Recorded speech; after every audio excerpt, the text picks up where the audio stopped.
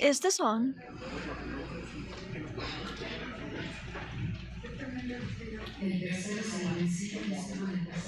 So this is the third microphone I tested today. So I was telling you about the three questions that we had in mind when we thought about this event, and that we have invited our panelists as well as the general audience to think upon these three elements. What would a foreign policy be? What would make it feminist? What are the implications of calling a foreign policy as feminist in Latin America and the Caribbean with the specificities of this region? And what are the subjects of a foreign external policy agenda in this region, and what would the priorities be here? As you well know, as of yesterday, we have been hearing through the official conference. This is the first time that this conference takes place in a global south country, the so-called global south.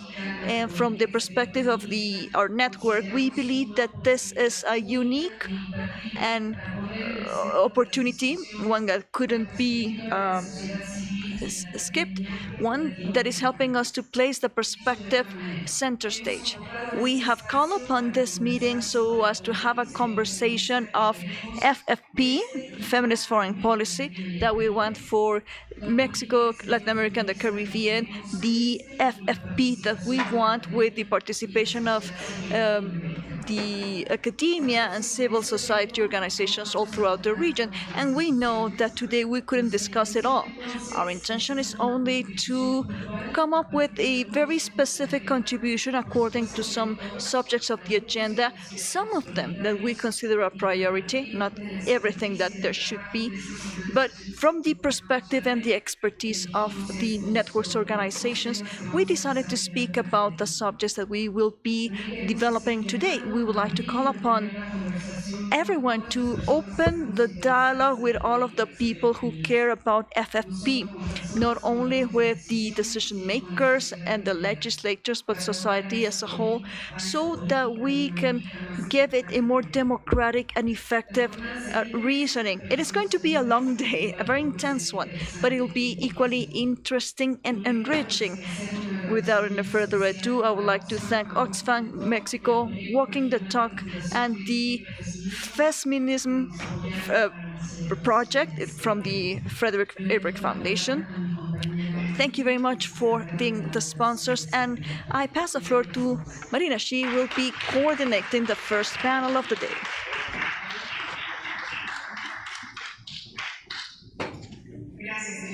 Thank you, Elisa. Once again, welcome everyone. I feel very pleased to see everyone around. I see many familiar, friendly faces and many new ones, and it's a good thing because it means that FFP is no longer a specific small niche. Almost 10 years after the first FFP was adopted, and that is a very good term for us to look in hindsight what the results have been like, and also to consider perhaps a little bit of critique of the FFP itself, the participation mechanisms at all levels, and more importantly, to also reflect upon some of the, I don't know if I should call them defects or errors, but in practice, this has been a civilizing model, if you may, a homogenizing, standardizing model of trying to standardize the experiences of women and marginalized populations. So with the support of our panelists, let us question that. Let us imagine if things were different, how could we understand FFP, but also the concepts that go hand in hand, such as safety and security, protection, citizenship, and others. This panel is the result of the work of all of the organizations, all of the people who care about the matter, who have written the reports, who have held the events, who have done the work with a genuine interest to question and to advocate in how FFP is being deployed around the world, in Mexico and around the world, in Latin America, the Caribbean, everywhere. So let me introduce our speakers. Thank you very much for being here with us today, for the people who are here today with us, and for the people who are following the conversation online. Let me start by introducing, first of all, with some framing of FFP. Paulina will help with that. We will listen to some regional experiences from the guests from Colombia, and then we will speak about the importance of articulating between the national and the regional efforts, and we will hear from Mijane for that. Let me introduce them very briefly. Paulina Rivera, she studies her PhD in the minor cosmopolitanism of Postman University in Germany. She has worked at the Ministry of Foreign Affairs. She was a consultant from different human rights offices and sustainable development matters. She was the founding member and the first director of the International Research Center of Matias Romero. She has a master's degree in international affairs by the London School of Economics and Political Sciences and a bachelor's degree on, once again, the microphone was off.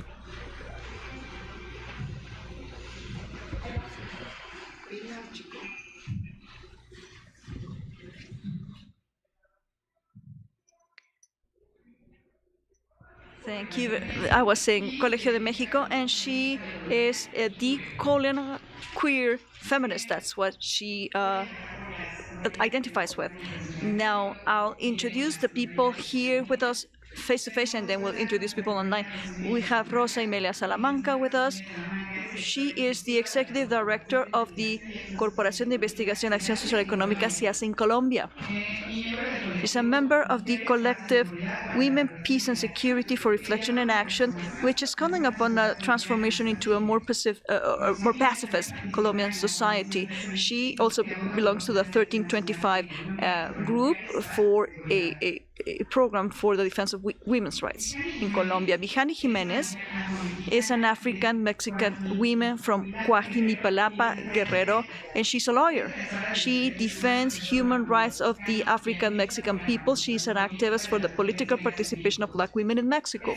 She chairs the civil association Mano Amiga of the Costa Chica, and she's the founding member of the Afro-Mexicans Youth Network, and she also works with the Afro-Latin, Afro-Caribbean, and Diaspora group in Mexico. She is a defender of sexual and reproductive rights. We have Daniela Sepúlveda online. She is in charge for the Feminist PEFAL projects. She is a Fulbright awardee, and she works with the Minnesota University as well. She is a Magister in Political Thought of the Diego Portales University, and she's been an analyst of foreign affairs at the Undersecretary of Defense in Chile.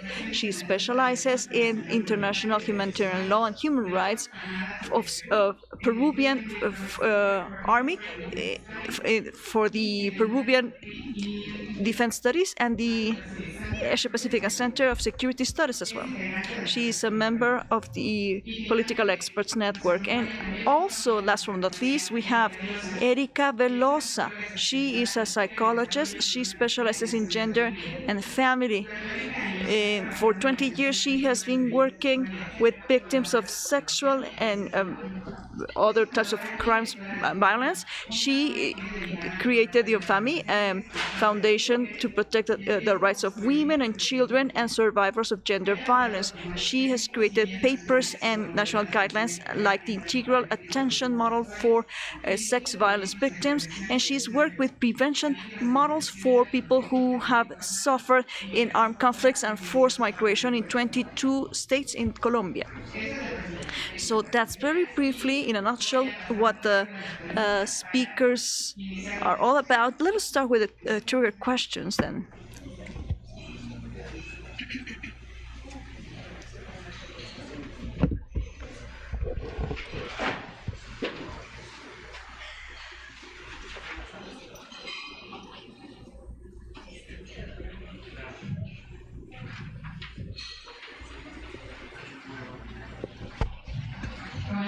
So, I was telling you, we will start the discussion with Paulina. This is a question that we have all asked ourselves, a paramount question. Paulina, what is FFP for you? Thank you very much. That is a question that has a simple answer. I do not know. But in reality, I don't think anybody really knows what FFP should be. And it's not because we lack understanding or knowledge or a conceptual framework, but rather, this is what I'll try to express very briefly this morning. I was given 15 minutes, but I'll use less of the time because there are plenty of panelists and I would like to hear from others as well, as well as people from the audience. I believe that this is a project that has to be assessed jointly and from different perspectives. What I can say is that if we are to analyze a feminist foreign policy, we need to understand the foundations, the pillars, the ideas that it emerged from. So when people speak about FFP, we're speaking about the same thing. There must be some notions. What I've analyzed are the historical construction of the ideas behind it. Why? Because Marina has already spoken about several of the ideas that I wanted to present today. But one of the things that has happened, and could be good news maybe, it was good news 50 years ago, because gender 50 years ago was not considered to be a useful tool. It's still questioned nowadays, especially in this context in which there are different forces in different places that are questioning this. But we now speak about FFP in many different circles, and this is testimony of that. But it's not something universal. There's a specific concrete history. It was built with very specific notions. Many good things have happened, but at the same time, there are certain subjects that are still excluding voices and other perspectives. And this is a time for us to reflect upon that. This year, we celebrate 10 years of the first FFP in the world, and I do not like, I mean, it was an achievement, there's no doubt, but this notion has been constructed for decades or centuries, if you may, if you think about the consequences of colonialism until now, and we need to speak about that as well in a conference like this. So the objective as of 2014 was to position the label, because the word feminism awakens passions, positive and negative. So we needed to speak about why it makes sense to speak about FFP, because it is not just to include for the sake of including the bodies of women in power positions. That is a part and parcel, but it's not all. In this transformative notion of the policy, it is about understanding the foundations upon which the idea of a state is constructed. A state is not gender neutral. It is blind, supposedly, to gender. Well, that would be the ideal. The principles upon which the idea of a state is constructed, they have objectives or structures that are racialized, are full of classism, enablism, and many other different categories. Or we could see this as a process of historical pressures that have to be looked into. So this has been discussed in different fora, including the conference that is taking place right now at the Chancellor's office. We're going through times that are critical, that are very striking. Why? I've said this before, because there is a rejection in many places against, or there are many anti-right movements, anti-gender movements around the world, and I agree that they're happening, but the solution, once this concept is positioned, is to pause for a little while. When going through a crisis, we need to stop and think about what are we speaking about when we speak about feminism, and the lack of a definition of FFP has to do with the diversity of interests and the people who constructed the FFP. So the objective today, and perhaps I'm moving ahead of the agenda, Marina, why don't, if you would like to intervene, or if not, I'll answer the second question. What do we mean when we speak of intersectionality and FFP from the global south? Yes, yes, that is the second question. Let me ask it. What are the implications of having a country or a nation to self-proclaim as having an FFP? What are the foundations, the minimal requirements? What are the criteria that should be present? And this goes well hand in hand with what we're saying, because if we consider that it was created by a group of people to exclude some other groups of people, so what are the implications? When we speak of an FFP of the Global South, this is a response of FFP. It was created in Sweden, from France, from Canada. It's another one of those white totalizing Western processes. It is a political declaration of saying this is not an imposition from the global north, but rather it has been constructed with certain interests or notions that are coming from other latitudes. And that is why this concept was adopted from the global south, which could be useful as a trigger for conversation. What we're doing today here, we're not speaking about the big achievements of the FFP, and it's not about criticizing it and saying we would be better off without an FFP, because that would affect many things we wouldn't want to harm. But if we just take it for granted, the global positioning from the global south, and that's why I'm so happy to be here with so many different perspectives, how is it that we construct the world between the north and the south? And I believe that is a very relevant question. And if we speak about intersectionality, we cannot speak about inclusion of different diverse categories within an already existing structure, which is something that happens a lot. Yes, there are different categories of oppression, so this is included in public policy, we name it, and that's the end of it. But if we do that, we do not question what's beyond, what's behind, what's within. When we speak of the rights of women, women in the full diversity, but still not very clear, when we say that those are human rights. And what does it mean when we say that gender equality is the foundations of this policy, and that this is something that should be evident? How do we create the notion of gender to begin with? How do we understand gender in colonial processes in our region? That's extremely relevant. Colonialism is not present, but the way in which we inherited that type of thinking is alive and kicking. If we think of a global South FFP, it has to be horizontal. It's declared by the states, but it has to be nourished by all of the stakeholders and the movements that are involved, and that every single day take actions that perhaps are not framed within FFP, but that they're present. And the most important thing, there are different epistemologies. And here I'm not talking about extractivism.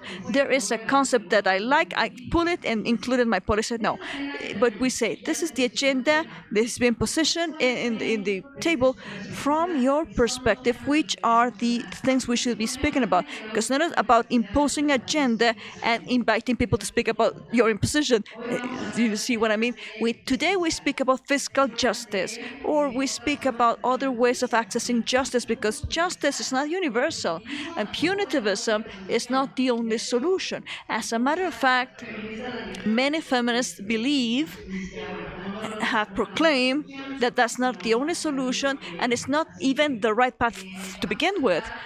We will speak about concepts of deconstruction of the category of a migration refuge, social reproductive rights. What do we mean by that, especially in a region, in a world, in a place that is so diverse? What does it mean to possess sexual reproductive rights and understand the bodies as a territory, and speak of violence in this region when you have an FFP? So to me, that's what we mean when we speak from the global south. How do we rethink, rebuild the foundations of the agenda, the things that have to be positioned, and according to what perspective, to go against those universalizing notions? Gender equality is this is a path to follow, these are the categories that I name, and that's the end of it. That would hurt the feminist project that has, well, many different adjectives within feminism that has to be considered as well. I think that I would like to opened my mind to listen to different perspectives in order to create the FFP and to evaluate the FFP. As of last year, the Mexican FFP was considered one of the best of the world. And of course, it was a study from the global north. And we were great. When I saw that evaluation, I said, I want to live with that FFP. I want to experiment with that. Because as of that evaluation and as of that perspective, we have a great foreign affairs policies. As it was mentioned yesterday, they make a lot of good comments about the Mexican FFP. I am not saying, as Paulina, that everything is wrong with the Mexican FFP. However, we should not say that we have the best FFP because that applies for certain places but not for others. And what about you? What do you think about the Mexican FFP today? For you, under your own terms, what do you think we are doing with this Mexican FFP? I think that there has been commitment, important engagement to include the gender perspective in multilateral fora. And this is not something that has been done since 2019, 2020. I see that there are many actions that are uncoordinated because there are two ways to evaluate the Mexican FFP. One is an action guideline inside the Mexican Foreign Affairs Ministry, like roadmap. What are the policies that we are designing where we defend any perspective in a multilateral forum? Who are we taking about? When we have gender-based violence in the embassies, in the consulates, do we have a structure for that? This is a way to evaluate that, and I think that we should do that. It has to do with ideas and this project of transformation and social equity that it's about to end. There are protocols for violence, people that have suffering from violence. They are proposing declarations. In the CLAC, they have been proposing some feminist approach. There are some multilateral efforts. The environmental agenda, it's been considered, including some FFP, but there are many other environments that they don't have a gender perspective, but this is not reflected in the FFP. These uncoordinated actions can undermine their value. There are many people, many movements doing the work. However, whether they are not interested on talking about that, on put it in the framework of an FFP, or maybe they haven't had a real forum to discuss this subject matter. There are no resources, and this is important because we have to move resources in the fiscal area. We are going to elaborate on that. Flexible resources, we are going to change the speech. It's not only attending to this event, it's about repairs, talking about colonialism in the long term, and they have to be fair. There is a saying, it's important to have more representation to have the crystal glass. This is used a lot. I like a phrase that the Mexican activism de la Cerda uses. Who is going to swipe the glasses of those crystals that are being broken? So who are disregarding? So we have to politize and to make more policies. It's not just about criticizing. We are positioning this subject matter in the agenda, but what are the things that are not being politicized? Do you have a policy of the global south? You have to defend any colonialism subjects, matters that are happening in the discourse with specific actions. Inside, we have had some advancements, but we need more coordination. In the speech, in the discourse, we need more about social justice. Thank you so much, Paulina. I hope that you are taking notes because we are going to have a Q&A session, and if you have a comment, please wait for that because we are going to give you some time for that. And I would like to mention that we have some guests online. Daniela Sepúlveda, are you with us? Daniela Sepúlveda? Can you hear me?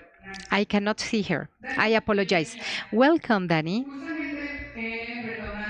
Now, building on what Paulina was mentioning about including different perspectives, I am very interested in this subject matter where the civil society is invited to provide feedback, not always, but sometimes they are invited to provide feedback about the FFP and public policies. However, the moment we evaluate the Mexican FFP, we are not considered legitimate actors to do that. But we need to have an important role for the civil society. And how do you imagine the FFP from the Global South? Perfecto, muchas gracias. ¿Me escuchan bien? ¿Me podrían Can you confirmar? hear me? Todo bien, Dani, adelante. Perfecto. Bueno, en primer lugar, muchas gracias desde la invitación. Well, first of Un all, cordial thank you for saludo desde having me Santiago here. de Chile. My regards from Santiago de Chile.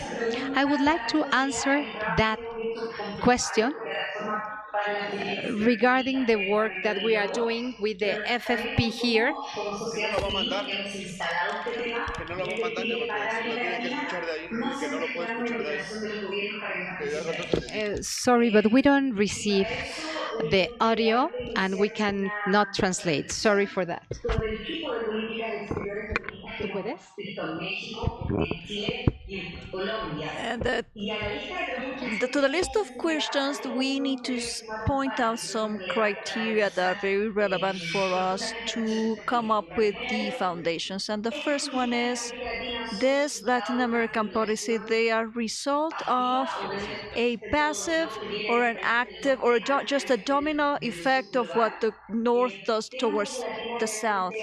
In Latin America, do we have anything that is truly original to contribute with? Do we need to create something different vis-a-vis the future, or should we wait until there is a backlash as we're currently experiencing in many different places? So I would like to start with what Latin American thinking has done. From a historical perspective, there's a mobilization of the grassroots for consolidate policies for public spaces. And this has been strongly influenced by the diagnosis of neoliberalism and precarious conditions to promote social demands and policies. We saw this during October 2019 in the economic gap. Different countries showed that there had been certain growth rates that exempted Latin America. So popular mobilization has contributed to the global thinking of Western thinking, and the government, when the Chancellor's office promote public policies with a so-called gender approach, without consulting the organizations of the region who work on the matter, then there's an impact. Inclusion of voices in public debates is a way in which to legitimize the agendas. And we have observed that in the FPP project in Latin America, governments have not been very proactive in including the voices of civil society organizations to legitimize the work they do. They do not hear others when they create their own policies.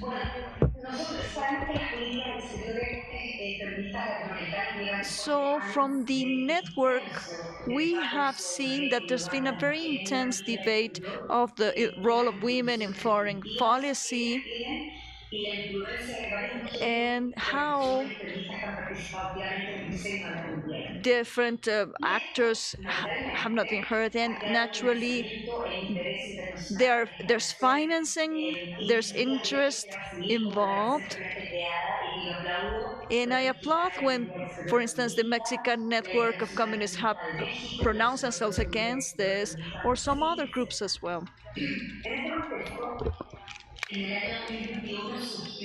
In 2021, there was a platform for feminine networks, and ever from the creation,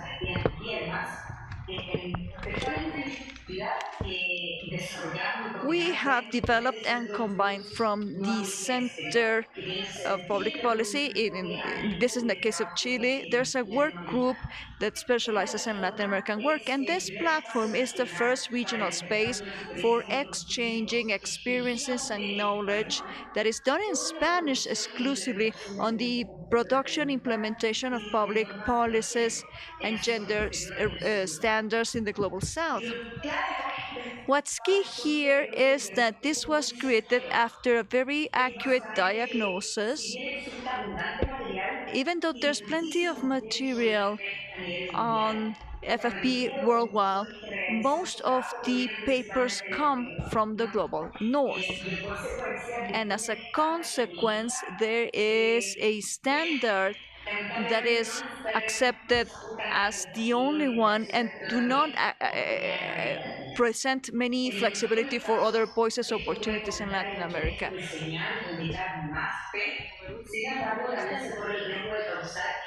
But, Ya no tenemos aquí. okay. No, no, es que se está oyendo peor. Se oye peor. Or that it becomes something that is unfortunately something like what has happened in the last few years with the agenda. We know that in Latin America there is a region where Dice que no oye. if you open the plans, you see that half of the plan are just the discourses of the politicians, and there's no work plan for the implementation of Resolution 1325. So to avoid this type of things happening, the file was or CLAC was created for direct contributions to solve those types of problems and to create a platform for exchanging experiences and produce critical knowledge. But mainly knowledge of quality regarding the FFP in the region. We believe that creating contents only in Spanish contributes to narrow down the access gap that it's very relevant to create quality public policies. Initially, we have noticed in the region that many public policies in the Latin American world are not reading English material. And the vast majority of the material are in English, so they only read studies that are not very relevant. As a result, we need to produce high-quality knowledge in Spanish, narrowing down the gap of local policies. And it was created as an accountability mechanisms, but not only for the FFP, but also for gender-biased policies. And this is the foreign affairs policies in Latin America. And we had to report some issues that can be uncomfortable for some governments. In order to produce knowledge with critical evaluations, they have to be funded by private organizations. Therefore, the board of the FFP decided that FEPAL will not receive funds from Latin American governments that are analyzed, and we are not going to use governmental officers in the permanent work. And this is important because this is going to give legitimacy to our work. The name of the political staff has to be protected, and we are very interested in that, of course. I am about to finish, but the first phase of the PESPAL work in the year 2021, 22, and 23 focus on collecting documents and policies for policymakers. These studies were drafted by Latin American officers that have identified priority issues like international trade, economic cooperation, climate crisis, eco-feminist issues, among others. Local governments, ecological transition, among others.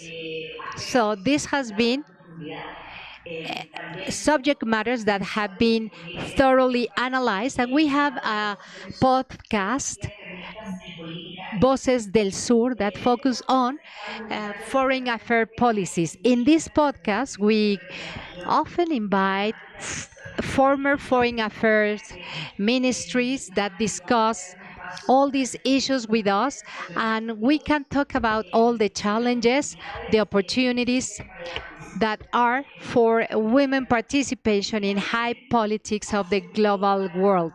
And it has helped us to elaborate on very uncomfortable questions. We want them to be very uncomfortable about restrictions in the access to power of women and diplomacy, but mainly contradictions in multilateral entities that they say that they protect their values. So we would like to speak with all women that are promoting this agenda. And to wrap up, I would like to point out that currently EFAL is working in a set of data to create a roadmap of Latin America to know where women are located. In this encounter in Mexico, you are going to find more about this roadmap. This is a project what we are developing together with the FES Chile. And the purpose of this project is to present, to evaluate the narrative of the participation of women in the foreign affairs policies. We know that participation, having women or not, is one of the main indicators that governments use to have a checklist, but they are hitting something, the fact that women are not necessary being part of the main teams for decision making. They are limited to complementary tasks. So we have to ask this question: where are the women working? We are collecting quantitative and qualitative information about specific information about the positions of these women in cabinets. Where are they located, in the armed forces, in the cabinet, or where? So this set of data that is going to be launched in August and is going to be pre-launch in this session is for the academia, for the civil organization and decision makers to use this information as a reliable indicator about the participation and the representation of women in high politics. But at the same time, it's going to reflect the gaps in the government, and it's going to talk about the real participation of women. And I think that this is very relevant because at the end of the day, it's going to increase the cost of the reputation of the countries, taking into account the potential situation that we can have a conservative administration in this region. We are generating critical content with quality, and this material is open. You can download it from our webpage, and this is the way we relate among others, and we are not waiting for the governments to invite us, because otherwise we can be dead before that. Thank you all for listening, and I am going to be open to the debate, open for your questions. Thank you so much, Danny. Thank you so much. I think that this organization, IPFAL, is doing a great job. How or civil organizations, civil society organizations can participate. What can we do about that? We would like to talk about best practices. So maybe later on in the other presentations, we can find the way our voices to be included. And I think that the work of the PEFAL is great. You are doing a great job. Thank you so much, Danny. And we have some time constraints. Rosa, you have the floor. Thank you so much. I am going to give you the floor in a moment. I would like to ask a trigger question. How do you think that the Colombian FFP can contribute to generate more peace? Thank you so much for inviting me. This debate has been very interesting. I've been following it very closely. I think that my colleagues have spoke about very relevant issues about the FFP. What is the FFP in Colombia? I think that the current government is betting on that now. In Colombia, we didn't have the opportunity to have things that now we have now, like a national development plan. In Colombia, we have been working for that for several years, and we are very good in the 1325. But we have never had a national action plan. What does that mean? You can always see how to complement a host of resolutions and how to use international tools without converting it into an international mechanisms. So we didn't have any FFP. But we have a lot of thoughts about that recently. We want to be very responsible. So I don't want to throw you with a lot of things that we are building collectively in Colombia that somehow need more food for thought. One could say that currently FFP is a trend. It's a fashion, and everyone is talking about FFPs, and everyone is doing something about that. That's great, but it has a different face because it's a tool. And now that we are building the National Action Plan 1325, we are noticing a change. The change is that our effort in order to implement the 1325 Act is going to be great, because we are going to be able to have more monitoring and severe monitor actions. You know that in Colombia, participation is great. In Colombia, we have a great participation. It's not only about one woman, but many women participating. I'm not sure if this is good or not, but I know that due to the lack of real participation that we have, has some positive and negative things. So I think that this Colombian policy is very interesting because it's learning from the previous ones. And for me, that process is very important. We are learning from the Mexican one, from the Argentinian and the Chilean one, and we are moving forward a little bit more. And I think that's great because we are learning among us. That means that we are building a subcontinental movement without noticing that. We see the policies of all over the world, and then we see they have taught us this. That's great. This has been taught to us by the Mexicans, so that's great. So I think that currently the Colombian FFP is like the state of the art policy, is more specific, is wider, and it has a wider conception, as Paulina mentioned. It's daring because it is including subject matters that other policies are not including, and we elaborate on that. So I think that the four groups of the FFP in Colombia are very interesting because it talks about climate justice. And I think that in the exterior policy, that's very important. How, from different FFP approaches, we can talk about what is global justice, what is economic justice, is it real in the sub-region, what does building peace and human rights in the region means, and what does social rights mean at a regional level.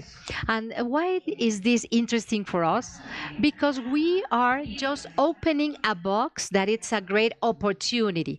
It's about the South-South collaboration, because we are just starting to see how a continent that is speaking about the same don't need to have a benchmark or a reference in the north.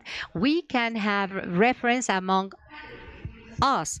It's great to have this discussion. When I was listening to you, I was amazed. I was gladly listening to all of you. I think that this is a regional construction, that it's about decolonization per se. I don't think that we need to make more deeper questions. Are we being decolonizing? Because somehow we are having new references, new benchmarks that are our references, our feminist discussions. And at a country level, this has happened as well.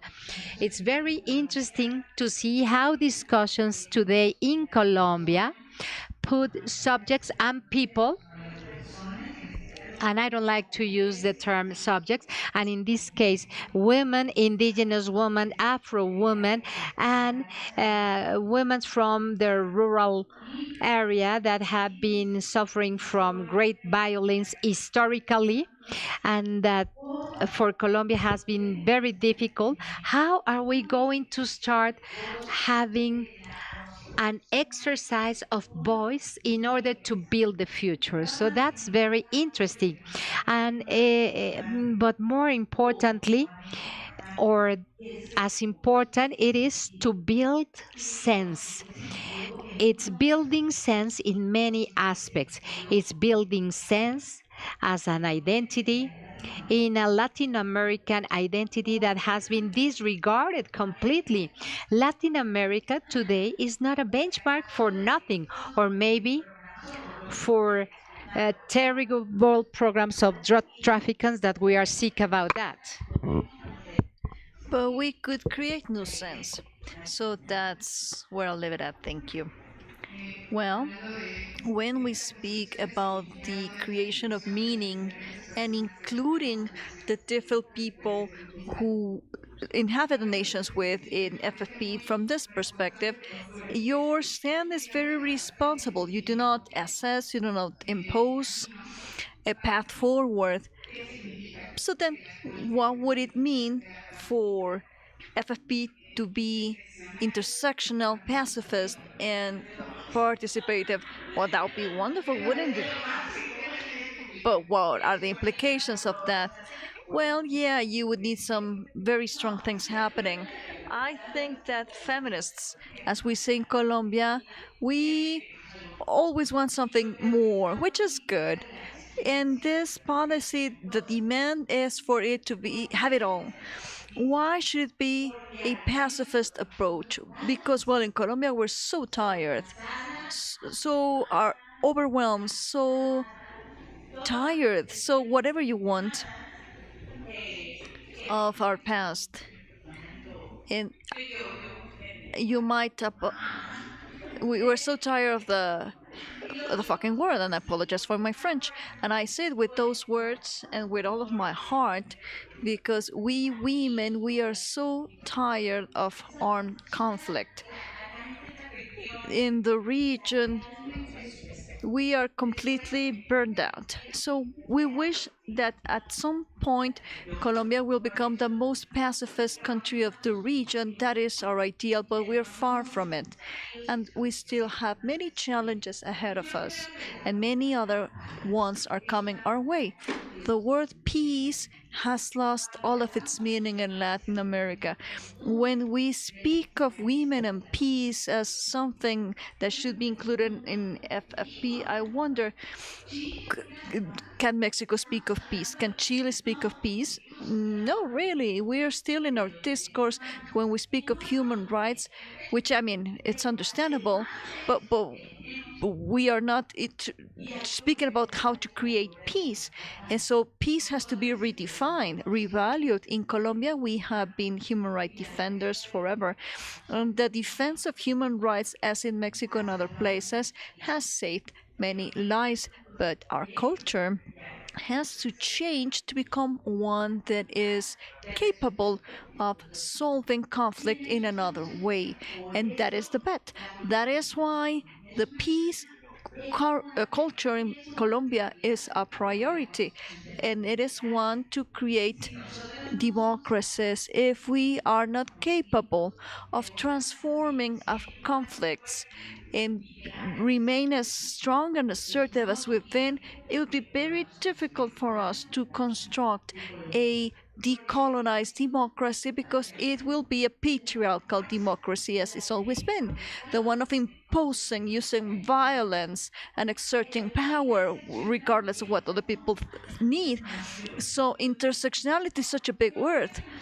I think that we believe in intersectionality. We practice it from from a very symbolic perspective. But to become a FPP that is truly intersectional and has its indicators, well, I apologize once again for my French, but that is a fucking nightmare. We have attempted. We are still trying to create intersectionality from our different trenches with our policies. We have one that is meant to dismantle things that are conflict creating, and for creating security, to disarm our parties. And we are trying to create intersectionality indicators. So, but that calls for a whole conference on what would that mean, what would that imply. Is it possible? How do you measure intersectionality without falling into what some people believe the Olympiads of oppression? How we don't get the intersectionality thermometer, who is the most oppressed than others, and as neoliberalism has done. And so this is something that has to be done, a very interesting work. And so right now we're working really hard on that. And finally, to conclude, you said pacifist, intersectional, and truly participative. Well, that's another deal. We have platforms.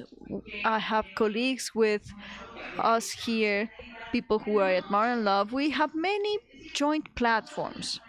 We Colombian women, we create platforms by the day. That has become a verb.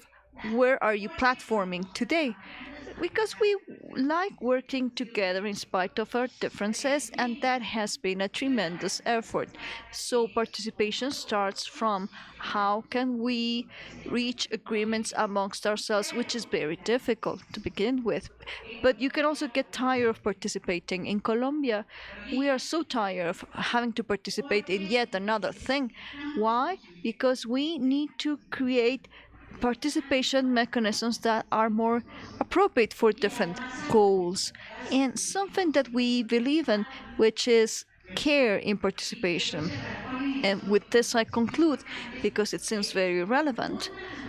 A woman who lives in a rural region, if there is a meeting in this region, they commit their worth, and when they commit their worth, you need to be respectful and humble, because the word of people means something. People have trusted you, they have given their trust, they have given their worth, so you have to respect that, you have to honor it, and you have to make it part of the words that will accompany the next stage, from the next stage onwards, because if there's no trust or care, you delegitimize the participation, because that person who's in the region will want to be there. And so we would have to have 22% of women participating directly, and that's not possible. We need to create a new way in which we honor the word of people, and participation becomes something that is more taken care of, because if women places their trust on us, well, they need to be certain that you will carry their words with the respect, with the honor, with the responsibility that implies. That woman spoke, and so their words have to reach all of the levels, and that would be truly a decolonial exercise. What a great conclusion.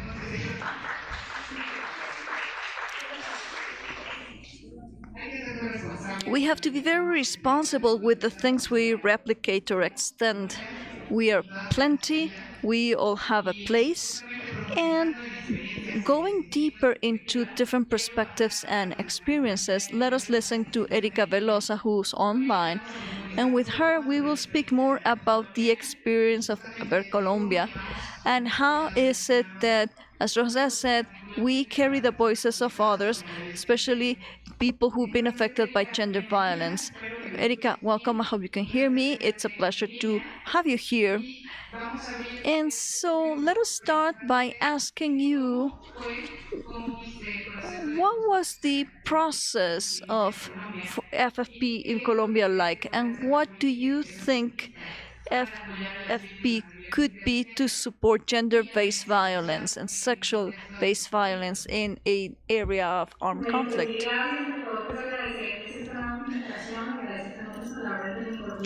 Thank you very much, and Rosa Emilia, what a pleasure to listen to your reflection and that of others, because they have spoken about this very important phenomenon.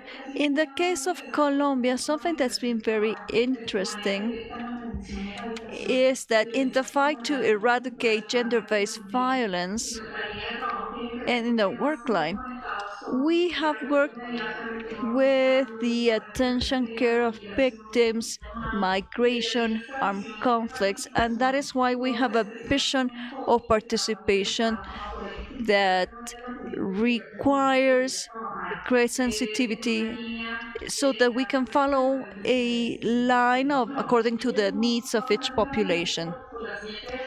So perhaps my slide can help me describe what it's been like in Colombia and why in many cases, help me with the slides please, Erika, apologies. We are having simultaneous interpretation for the people who are following. So if you could speak a bit slower, just to give the interpreters time to wrap up their ideas, that would be wonderful. Thank you. My apologies. So one of the things that I believe is more important is how, in a country as complex as Colombia, how do we approach the subject? Let us go to the next slide, please. Here's a map of how we work in Colombia, and this represents something that is quite peculiar, which is the diversity that we have, which is very extensive. And in the case of Colombia, there's also social ethnic diversity. This is the second country with the greatest degrees of poverty and exclusion. And so there are very complex ways in which we have the patriarchy operating that creates different types of violence against women and children. And that is what Colombia is currently facing, and that's why it's important for us in our work as women's organizations to create visibility of the things that we need to do so that everything that the FEP does can complement the actions that should be developed around what we know and CEDAW has recommended, as well as the International Commission for the Rights of Children, and how to close the gaps. So it is because of the work of social organizations for many years who have been working in human rights defense to create a regulatory and rights framework. However, there are many gaps between the theory and the practice. The framework is very strong, but it is not truly applied. So what we see is that the regulatory framework is very powerful. There's great opportunity for things to be given from a gender perspective, from multicultural inclusivity, intersectionality, and many other things. But as I said, in the theory, there is a gap of how to put them into practice and prevent and ameliorate violence. A very important element is how everything has happened around our internal conflict. More 8 million victims have been acknowledged in this conflict that has lasted for 60 years. And in spite of the fact that we have a peace agreement, things are still going on. Armed conflict has not fully finished, and there are many differential impacts are suffered by women and children and girls. Another thing that has to be considered is that Colombia is going through a time in which on the one hand, we are a receiving country and a transit country for migration flows, and we are the number one country that is sending out migrant women and children. So that is why we need to identify how, from the perspective of FPP, we place center stage the legal protection of children and women. And on the other hand, how is it that we can create a line so that Colombia is committed not only to, in terms of the FPP, but also from the internal policy, that feminist principles are applied? In Colombia, there's a challenge because development as well as social problems and our conflicts are overlapping, and then we have the peace and security agenda, and also everything related migration and this humanitarian crisis that many countries and regions in our country have. And that is why there is a great need of collaboration at an international sphere so that we can respond to the challenges that we are facing, especially to reduce the impact of violence against children and girls and women, and to mitigate the risk and to create the attention that is required for the victims. Let's go to the next slide, please. So within this framework, it is important for us to understand what happens in an FPP. On the one hand, there's more vulnerability of children and women because of the violence cycles. There are not isolated events, and there are many people who have experienced violence of a very high impact in their lives, and they have also experienced this since childhood. The perpetrators and victims, they all experience violence, and that is why that affects the way in which conflict could be prevented. And regarding FP, it is important to identify how those elements related to violence could be worked from a preventive perspective, where there's a border, where are other migration or social crises, as well as humanitarian problems that require the different levels of attention, so that within the country we can help all those sectors that are being affected. And on the other hand, how is it that Colombia could be connected to the countries around to give joint solutions to human trafficking or other joint problems, social exploitation of minors, sexual slavery, and all of those problems that have grown so much in the last few years. So this is the context. I believe it is very relevant to speak of the second element. On the one hand, how is it that grassroots women's organizations, human rights defenders, women, all of them, from a historical perspective in Colombia, we have been doing a work that has been very powerful and important in the defense of human rights and promoting national advocacy agendas. At the beginning of the conversation with the chancellors, there was a question, especially when we spoke about where are women's organizations standing to support the creation of an FFP, when many times women should perhaps they know many things that are happening inside the country, but they don't have a contact with the global agenda. So in this sense, and in collaboration with other organizations we have collaborated with from the beginning, we had that interest. Women's organizations, they have their own agenda, and they have a very clear understanding also of the national and international spheres, and should be able to advocate to access to justice and prevention and the care of victims, as well as the defense of human rights.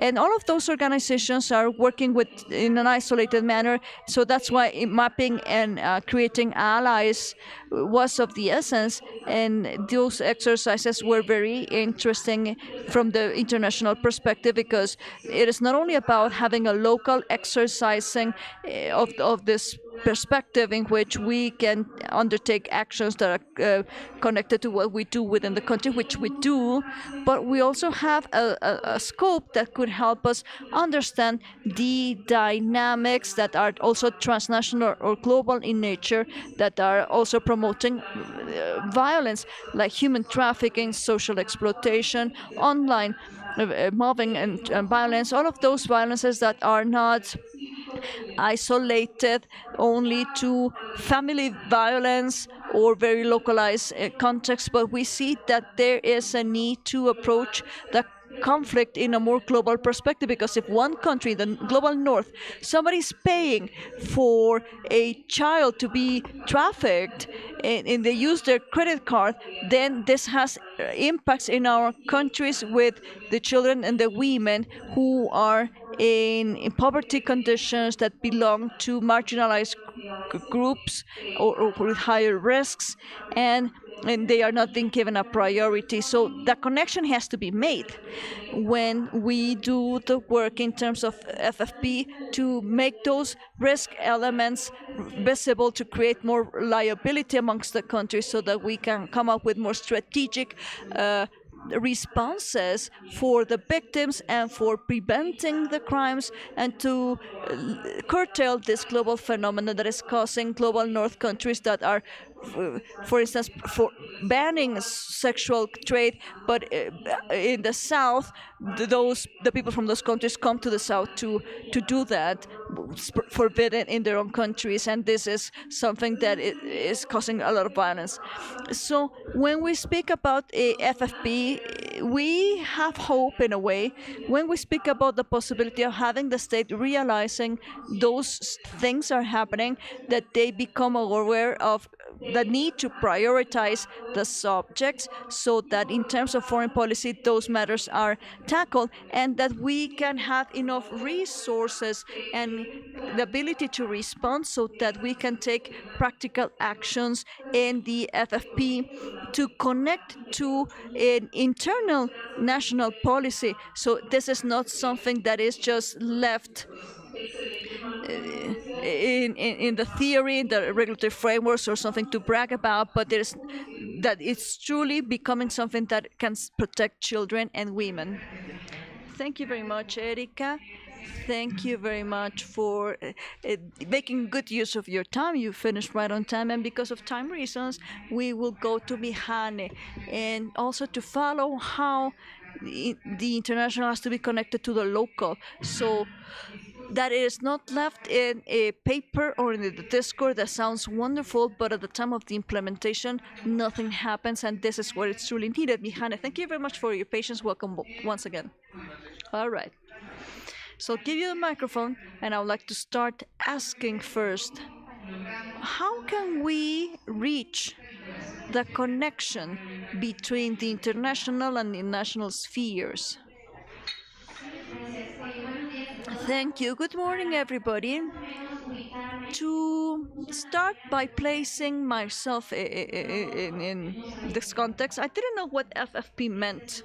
That is the first important assessment for this space. I had no idea that there was this concept of FFP. So I created some slides to try and see how from Collective Afro we understand what your concept of FFP would mean. In 2019, there was a constitutional recognition of the Afro-Mexican peoples here, and there was great advocacy done outside of the country from the Human Rights Commission, so that first we were acknowledged, and then we were taken into consideration for the census. The only census that took us into consideration was in 2020 when they were in the midst of the pandemic. So there is a work of women, Afro-Mexican women, who work with the human rights commissions, with different players, so as to get the acknowledgement and within the census for the first time ever. It was a group of women who participated in that period to request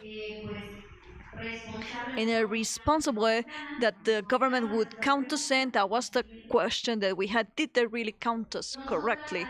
And so we created awareness campaigns according to our loyal understanding. We went and told people, why is it important for us to be counted by the government statistics? Why is it important to have your identity flared? And it is important to say that the state was in charge of letting the people know if they had been counted, why it was important to speak about Afro-Mexican identity from a diversity perspective. The results were like this. 2.5 million women were self-acknowledged as Afro-Mexican. The state of Guerrero is the one with the highest number. That's where I live. And because of this census and from our collective, we came up with a breakdown of the data to come up with indicators. We have spoken about racism in Mexico, but we have spoken about intersectionality, but what about an ethnical or racial perspective? As Vicenta Camuso said, I learned from her all the time, intersectionality is a trap. How many black women are here? How many black women are there in that event? Well, and that has to do to the fact that we speak of intersectionality, but there's no ethnical or racial perspective because there's structural racism. Racism that we live in the city is also experienced in interpersonal racism. How you are judged, sexual violence, the stares you get, but the one that we live in our lands is very different, and that's where intersectionality doesn't reach. That is why it is important to point that out. So we came up with this breakdown in the diagnosis. You can find it on the afromexicanas.mx. It is called Land Inequality and Implications. Next slide, please. Another one. Those are the Afro-Mexican municipalities in Guerrero. We are 5 major ones. An affirmative action of this diagnosis was that the Electoral Institute said that there were 3 African-Mexican municipalities according to the statistical INEGI page, but when we did further analysis, we realized that there are 5 municipalities. 3 of them were completely erased. So during the last elections, we were able to have the acknowledgement of 5 Afro-Mexican municipalities, and that has an impact in the way in which we can politically participate. Here are some of the indicators that we have in our diagnosis. You can find this, and we make this comparison of how most of the organizations here in the city would average the national mean, and there were certain notes in which they said Afro-Mexicans are not suffering, they're very well off, but when they interviewed us, what do you mean that we're not suffering? We have this and this lack. And so I won't have the time to explain all of the slides, but in terms of health services, when you break it down in the municipalities with 40% of Afro-Mexicans or more than 70% of them, the services were unequally distributed in terms of education. Illiteracy is very significant in comparison to the mean. When you know that when public policy is created, the indicators are always applied. So that's why it matters to have good indicators. Next one, please. Schooling average. And I would like to go to the slide where we have telecommunications, please. This is a very relevant piece of data because most of the fora, and that is why I'm trying to be responsible with this, most of the fora in which our voices are spoken of, we're always having virtual representation, and we're never there to denounce, and we don't know what you're doing if we don't have access, if we're not present. So most of the feminist collectives that are working in the Central Plateau or say that they want to come and train us, they do it all through virtual trainings, and they do not work at all for us, and it has to be said. If you ask me once again, what is FFP? Well, now I have a better understanding. I hope you do too. How do we assess it? It is through the voices that are allowed to come here in person, and it is very important also to connect this. When we go out to those spaces, we know that we need to replicate this in these communities. That is part of the exercise. So in the question, if we go back to the questions, I was asking the questions, do you know of any successful situation? We are a successful case. We're a success case.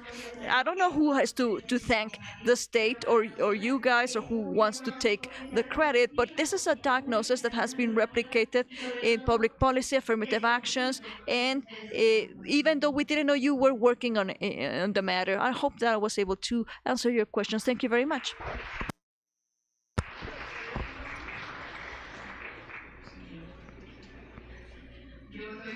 I am speechless because, yes, when we spoke about this panel, we were thinking about this.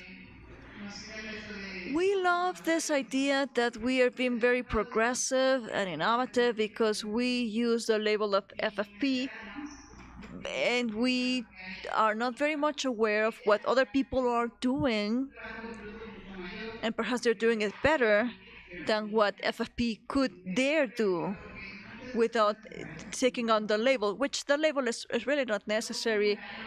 It doesn't mean anything if it is not happening in the practice. So, Mihane, to conclude, and this speaks a lot of what's going on here, would you like to share some good practices about how do we make this happen, and how is it that we support the wonderful work that you do?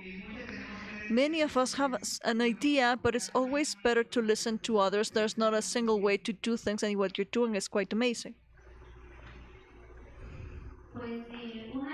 Well, one of the things that has worked out pretty well for us and has made us stronger, as Rosa said, and well, it's been the articulation in spite of our differences, the getting organized.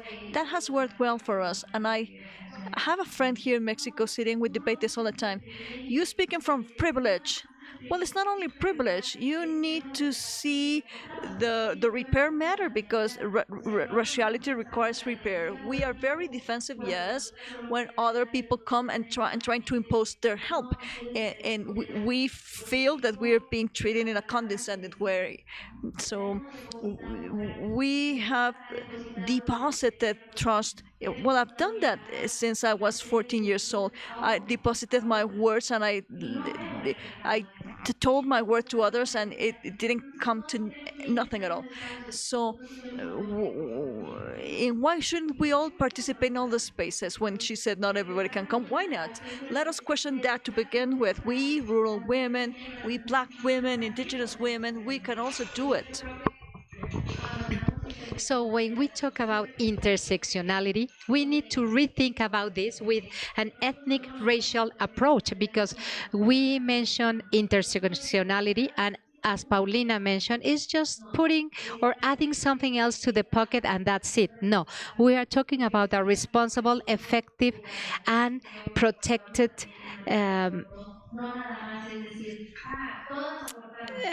work together. It's not only about abortion. You have to take this narrative to the community. Of course, the people are going to be afraid because we have our own narrative.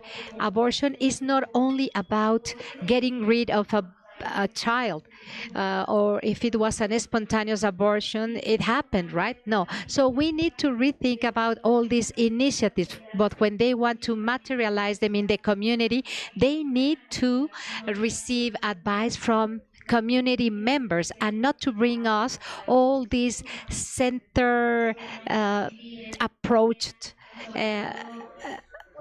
dialogues to the community, because they don't build a project, a positive project for us.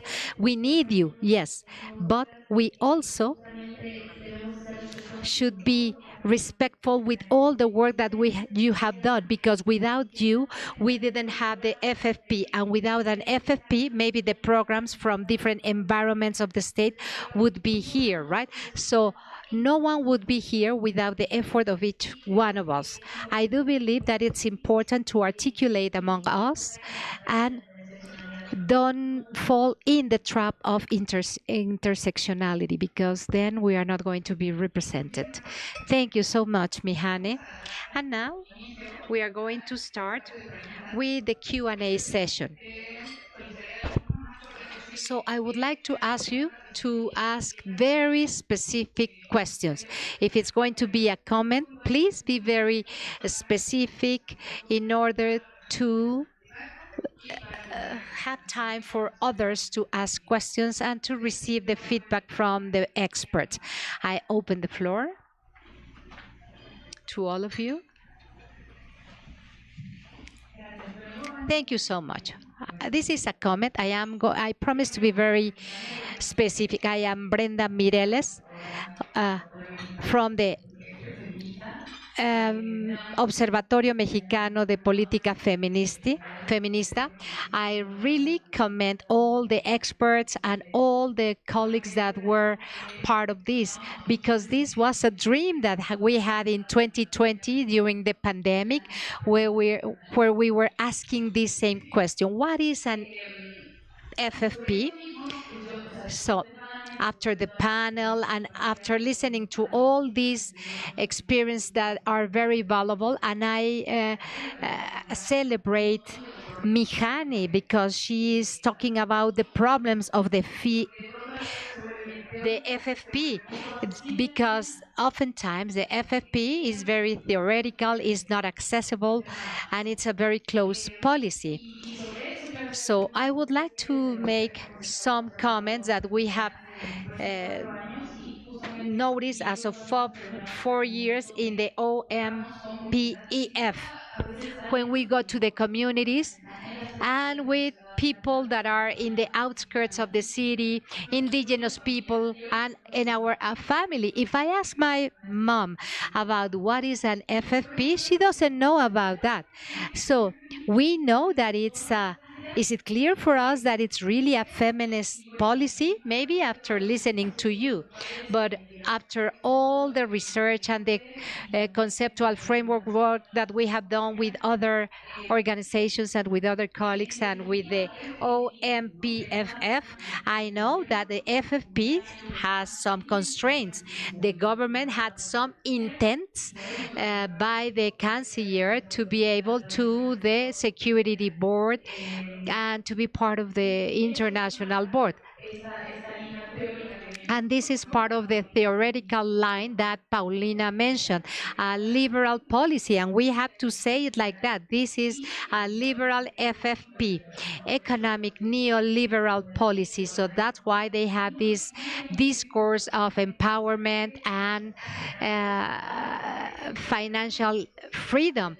We need to be integrated into these precarious environments that are constraining a lot of women, and there are many peoples that are no name, and they are no naming violence, and this is due to this super global structure that we replicate that. And if we understand the FFP like that, we are going to be replicating the same. So that's why I like the fact that our Colombian friends came from other places and like Mijane to speak about local experiences. So only from the OMPF, we would like to tell you that we would like to have a collective knowledge. We need to think about constructive methodologies that are not only intersectional but inclusive, not technocratical. And we need to think about methodologies to teach and learn political FFPs. I am so happy to be here. It's very interesting. I am Monica Salomon. I, I studied international relationships in Brazil, and as of 2 years ago, I have been studying gender and intersectionality, and including, of course, the allegedly FFPs. I would like to make very brief comments, similar to what Paulina said, but a little bit beyond that. The FFP are unexisting. Don't be deceived by tax. Feminism, broken down in different feminisms, are global movements. A government is not a social movement. A government cannot be a labor party. Once they are in the government, they are not going to be a party of the workers. It's just a tax. Maybe it was a great opportunity at certain times, but we cannot disregard our expectations. What do we need to do in order to be a real feminist policy? There are no FFPs at all. And of course, we need to take advantage of these opportunities and these political structures that some government give us in order to move forward and to reivindicate or to redeem ourselves. Secondly, Latin America is the global south, but it's not only that. That's why the Latin American bloc is the one that is supporting the FFPs, because Latin America is both the global south and building rights that belongs to the liberal order, and it's kind of mixed with the neoliberal order as well.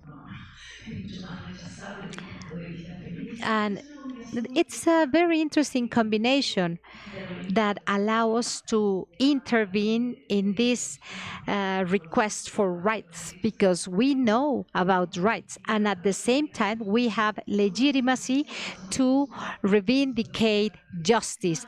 So we can talk about climate justice and migration. In the north, they receive the migrants and they don't sign the migrant treaties. Disarmament, we don't sell our arms.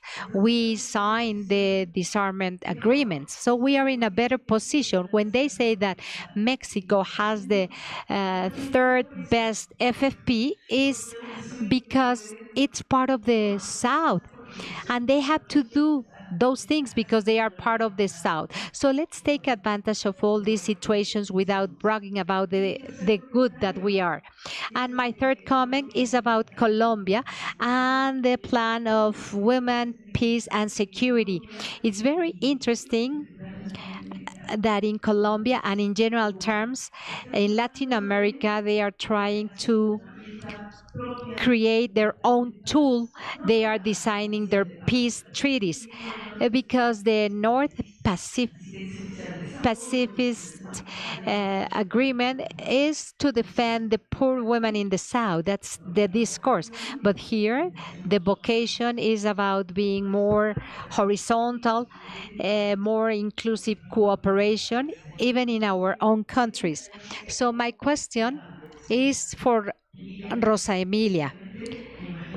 I think that Colombia is not considering the peace treaty for peace operations anywhere. They are talking about an action plan to see how the life of Colombian women that are facing all this violence can be improved. So thank you so much and congratulations for organizing this event. Thank you so much. Good morning. Mariel Blanco from Argentina, from the Foundation for Investigation and Research for Women. I am broken down. I am divided because I have to go to the other event. But the truth is that I am so glad to be here, and I want to give you some food for thought, building upon what Rosalenia has mentioned. Firstly, I apologize. I will change that. I think that the main problem that we have is that the feminist movement in our region is a strong movement, but very diverse. And the good thing about the diversity is that we can fight and move forward. And that's why it's a region that faces many challenges. We have the essence, and this is a characteristic that we have. We have been doing FFP for many years ago because we are participating in all the events. We are included. We were here. We were in other events. And I said that we were there because we fought to be there, and we did it, and we made it. And for us, and that's why I said, careful with the trend, because today this is a fashion, but for us it's an action. It's our own action. So what is very relevant and very important is that we should not be deceived. There is no model, there is no feminism, no whether a country or whether inside countries. And I'm talking about a country where we were reviewing the feminist movement to see how we work together with others. We had a FFP because we did great things to move forward in our country with the law. And that's our own problem. Now it's worse because now we have a government that destroyed everything that we did, everything that we advanced was destroyed. The Ministry of Justice and Human Rights made some declarations that he's going to create a new structure, but meanwhile he destroyed everything that we had. And we need to be very careful. We should not allow the fact that by mistakes of our governments, and maybe because of our mistakes, that we don't know how to put more pressure to them. That was my mistake. We need more laws in this region. Please consider our situation and understand we are a movement that from 40 years ago we have been fighting and struggling, and after 38 years we were able to have a piece of fact against for abortion, and now he's killing them. So we work together as a woman, and we should not follow the trends. We need to understand that alone we can do nothing. It's very difficult to get everything, but we need to continue plans. If we have a commission of gender equity in the foreign affairs ministry that it's about the civil society, but now we don't know what is going to happen there. Maybe they haven't realized that we are there, and we have experienced many things because we have been there since the 90s, and we have been there with different administrations, and we have never been a voice that is going to confirm with everything. We want to obtain more things. Of course, we were happy because we obtained many legal things, but now we have nothing. So be careful on how you act and on how you work together with the government. If we only want a government that's not enough, because we need to support feminism. That's our only umbrella and our only love. Thank you so much. I am going to go to the other event, but I come back. I will come back. I think it's very important to have these discussions. We should not be afraid of discussing among all of us. Please. Thank you so much. Thank you. Thank you so much. Next, we are going to have 2 rounds. Give me some time. I am going to give the floor to the people that are online because we want to be very horizontal. Agustina Correa from the Latin American team of Justice and Gender sends her regards from Buenos Aires, and she has a question for the 3 of you and another one for Daniela. What are the thoughts that you have regarding regressive concepts in human rights, in the rights of women in Latin America for the development of the FFP? Talking about backlashes, right? So who would like to answer first this? I would like to be very brief because I am very interested in listening to other comments and feedbacks. I concur with what Mabel is saying, and I noted that as coalitions and people and the movable center, if all the efforts, and that's the first reflection of the state. That's not everything, and that's not the most important thing. That's what I mentioned. We need to have coalitions, and Mijana mentioned that are people that are not interested in the tag or in the FFP, but they are doing their work. They are providing resources, knowledge, and people that are here, the ones that are in the government, because we have to speak clear. We need to open spaces to bring resources, and that's it. It's not only about lip service about the feminist world, because people are already doing that. What do I mean by the movable center? We need to have difficult discussions with care, of course, because and responding now to regressive context of human rights. The problem is that when we focus on feminist movement, anti-racial, anti-racial movements, we deviate. And if we don't speak of difficult things, is not useful. We need to speak about difficult things with people that come from other places so we can create all these coalitions. The teacher already answered this question, but I would like to add up something. We need to make an evaluation because it's always about how the anti-rights can co-opt more youth people, more racialized women, or populations that are not represented in those spaces like the OAS or the Afro-descendant organizations. I've been there, and I am surprised to see how strong young people defend the anti-rights subject matter. Why? What are we doing bad? What are we doing wrong? Where are we positioning our resources? I think that we need to do all this analysis to see where are we failing, in which inclusion are we failing. That's food for thought.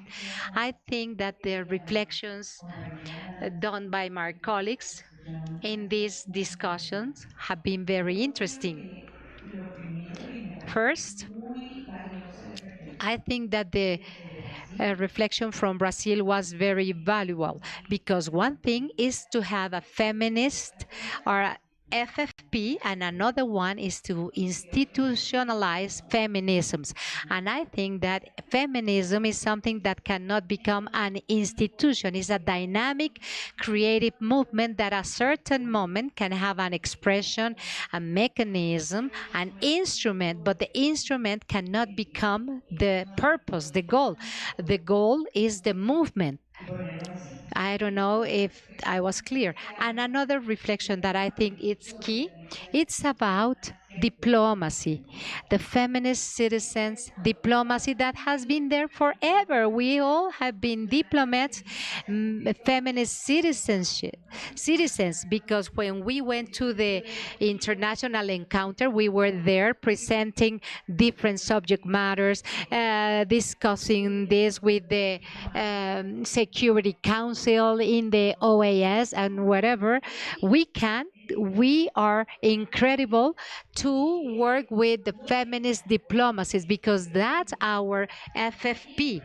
And I think that it's very interesting not to think a lot about how to define the FFP, but what are the things that we do as feminists? And I think that's key, and we need to keep on working on that. Three more comments. One, intersectionality. I think that we have had different tags. Intersectionality, it's a great contribution from the Afro academia, and we have been assuming this creatively. But as an element that is going to be debated, is going to be transformed. And I think that there is another contribution from a Chicana woman from Mexico that has a very deep debate on how the intersectionalism work from an Afro woman is different from the perspective of a woman in the border, and that's a passionate debate. And then in America, in Colombia, we are wondering about how do we see this from 60 different peoples in Colombia? In Colombia, Afro-Colombia peoples are black groups and are root based. So they have to be emerging into the politics again. So there is a host of subjects that have been oppressed and disappeared. And there is a dynamic currently of being emerging subject with strength, with criteria that are going to fall with content, what is now known as intersectionality. It could be a trap, but it could also be a very powerful exercise of interaction if we don't consider this as the goal, but the mechanism. I think that's very interesting. And to wrap up, I think, well, Latin America has a good thing, but not very good. Latin America, in Latin America, as a friend of mine that I love said, in Latin America, they are political animals. They are always thinking about politics, congruence. Everything is about politics, the personal, the political things, that the breakfast is a political one. So how do you survive? Because we are very severe with all of us. It's about consistency, congruence, politically correct, what we need to do. And I think that it could also be good, but it also could be a trap, because then we are going to be encapsulated in a box. We need to think about politics from other perspectives. Not everything has to do with this. Lack of consistency is part of the human essence, and we are humans. And this is going to be a response to the young people. They look at us as if we were very severe because we are not able to manage the lack of consistency. And I think that incongruence is a great concept of the feminist creativity. I am going to give the floor to our panelists online to ask them if they want to say something about backlashes. And another question to Daniela Sepúlveda. What is the role that we can have in the civil society to keep on promoting this agenda vis-a-vis a state that is denying our rights? Daniela, let's listen to Erika and then we wrap up with you. Is that okay with you? Yes, of course. Thank you. I think that in Colombia, we are so concerned about what is happening in Argentina and in all the movement because we need to accept that if we deviate, we can always build again the things that have been built. We have gathered different organizations with different perspectives, with different wisdoms that are working in different regions of the in different parts of the region. And our movement is supported by women, and with the process where we were able to link our knowledge with the government and with the work that we do with the grassroots. So what do we need in order to strengthen women's organization in Latin America? This is a very complicated issue to sustain movements.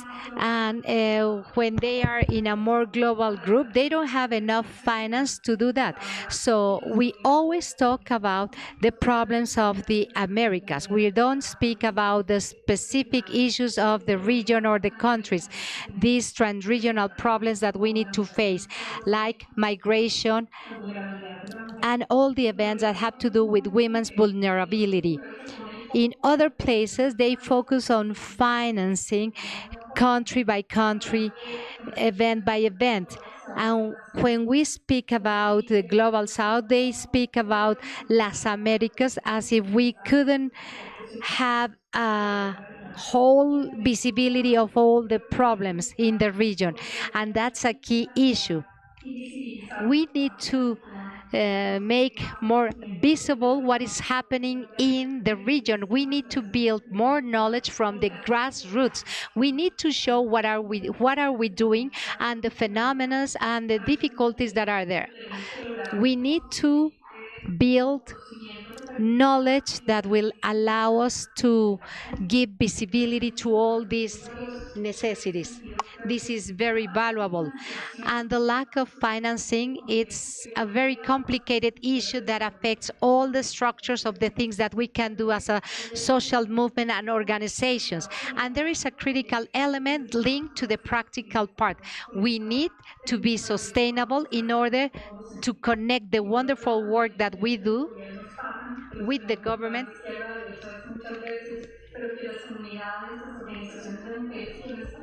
and we need to consider all the phenomena. We are working hard in order to make our rights more visible without any support.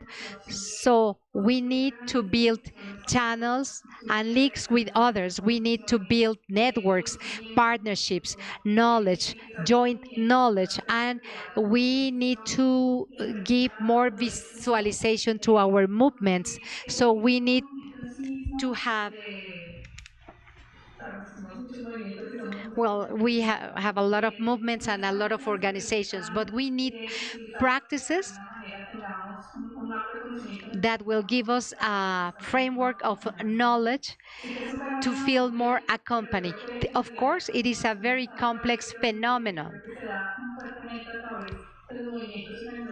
but movements and organizations are working hard in order to support all these grassroots organizations. It's not possible to believe that all the resources are not going to reach down the grassroots movements. Danny, you have 2 minutes. Thank you very much. And about the question that I was asked, what is the role that we could play to keep on promoting the agenda? This is a very important question because in the Latin American context, foreign policy is conducted by the president, the Ministry of Foreign Affairs, and that's about it. So the only places in which you could influence the policy is going there. But during the last few years, At FEPAL, we have been observing a very interesting movement from a subnational diplomacy, the time of diplomacy that can have an influence and bring subjects to the table of discussion. So if civil society can create bridges between the centralized diplomacy of the Chancellor's office and the subnational ones, things could happen. And finally, a reflection. I always say this, and I know it creates a certain resistance, still, it is necessary.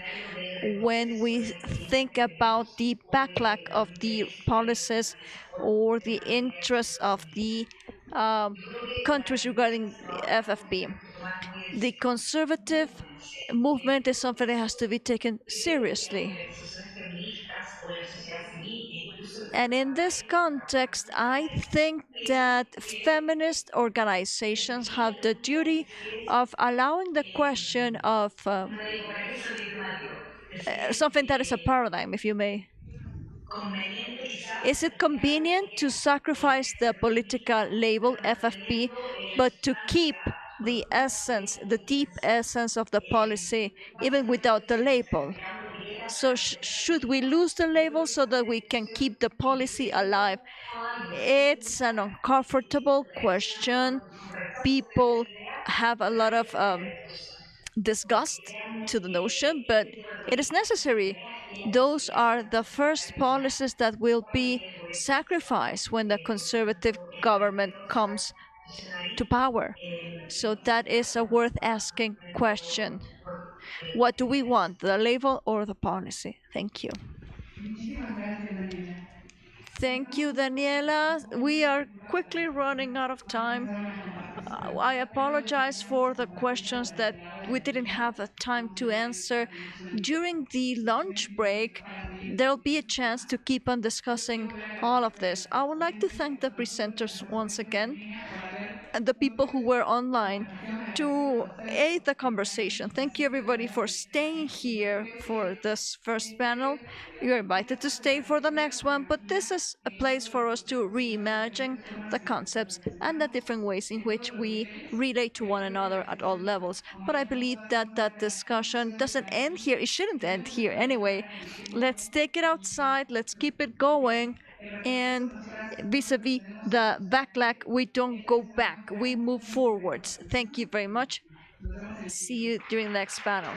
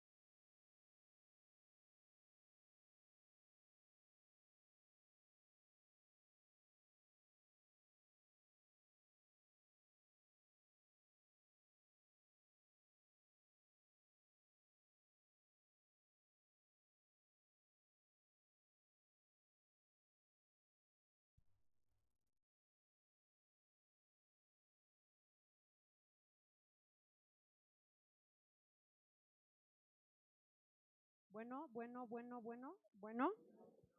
Hola. Bueno. Bueno, bueno, bueno.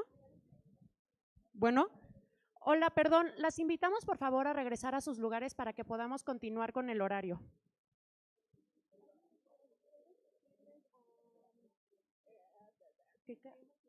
Andrea Cande.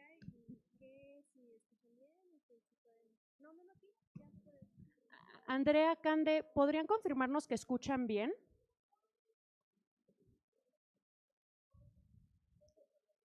¿Y que usan el micrófono?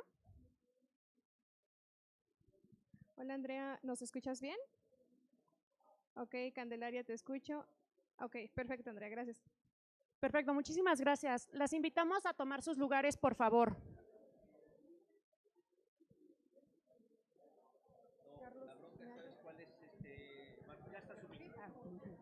Se está.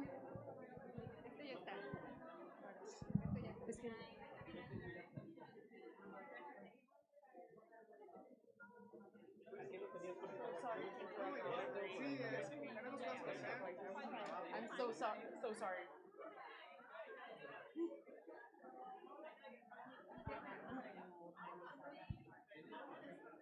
No, Candelaria is speaking first. Here we have memory. Aura, nice to meet Aura. Bueno, muchísimas gracias. Agradecemos muchísimo su atención para continuar con este siguiente panel, en el cual vamos a hablar sobre una nueva economía desde la perspectiva de la justicia fiscal feminista. En este momento le voy a dar la palabra a Candelaria Boto,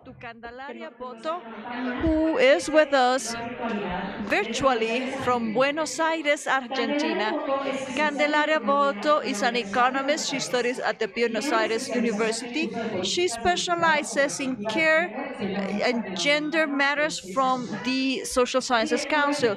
She's the director of Ecofeminita. She's a university teacher and a communicator in social media and traditional media, and she is an economic influencer. She's a brilliant person who can speak of different perspectives of how to understand economics from a feminist perspective. Ecofeminista is an interdisciplinary organization created by women. They work around inequalities with different strategies. They work with the asymmetric distribution of care, work, and economic development and sustainability of national care systems. Let us hope you can provide some light on how can we speak of fiscal matters and feminism from the perspective of FFP. ¿Nos ayuda con el audio? Could please somebody help us because we cannot hear Candelaria. Un segundito, Carmen, que no suenan las cosas. ¿Ya? A ver, vamos a ver.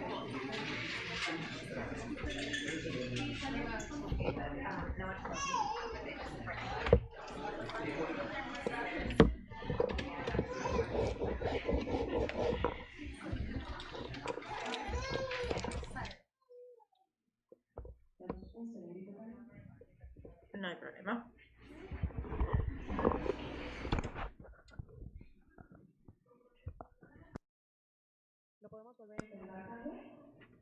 Sí, ahí se escucha bien. Ay, Dios mío. Sí, más bien. Sí, perfecto. Can you now hear me? All right. Well. Gracias por la invitación. Ayuda. Celebro este encuentro por la presentación también. Son momentos difíciles, estaba escuchando. These are difficult times. I was listening to the previous panel, and I understand that at the regional level, in terms of feminist public policies, we're moving in the other direction. Things are so interconnected that obviously there's great impact because of misinformation, and even the feminist activists sometimes don't know it all. Entonces quería tener un poco So esa it is experiencia important for us con to respecto speak a lo que about es una Argentina my hablando de own experience. que explicamos We ese people from Argentina referir have a los feminismos this fame of being very boastful, and I hope you don't sino también, mind bueno, qué estrategias that I speak of utilizamos myself and como my gobierno, organization, no solo a but la hora de it is construir las important políticas públicas, because it sino is an también cuando example of empieza a things aportar that can una parte de be fondos done en situaciones de differently, crisis económica especially y sobre during a todo time en of la crisis, particularidad and especially because of que the caracteriza very a la precarious región. conditions women's have. Voy a hablar un poco de eso y So I'll speak about this, que me tengo que ir y después estamos en medio de una comida and I'll speak about the la Argentinian context. última, pero bueno, tenemos varios frentes abiertos todos al mismo tiempo. Les comentaba esto, entonces, So going back to what's happening in my country in terms of public policies, understanding public policy as a way in which we can condense a strategy of government as well as a strategy of thinking of an economy for everybody. Because when we speak of fiscal policy, it's not only that you need an executive power that will manage the fiscal policy that can be seen in the care systems or in the maternity leaves or paternity leaves, on the protection laws for gender violence, but also we also see that through the legislative power we can also sanction fiscal reforms.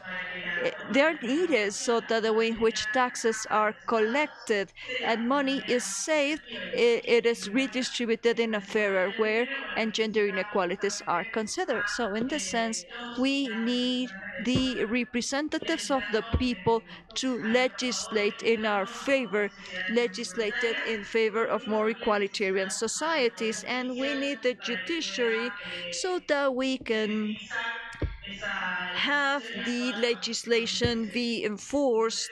And so fiscal policy can be synthesized, can be consolidated when we speak about the effectiveness of feminism and partisanship. And this is something that changes administration after administration. And what we're currently facing in Argentina, we have a president that is not only acting symbolically against feminism, but very specifically from fiscal policies, budgeting, and governmental actions. The president is acting against the rights of women and against feminism particularly.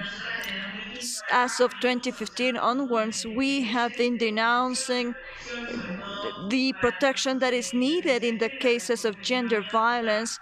The movements of Ni Una Menos was a massive movement against femicides in a country that has one femicide a day. And even though great progress has been made after a decade of the feminist movement that is so effervescent and that has many children, grandchildren of the movement, when you look at the statistics and the numbers, we see that the situation has not improved that much. The data that are so hurtful, like the gender violence rates and femicides. And the same thing is happening when you look at fiscal structure, when you see where the state is getting the money they use for their programs. Nothing is being done for more sustainable life, for education, for other matters that truly benefit women. There is no transformation that is truly substantial in terms to a feminist perspective. There were some isolated attempts here and there that were not consolidated, they were lost. Unlike Uruguay, in Uruguay they have an integral care system. We have not increased our paternal or maternal leaves, and in terms of expenditure, we have not seen any extension of how the government money is used for gender perspectives beyond certain governmental areas. And so now that there's a change of administration, we have a libertarian president, and in Argentina, we are facing a situation in which the president was elected as a declared enemy of women and feminism. We see that all the gains that we have achieved were lost. And not only did our victories have been stampered, but also we have seen that state policies have been enacted. This week, 80% of the workers of the former gender ministry were fired. People who were in charge of the hotline where women who were experiencing violence would call for help. This is a policy that had been created during the time of democracy 40 years ago, and that has been lost. And that is just to give you an idea of the risks. It's not only that we're losing our historical victories of the last 4 decades, but also there are active state policies that are used to exert violence against women through the executive power and also the legislative power, because different fiscal packages have been sent, and therefore the taxing structure of Argentina has been changed. The rich are paying less taxes, the poor are paying more, and I can say this in a generalized way because in Argentina and in the world, the wealth is in the hands of men, the poverty is in the hands of women. So there is a structural reform that was proposed by this administration that is focusing on us as the enemy, and so we are thinking about what is it that if we had a feminist fiscal opportunity, what could we do? What could we propose? What we learn from this is that the breakthroughs, even though there were plenty, and we are still many feminists that have been deleted by the government, but still there's a continuity. There are some things that move forward and some move backwards. But we need to think about structural changes. And when I speak of structural changes, now that we are having people from all of the region, we need to think about the regional level. How can we come up with regional strategies between the organizations from all of our countries? Because we all in Latin America and the Caribbean, we may have heterogeneities, but the truth is that there are many things in common, many challenges that we face that are equal, and that we need to help one another to construct more egalitarian societies. It is not by chance that the Javier Milei government opposes all the regional pacts, and it is not by chance that he has a very close relationship to the U.S. and his desire to become a U.S. colony in the region, with Lula in Brazil, Boric in Chile, Petro in Colombia, and some other conservative movements, Mexico now, and unfortunately with a region that is not so focused to the U.S.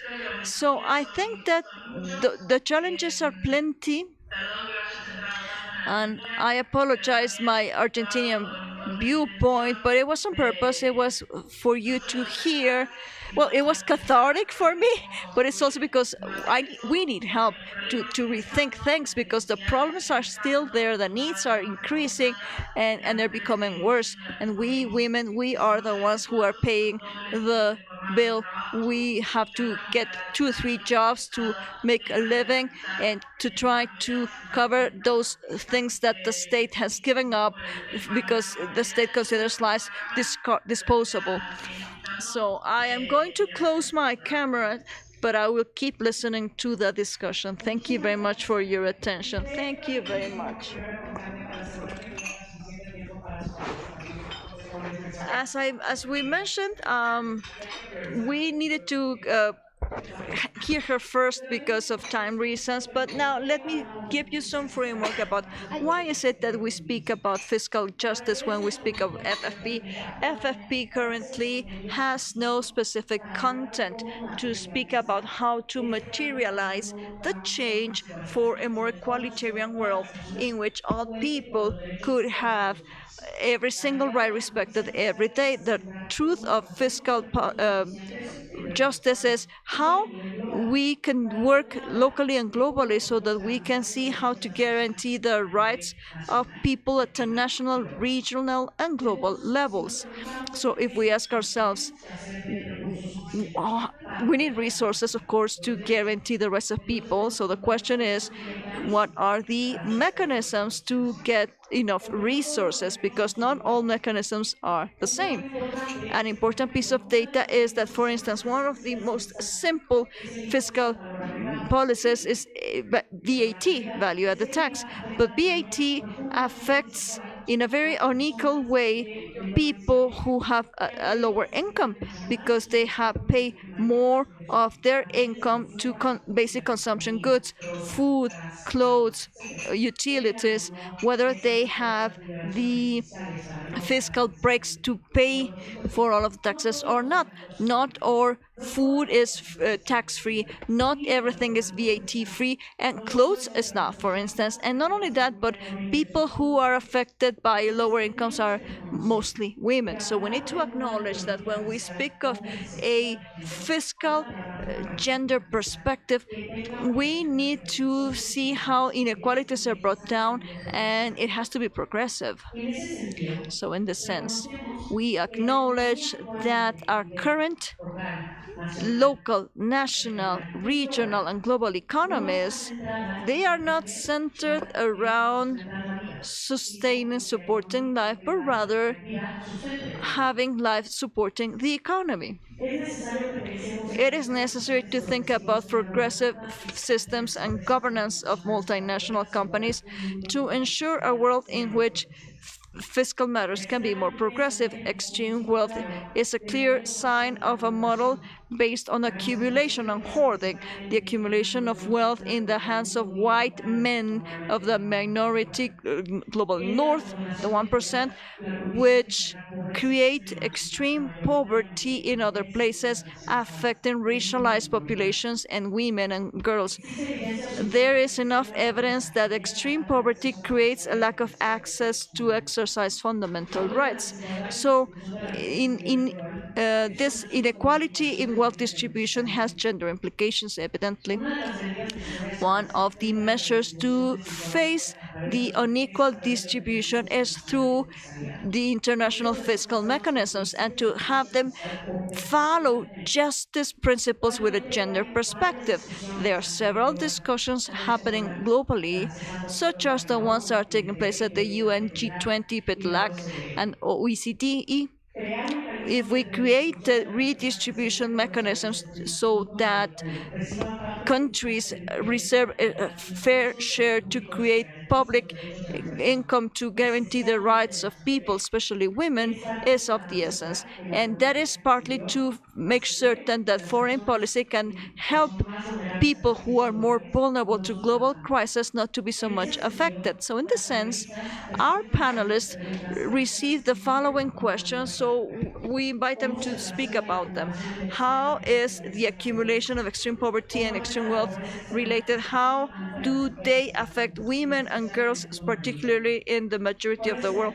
What is the alternative of economic work that can replace sustainability of life and reproductive work instead of wealth accumulation center stage? How can the current fora who are discussing fiscal justice help us come up with a new global economic scenario? And how can fiscal justice and transnational economies, how are they Gandhi principles for a new economy that places the rights of women and girls center stage? I work with Oxfam. I'm Isabel Mateos Mendez.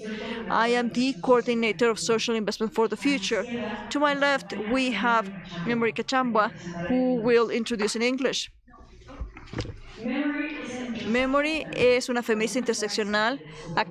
Years of experience working on issues of gender and development.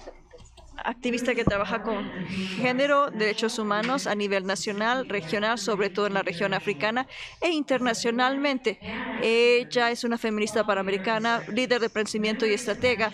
Ella es una persona que está apasionada en hacer la diferencia en la vida de las mujeres y las niñas a través de diferentes enfoques que se basan en justicia social, feminismo, igualdad de género y otras prácticas. Tiene una maestría en filosofía, administración, en integración de recursos de agua con un enfoque en alfabetismo de mujeres y tiene actualmente estudios también en desarrollo de construcción de la paz. Ella cree en las relaciones profundas que son eternas y empoderadoras. Es parte directora de Feminist, la red de comunicación africana feminista. A mi derecha nos acompaña Andrea Martínez. Andrea Martinez is to my right. She is Fiscal Transparency. from the Fiscal Initiative for Fiscal Transparency. She has great experience in public management, specifically innovation, transparency, and citizen participation from the Ministry of Finance and the Public Credit in Mexico. She promoted the improvement of the open budget initiative. She increased the hiring standards for open budget as well as the transparency windows for the subsidy program and others. She has supported finance ministry at different levels of government, and she's collaborated with international organizations of the UN, International Transparency, the OAS, as well as different civil society organizations. She's a political expert, and she has a master's degree in public management from Columbia University. She's received academic acknowledgments by the use of quantitative, qualitative methods in social economic sciences, and she was awarded the Integrated Icon Mexico Prize for her work in public service. And finally, we have Andrea Larios from Fundar. She is a researcher of the Fiscal Fundar Program Mexico. She is an economist of the Pan American University. She specializes in economic and political analysis. And as of 2018-2021, she has been a junior economist of the Bursatil Group in Mexico. She specializes in the analysis of macroeconomic indicators and economic activity in this country. And at Fundar, she has been working as a researcher of the fiscal justice program. Currently, she is still studying the master's degree program by the National Thomas University of Mexico. I am very proud to introduce the panel, to share the panel with wonderful women as Dem and Calendaria. I have nothing left to say but to thank you, and I'll start with memory. And we will start with a 5-minute intervention, and then we will listen to a discussion between the three panelists so that they can conclude their 15 minutes of participation. Thank you very much.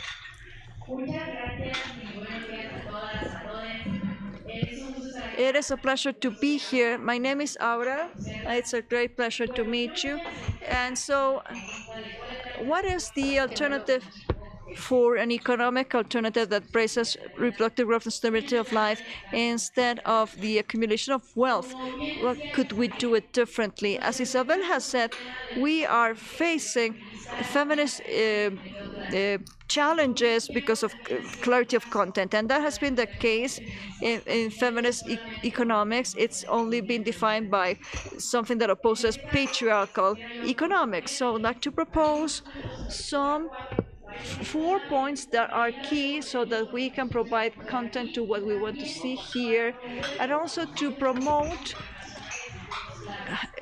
the working key fora. If we don't have a deeper, clearer perspective of what a feminist economy would be, we are doomed to failure. So let's keep that clear.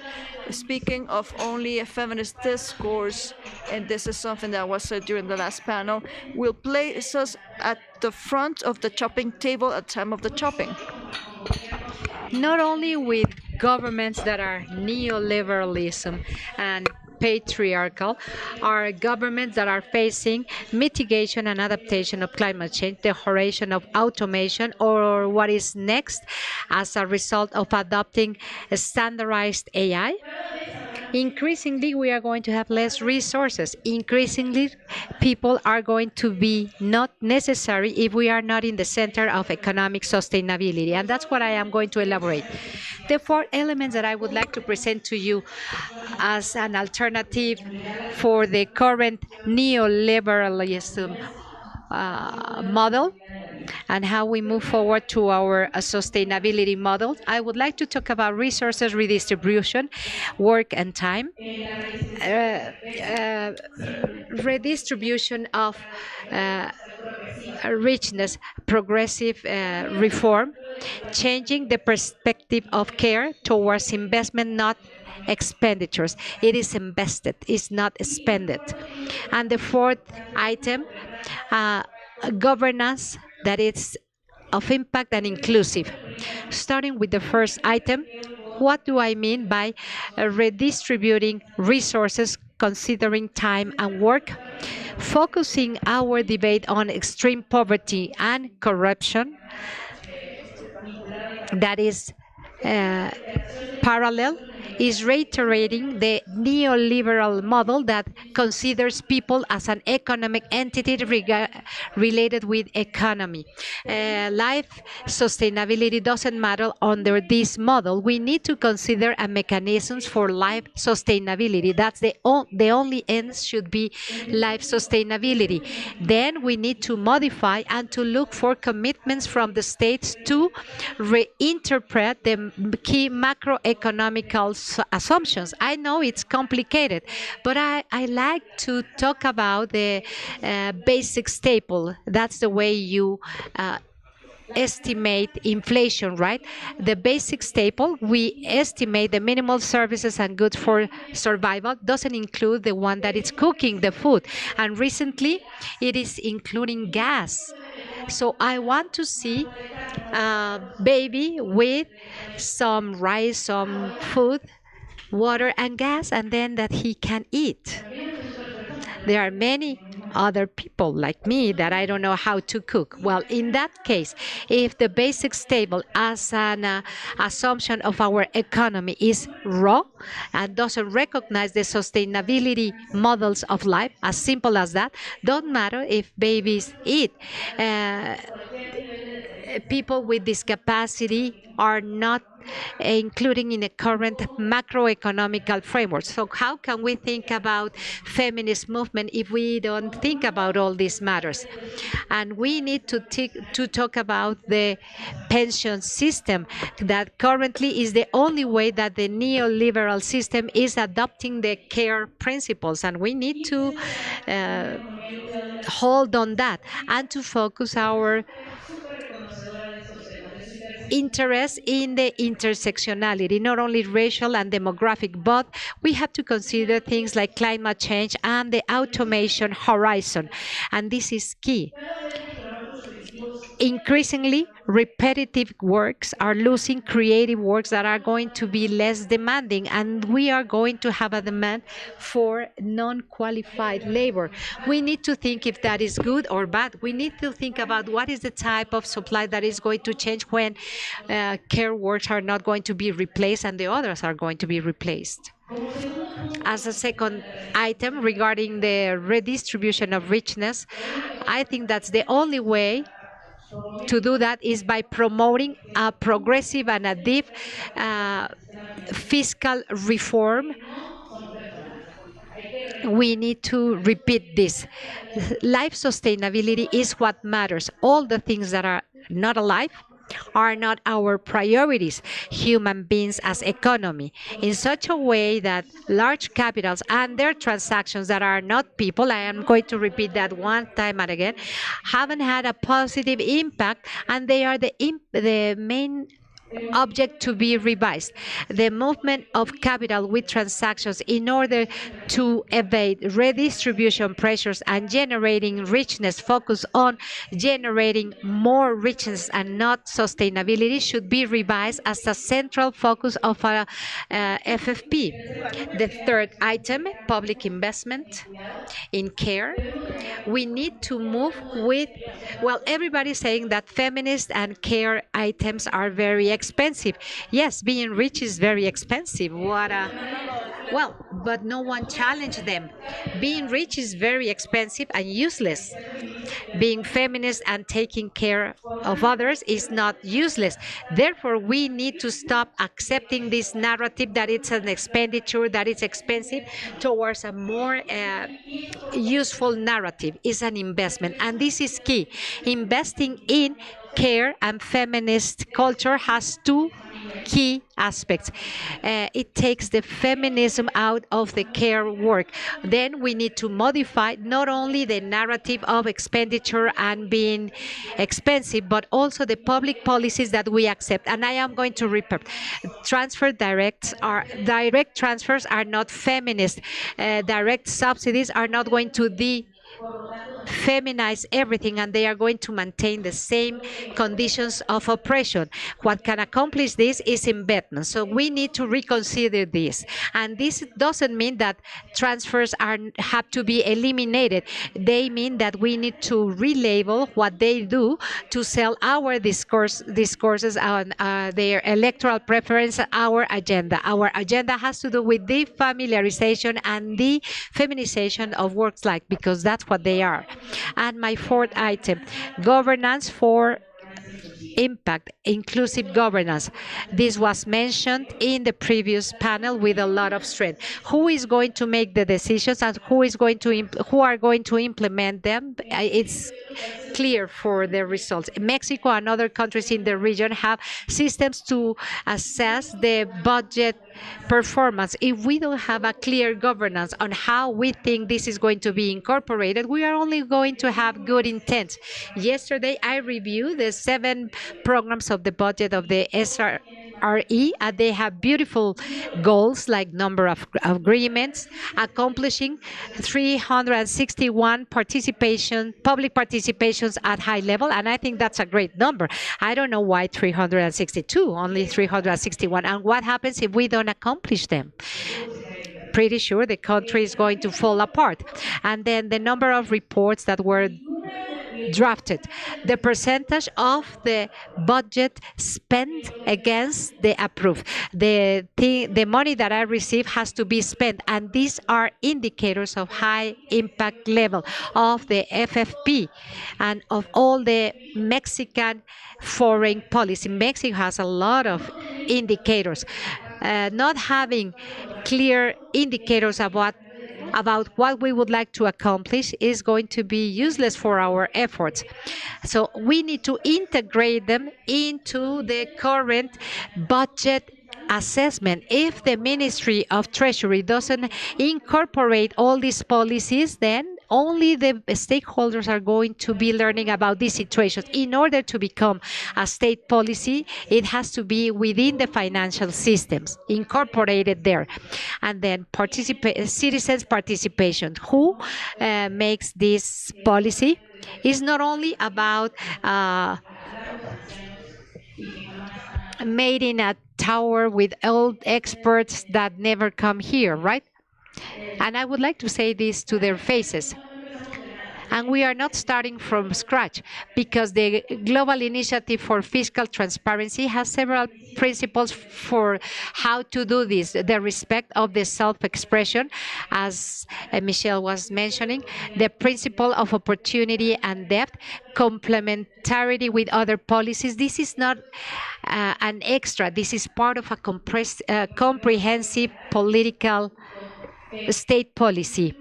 If we don't include this inside the public finances as a core element of our economy, this is only lip service. So as a feminist, as a member of a very strong collective movement, we should not disregard this subject matter. If not included in the budget, if it's not part of the budget, if it's not included there directly, then it's non-existent. Thank you so much, Aura. I think that you are giving us a lot of experience. We need to recognize that the question is not about how to include the women and children in the economic world, but rather how to rethink about an economic model to put women and children in the focus. It's not about including us, but recognizing that this economic system was not thought to include us. So what do we need to do in order to put in the center of this economy the companies of the global north to make sure that we are going to have a more fair world? Excited to hear everything you can tell us about the perspective from an Qué gusto tenerte aquí, Memory, para que nos hables sobre la perspectiva más global. Muchísimas gracias.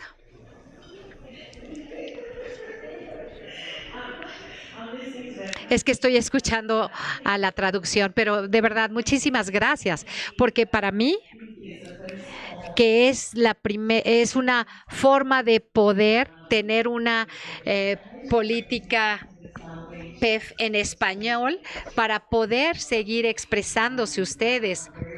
La verdad me da mucha emoción estar aquí. Comenzaré con esta premisa. Estamos en un punto donde la arquitectura financiera global, y creo que las oradoras previas ya han hablado sobre eso, no está funcionando. Hay que entender que se construyó sobre un marco del extractivismo. Si vemos las instituciones, vemos que es una extensión de la agenda colonial. La lucha es en el discurso y incluso con este marco de la conferencia y la cumbre del futuro, reestructurar todo esto, es como si fuera una lucha para mantener esa acumulación de riqueza colonial, ¿no? A expensas de los derechos, del trabajo de la mujer, del trabajo remunerado. Y viniendo del sur global, realmente vale la pena decir que se necesita expresar, porque no sale todo esto. Cuando estamos hablando de las PEF, creo que es estar pasando de la agenda normal.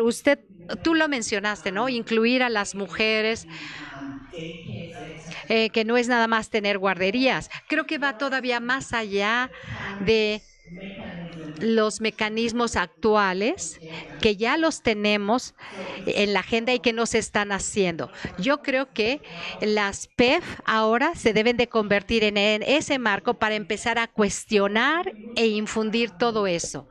Cuando nos ponemos a ver, bueno, retomando cómo es que la arquitectura financiera realmente está estructurada. Critical is to locate the different financing mechanisms. I like that we are talking to ministers of foreign affairs, but I feel we need to go beyond just women in diplomacy, but to actually talk to the holders of power. Why don't we have the Minister of Foreign Affairs of the United States in this conference? Of all the governments with feminist foreign policy, and even those without, the ones who hold the power. We are talking about the BRICS, I don't know what's in Latin America, some of those frameworks, but from the African continent, we've got the multilateral banks, the Africa Development Banks, which are actually like a replication and a reproduction of, so the continental MDBs are actually reproducing the international financial banks, which are pushing for austerity measures, are pushing for the structural adjustment programs that we had. And this is specific to the global north and specific to, it's almost like there's a whole, we are at a point where there's a whole rush for resources, you know, we're going back to that. And center to that is the whole issue around accumulation of finances and resources to strengthen the military power of states. So I think we really need to have those intersections. When we talk, Aura talks about intersections going beyond identity politics, but really intersections around the constructions of power and the militarizations that we see. I don't know what I'm saying. It seems to be just, it's not like 1, 2, 3, 4. Yeah, but I was just thinking, I think one of the focuses should be around addressing fundamental oppressive systems that question issues around where the finances are from. So I'll talk about issues around trade. Most key to foreign ministries is focusing on trade, and we've seen how the shift from development cooperation, development aid, when we go to our members, to foreign embassies or consulates on the ground, there's such a disconnect. It's like feminist foreign policy is in the capital of the country, but it's not being translated down. And what you see are the bilateral trade agreements which are being made. So, for example, on the Africa continent, we've got trade agreements with EU, with China, Japan, every other country will come and want to have a trade agreement specifically with Africa and with the African Union. So that becomes a critical issue.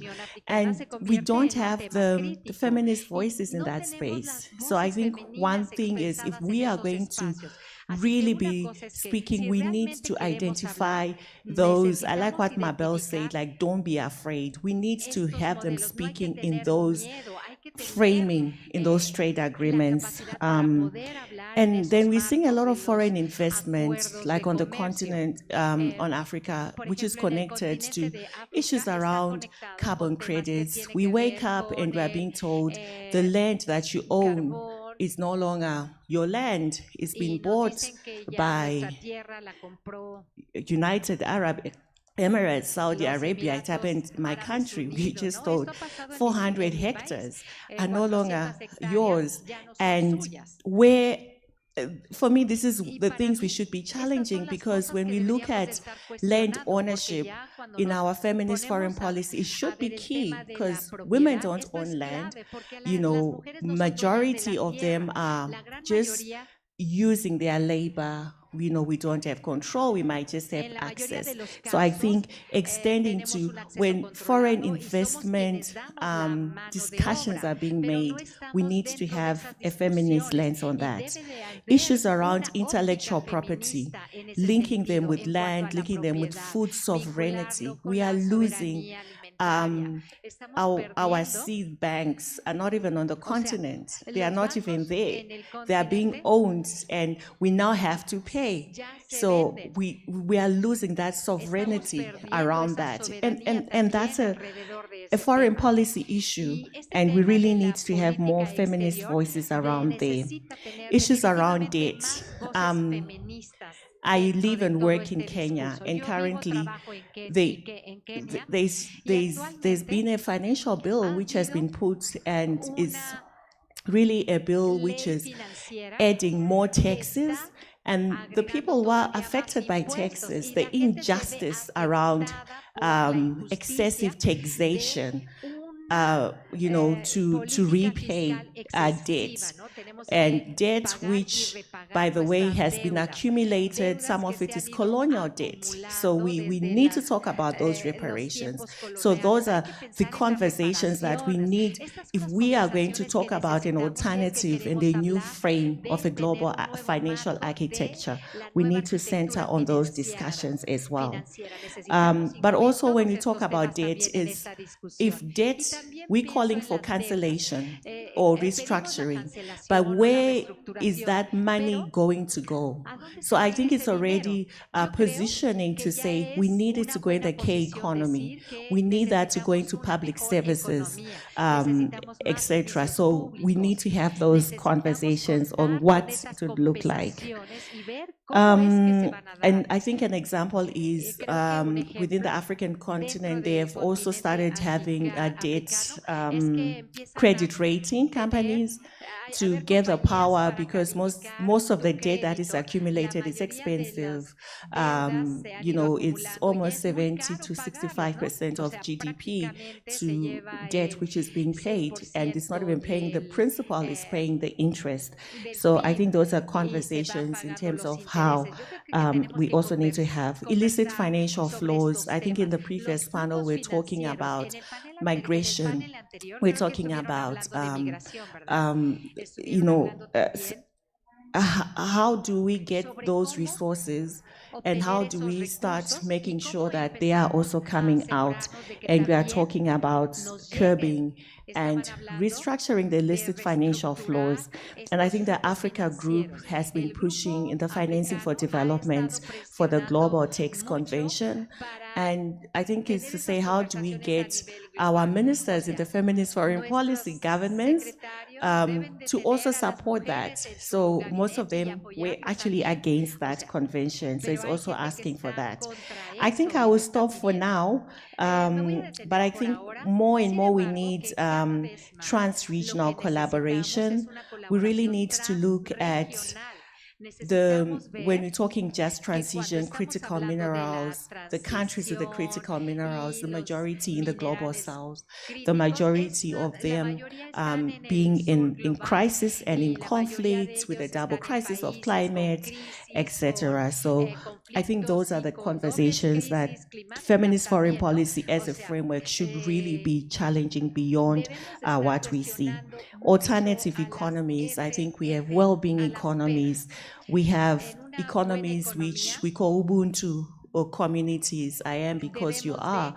We have seen economies that are based on agroecologies, how they can feed nations, how they can nurture the climate. We're talking about people and planet.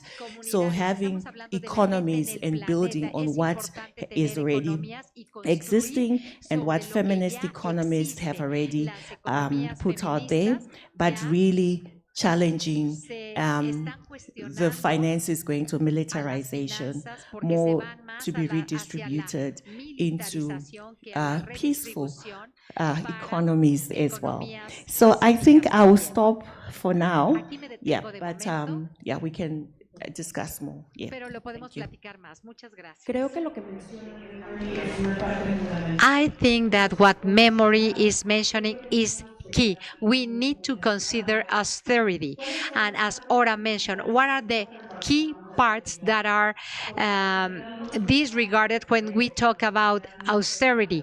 Austerity is not considered in the oil sector or companies. When we talk about a fiscal reform, because we need to have taxes, we are not talking about taxes to ultra-rich people. And it's not only about that, but how the debt is working in order to make sure our rights are going to be supported. This is a colonial debt. If it's a colonial debt from several years ago, or if it's working as a colonial debt, so it prevents us to keep on growing. So we need to talk about a process of FFP that necessarily has to include us in the discussions, as memory mentioned. We need to talk about the different processes to make sure that we have enough resources in the world with a perspective to decrease minorities. Andrea Larios from Fundar is with us remotely. So we would like to hear from you to talk about from the Latin American perspective, specifically the Mexican perspective. Thank you so much. No le oigo. No le oigo. I have some problems with my connection, so bear with me. No le oigo. Y bueno, dicho esto, me encantó escucharlas a las tres. La verdad es que love listening to the three of you. I think that there are many things that overlap, but there are several things I would like to highlight that made me think for the discussion we'll have later. So let us start with the importance of what Memory has said of having feminist voices included in all of the regional fora. I will focus on the question that has to do on how the fiscal international discussions could contribute having a gender perspective in those areas. In fiscal matters as well as the fiscal or tax infrastructure. It is important not to lose sight about including feminist voices in those conversations. It was also rather striking, this last thing Memory said about the use of budgetary resources in different alliances and networks that we have in Mexico who work with fiscal justice. We always say that without resources there are no rights, and also that the budgets are a reflection of the government's priorities. Memory has explained that a great deal of the budget goes to militarization, and in the case of our country, this is something that is also being used like that. And I think we lost the speaker. I don't think she's on the Zoom call anymore.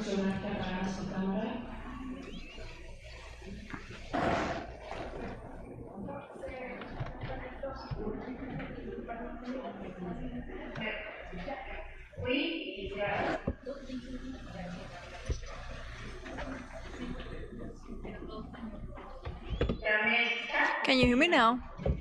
Yes, we can. My apologies. I don't know what was the last thing you heard, but it is important to speak about the economic system, as you have all explained, is based on wealth accumulation, and it doesn't place the sort of creation of life center stage. So a question that I would like to highlight. Can you hear me? I don't know if you can hear me now. Oh, good thing you can hear me. So the question about international taxes and taxation. Isa has explained that there are different places in which new ways of structuring, though, in which taxes are collected are being rethought. There are many discussions within OECD, the group of the rich countries, where unfortunately the decisions that are made by those rich countries affect many others, and it is not a very inclusive fora. It doesn't take into consideration the perspective of the global south at all. And going back to what Memory said, the importance of the African group on the resolution that was presented to the General Assembly of the UN, so that this global taxation was brought into an environment hopefully more inclusive, so that all countries can be heard and the decisions are not imposed by the global north, the minority of the countries. We also have a regional platform which is very important to discuss. As Cande has said during her intervention, the purpose there is to replicate the exercise that the African group did to go as a bloc, so that the Latin American region, the Caribbean region together could be a common front, so that a taxation that is fairer, more global, is put forward. And well, we also have all the discussions of G20, where I think it is very relevant to highlight everything that has been discussed about the imposition of a tax to the 2% of the wealthiest, as Sugman has proposed on behalf of the Brazilian presidency. So let's speak about those spaces, including the United Nations itself. we should question them. The United Nations should be a place where supposedly human rights are respected and gender is something that is always present, but in truth, are they doing that? Even though the initiative of the Africa group and all of the discussions have taken place about that resolution that has been voted by the General Assembly, they do have a perspective of inequality. And they are pushing forward having a taxation that is progressive, fairer, and so the evasion is combated and illicit flows as well. But there's something that is absent, which is core, and it should be something that should be of the essence for all of the diplomatic missions in that fora, and that is that global taxation is not something that can be neutral or should neglect gender perspective or feminist perspectives. There are important breakthroughs. We should not deny that. It's a good thing that we are now discussing that the rich should pay more taxes than the rest, and that the international structure was created to benefit the rich above the poor. But we cannot be blind to the reality that all of that financial international structure and the illicit financial flows, the evasion that it promotes, and it doesn't combat, it is all translated, as my colleagues have said, in fiscal austerity. A fiscal austerity that, at the end of the day, disproportionately affects women and girls because they are the ones who make use of public services more, and therefore they're more dependent on them.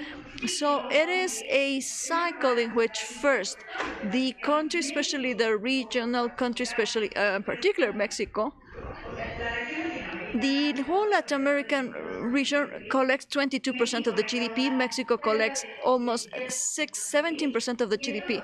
And this is a big contrast to what the wealthy nations collect, 34% of their GDP. So that is the first problem. The region, our country, they collect not a lot. Why is that? Because they decided to delegate the imposition of more progressive taxes, more ambitious taxes, such as property taxes, and also because we have a financial global architecture that allows the deviation of resources and the hiding of richness in countries where taxes are very low, the fiscal paradises. So because of all of it, the states are having insufficient public resources to duly finance all of the programs and services that respond to the needs of the majorities and also of the populations that have been historically discriminated against, where women and girls are. We know that in Mexico and around the world, it is a reality that women face greater inequality, greater precariousness, and they have more part-time precarious jobs, and therefore poverty, as been said, is something that is in the burdens of in the shoulders of women, and women have little access to credits and loans. So the wealth is masculinized, poverty is feminicized.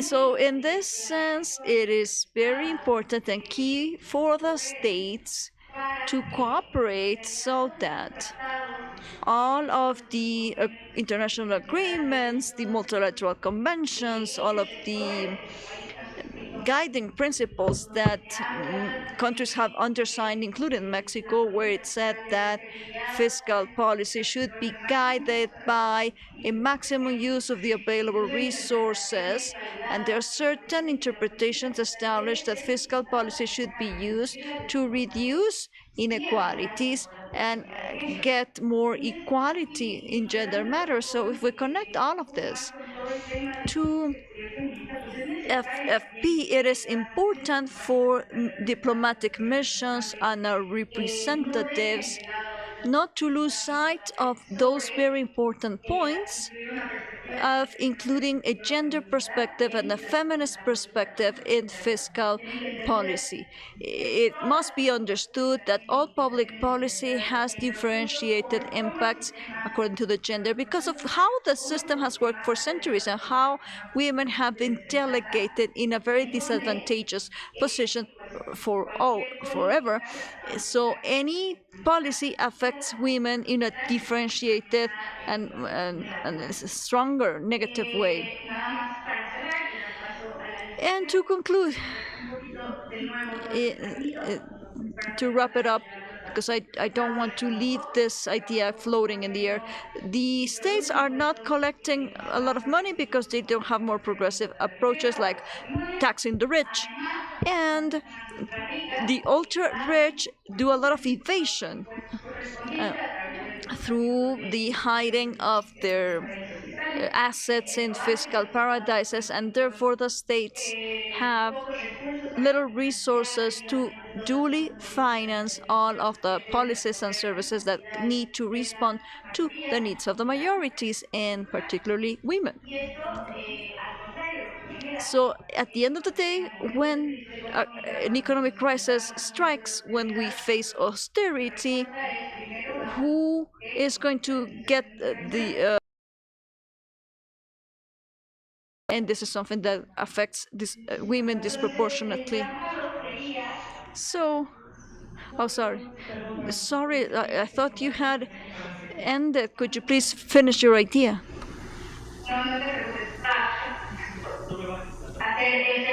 Well, it was just a call so that all of the conversations that we have in international fora, we need to pressure the government, Mexican government, so that these discussions are taken more seriously. For instance, in France, we have played a very passive role and we have not taken a stand in many things that we should have. Thank you very much, and once again, apologies. Now, I will open to questions and comments during this last round of interventions so that we can enrich the discussion in a more horizontal way. Who would like to start?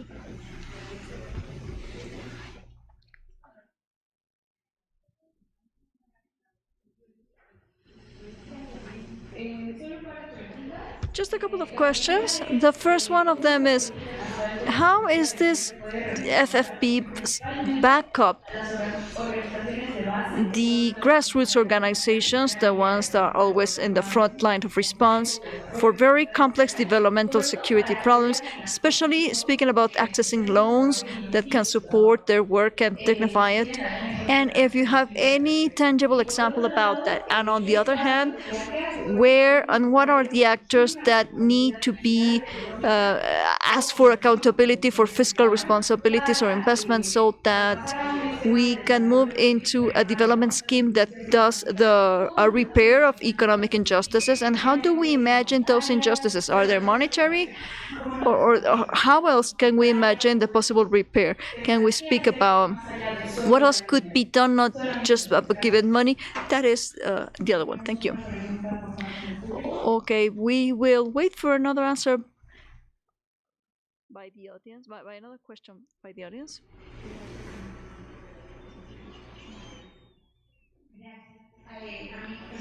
Thank you. This is a topic that is quite passionately defended by everyone because it's very complex, and one of the most complex aspects is how do we understand fiscal burdens and how do we understand taxation from cradle to grave? What does it mean to speak of the whole process? So just to give you a small example, in Colombia, as of recently, we had a fiscal reform.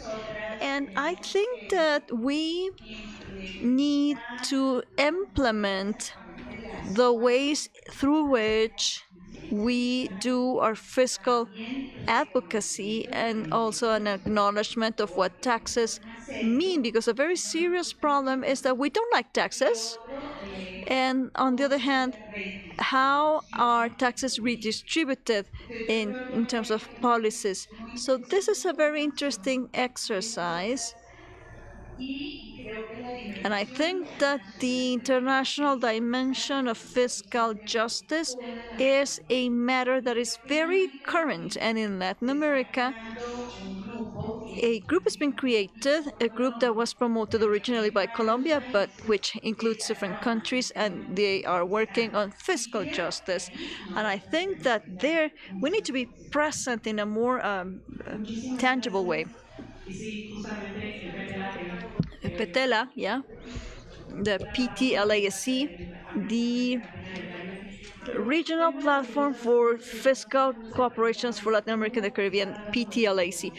So when we speak about grassroots organizations, how can we speak of financing them, but also speaking about fiscal policy and how it is part of the discussion, and as Memory mentioned before, being able to speak about how, if we are to be taken seriously, so that FFP is no longer empty of content, but it has content. We need to talk to the Treasury of Finance and development banks and the different actors. So I would like to ask our presenters so that they could give some final remarks, and then we could answer those first lines of discussion, and hopefully during the networking time we could continue with the discussions. All right, I would like to answer the question about grassroots organizations. From the Global Initiative for Fiscal Transparency, we have supported, as well as other international organizations, we have supported theme organizations, what we call theme organizations, topic organizations, because they don't deal with fiscal matters completely, to get more engaged in the matter. So a budget is something that should concern everybody, but the only time we care about budgets is when we ask for one, or once a year when it is announced.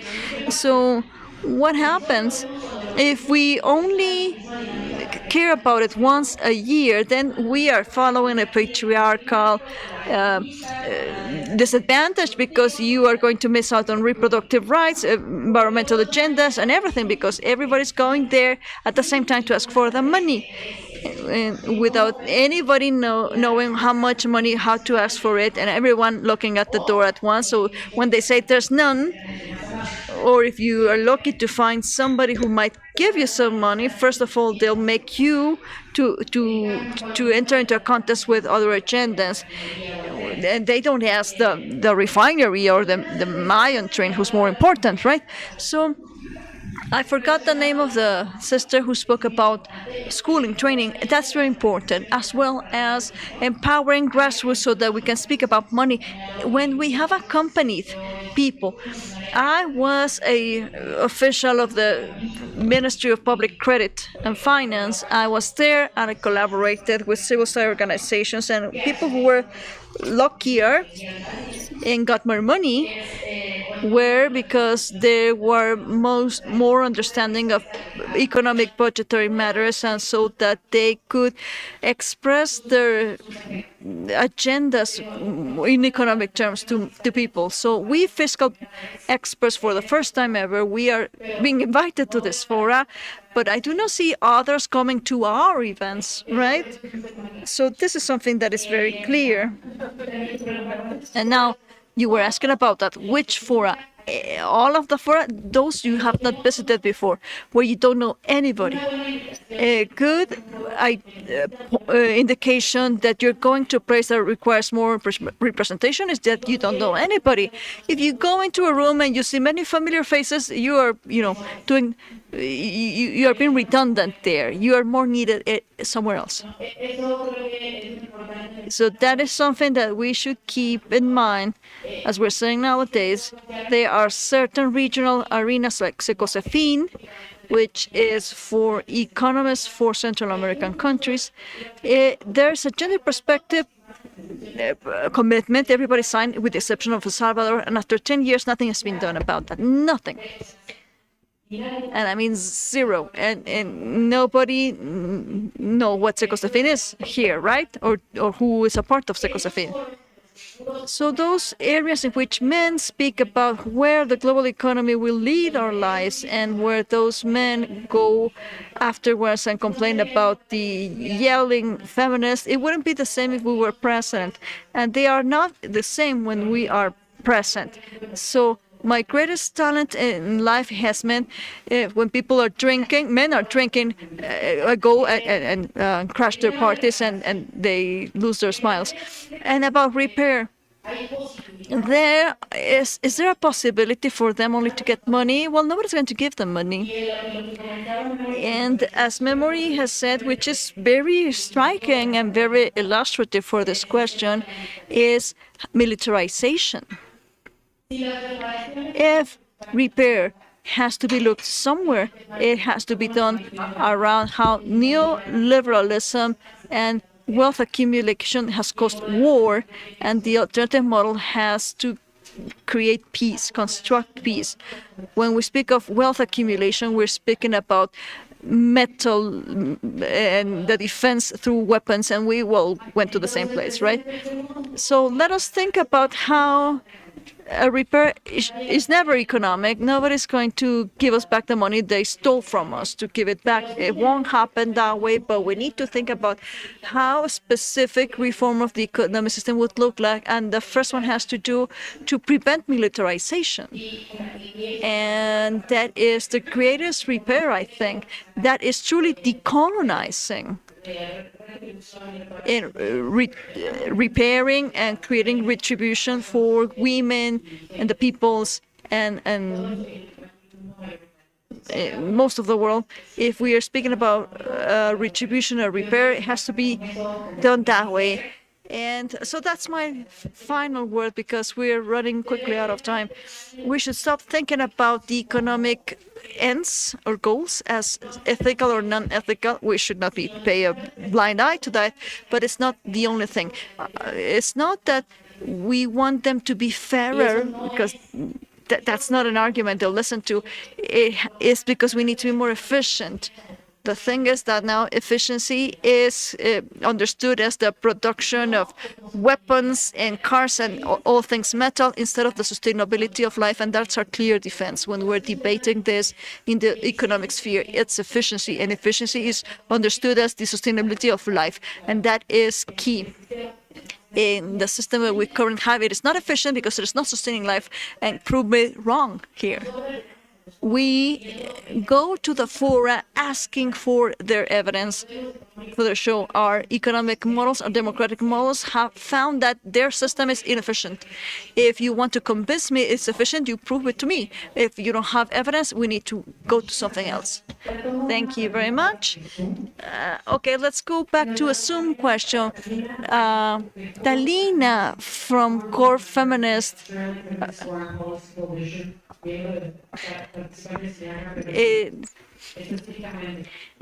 ¿Cree que una política exterior feminista pueda ser adoptada por países del sur global exterior? Do you think that the NFP can be experienced by the Global South when there are impacts because of austerity measures that were created by International Monetary Fund, particularly in Southeastern Asia? And if that is the case, how can feminist movements start resisting so as to advocate for economic justice, to move forward toward feminist economic policy in the midst of authoritarian governments? What a question.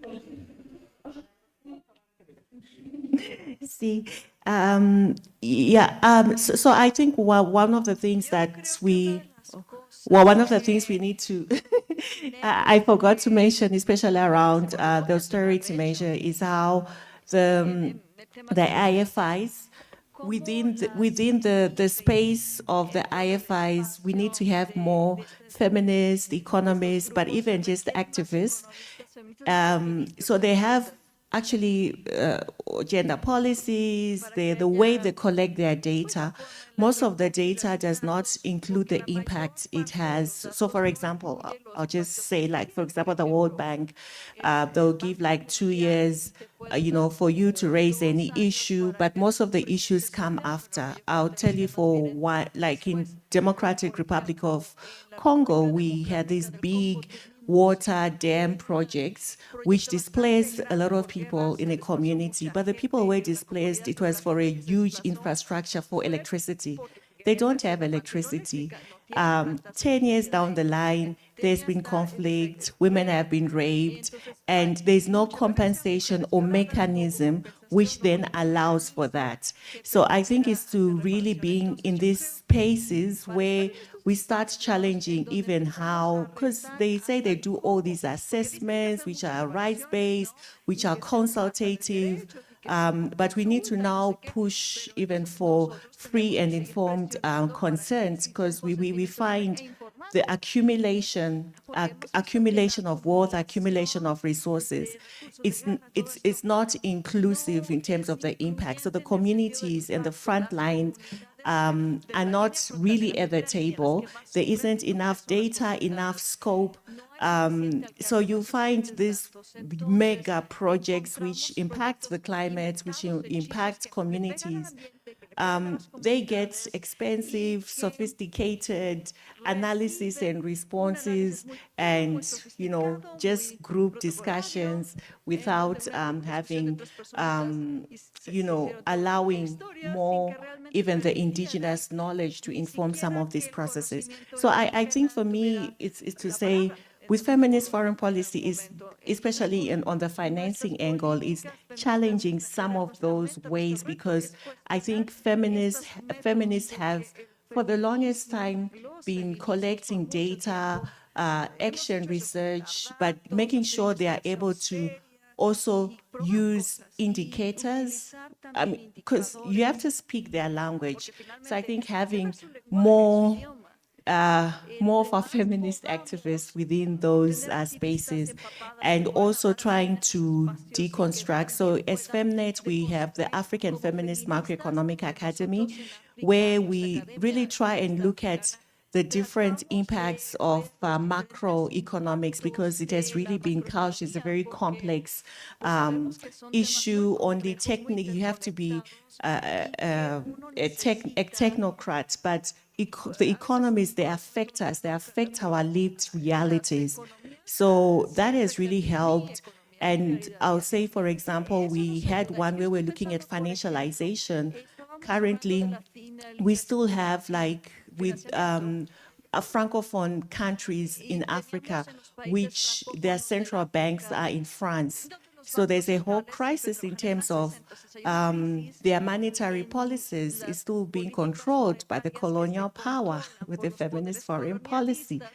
So and we don't speak about that, how that impacts, because the people who are affected by the way the exchange rates are the women in the informal economy, the majority of smallholder farmers who are women.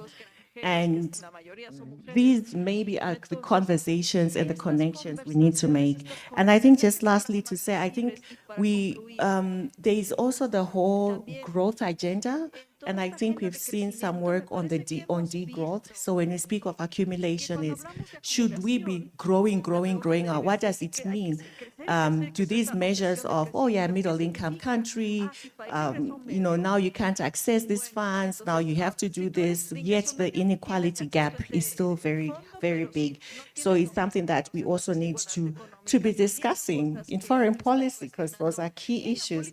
And linked to that, I think it's also how we've seen a lot of privatization. So the privatization of public services, but also private debt. So most of the debt that countries are receiving is private debt. So private debt, what it does is, when the debt collectors, they don't look at any human rights or any developmental. For them, it's an investment. We're just born at the pre-COP climate, and the narrative was quite disturbing about how the crisis is creating an investment opportunity, in the sense of, how can we make profit by a just transition? How can we make more profit by going into green energy, into all these conversations? So I think it's also being aware and seeing how do we move in. But I think, to answer also for grassroots organizations, I think yesterday we had some governments talking about amplifying voices of our frontline communities. And I think this is one thing we need to promote. Yeah. Muchísimas gracias, Memory. Andrea. Oh, so much to say. It's amazing that we are having these conversations in this space. I'll try to answer together to all of the questions that were asked, because I think they can go well together. The first one, how do we incorporate FFP and fiscal justice in the grassroots movements? I think that I'm convinced that an important step forward is cooperation and collaboration between the academia, between civil society, the government, and the grassroots organizations. Memory has said fiscal policy, macroeconomics, public policy, those are subjects that are very technical, very far away from society, and people who think that the only ones who can be present in the discussions are those men that Aura has described. ¿Sí lo oyes? I am convinced that a way in order to move forward with all the things that we have thought about today is to keep up socializing the issue of fiscal justice and to talk about progressive taxation, gender expenditure that gets closer to the maximum of available resources in order to have a wider movement that promotes all these initiatives. There is a particular example that I like a lot. The campaign of Global Alliance for Taxation in the framework of the conference. The campaign is Make Taxes Work for Women.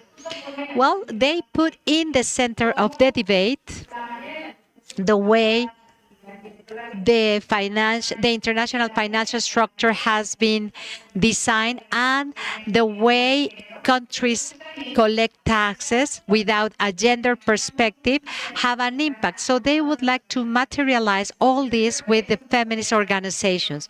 This is an example that can shed light on how we can articulate and collaborate even more. In Mexico, we are just starting a new effort with a network that is a network for a safe and just fiscal policy. It was created by different organizations that organize this event, and they want to have a fiscal approach for grassroots movements and to have a crossing that is not clear many times between rights guarantee and fiscal matters. They look different, but they are closely related, firstly. And secondly, I think the first question talked about how to understand fiscal burden. And this is a very relevant matter that has to do with international cooperation. Because if we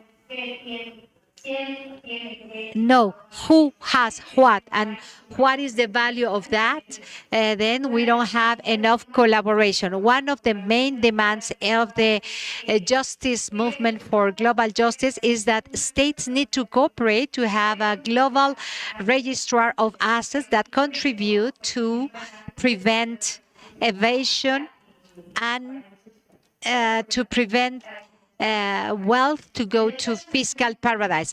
At a national level, we have another problem, is that we have no access to administrative data that will allow us to know with certainty how the payment of taxes is distributed. On one hand, we have a document that it's called Distribution of the Public Expenditure and the Payment of Taxes, but it was designed with the survey of households, so it has a bias. And at a certain point, we had some access to administrative registers for the Treasury. They do all these estimates that are very certain, but were not updated as of 2015. And that's another movement, another demand that we are doing. We need to have better access to better information in order to be able to make an analysis with a more materialized focus. We need cooperation, collaboration at a subnational, national, at a global level as well.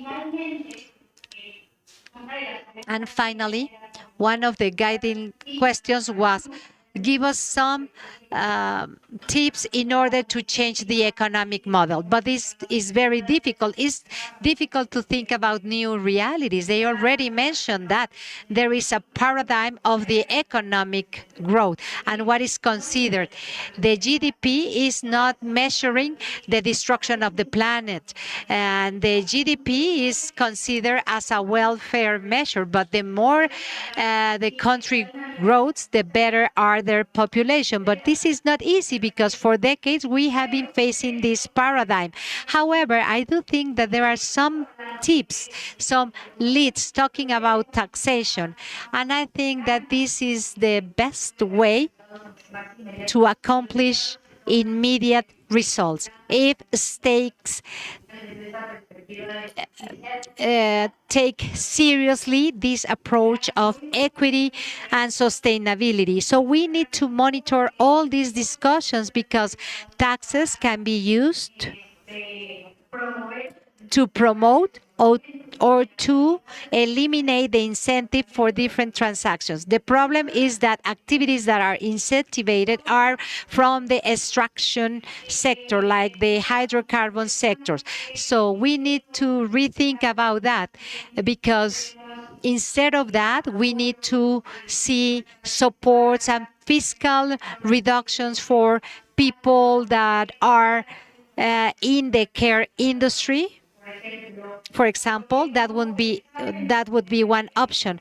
Or maybe we can think about taxing extraordinary profits of these large companies that have promoted inflation because they are contributing to that.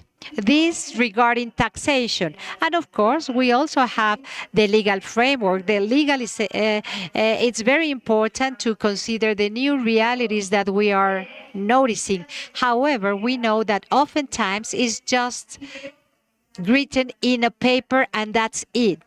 So the role of the international community is very important in order to put pressure among states so they can fulfill their obligations regarding human rights.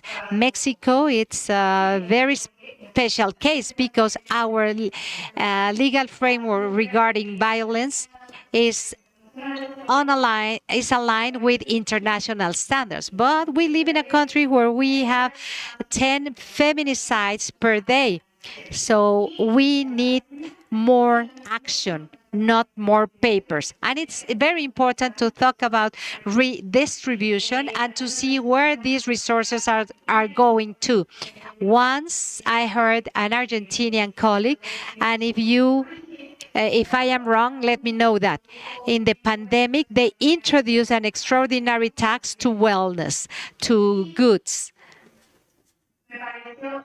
And I thought it was incredible that the resources stemming out from that extraordinary taxes were used to finance a pipeline. So it's not only about getting the resources, but to monitor where they are going to be implemented. And to wrap up and to talk about the grassroots question, I think that the articulation of movements and organizations of civil society that work with advocacy works are key in order to work together to look for mechanisms so this can work. An example could be the National Network of Refugees of or the National Network for Afro-Mexican Women. These are civil associations, but they have a direct contact with the federal government. And refugees for victims of violence are a budgetary program. Thank you. Thank you so much. Just some food for thought to wrap up. We would like to invite you to approach each one of the experts during lunch so you can discuss with all of them. I think that one of the main criticisms that we have for the FFP is that today they don't have a specific content. We can name anything as an FFP. If someone is saying, you are an FFP, and that's it. And this is what is happening.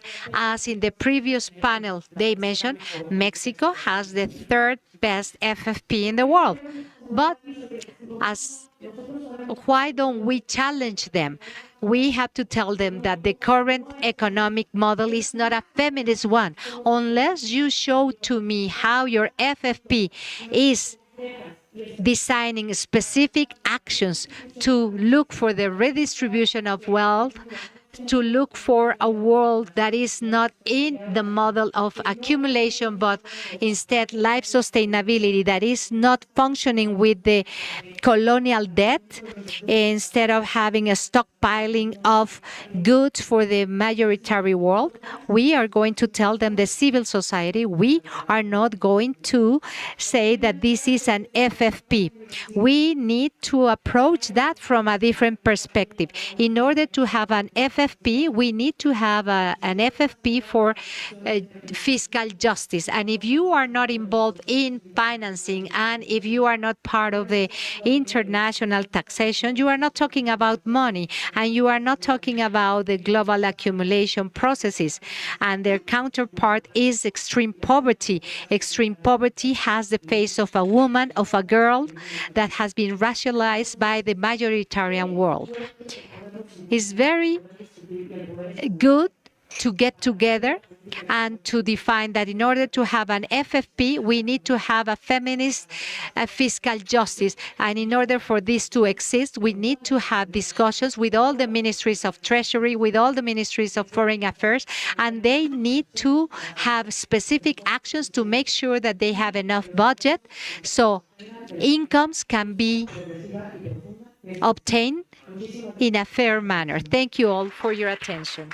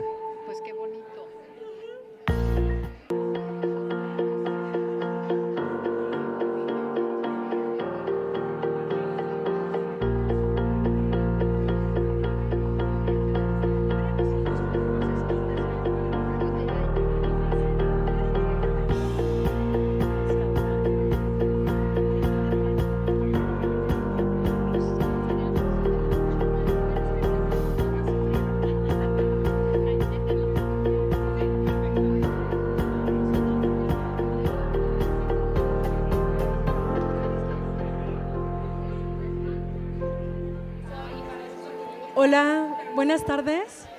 Si pueden tomar asiento, vamos a iniciar con el tercer panel. Please take your seats. We are about to start with the third panel. Listo. Sí se está escuchando en audio, ¿verdad? Ok, perfecto. Hola, muy buenas tardes. Bienvenidos. Welcome to the panel about sexual and reproductive rights for a FFP in Latin America and the Caribbean. I am Fraki Coldoneria, Manager of Strategic Development in HIRE. HIRE is an organization that accompanies different legal cases with advocacy work and research and has been working for more than 30 years in Mexico to reach reproductive justice. To all the participants, we would like to let you know that we have English-Spanish translation. Those that are in Zoom can activate their language of your preference. Guide us if you have any issue. Today, we have different experts from different organizations and from the academia with large experience in regarding with reproductive rights in Mexico and Latin America. I would like to read their resumes. With us, Fernanda Vanegas, Director of Advocacy and External Relationships of the HIRE, FAIR, expert on girls and women's rights in the region, has led different research works and consulting works to international organizations and states regarding the rights to women in Latin America. She coordinated the technical work or rapporteurship of rights of women in the Inter-American Commission of Human Rights. And she has advised UN Women, World Bank, and the mechanism of oversight of the UN. Thank you so much for being with us. Maribel Luna Martinez, liaison of advocacy for an NGO. She is an activist, and since 2008 she has collaborated with different public organizations, academia, and organizations in favor of human rights, specifically access to justice with gender perspectives and the sexual and reproductive rights of women and people with capacities to practice. Carla Verdi-Chestiv, he is the co-founder of Colmena. She has more than 20 years of experience designing policies for human rights and women's rights. In 2023, she was the General Director of the National Center of Equity and the Ministry of Health in Mexico, and she drafted the policy of safe abortion. And she is the partner of Colmena Consultoras, a team for public health and social sciences with the goal to improve the life of people and to decrease inequity of women at a global level. Thank you for being with us. Finally, but not for that less important, Elizabeth Guadalupe Mosqueda. She is a feminist, defender of human rights with experience on drafting social projects for community interventions with gender approach and interculturality. As of 2006, she has been the member of Consorcio Oaxaca, a feminist organization with the approach of living and building peace, promotes the respect and human rights of young women and children. Currently, she is the member of the Collegiate Directorate promoting the program of resiliency for women in situations of violence. The purpose is to help women and overcoming the psychosocial effect of violence. Thank you, Mariluz, for being with us. Thank you all. It is quite a pleasure for me to have you all here and to be able to listen to your experience. But before starting with the presentation and giving the floor to the experts, I would like to give you some relevant data that it's important for all of us to be aware of that, so we can open then the floor for the discussion. If you are living in Mexico, you know pretty sure about that. But if you live in another country, Mexico is a federation. As a result, we have different states and autonomous federal states that have the possibility to define what is a crime.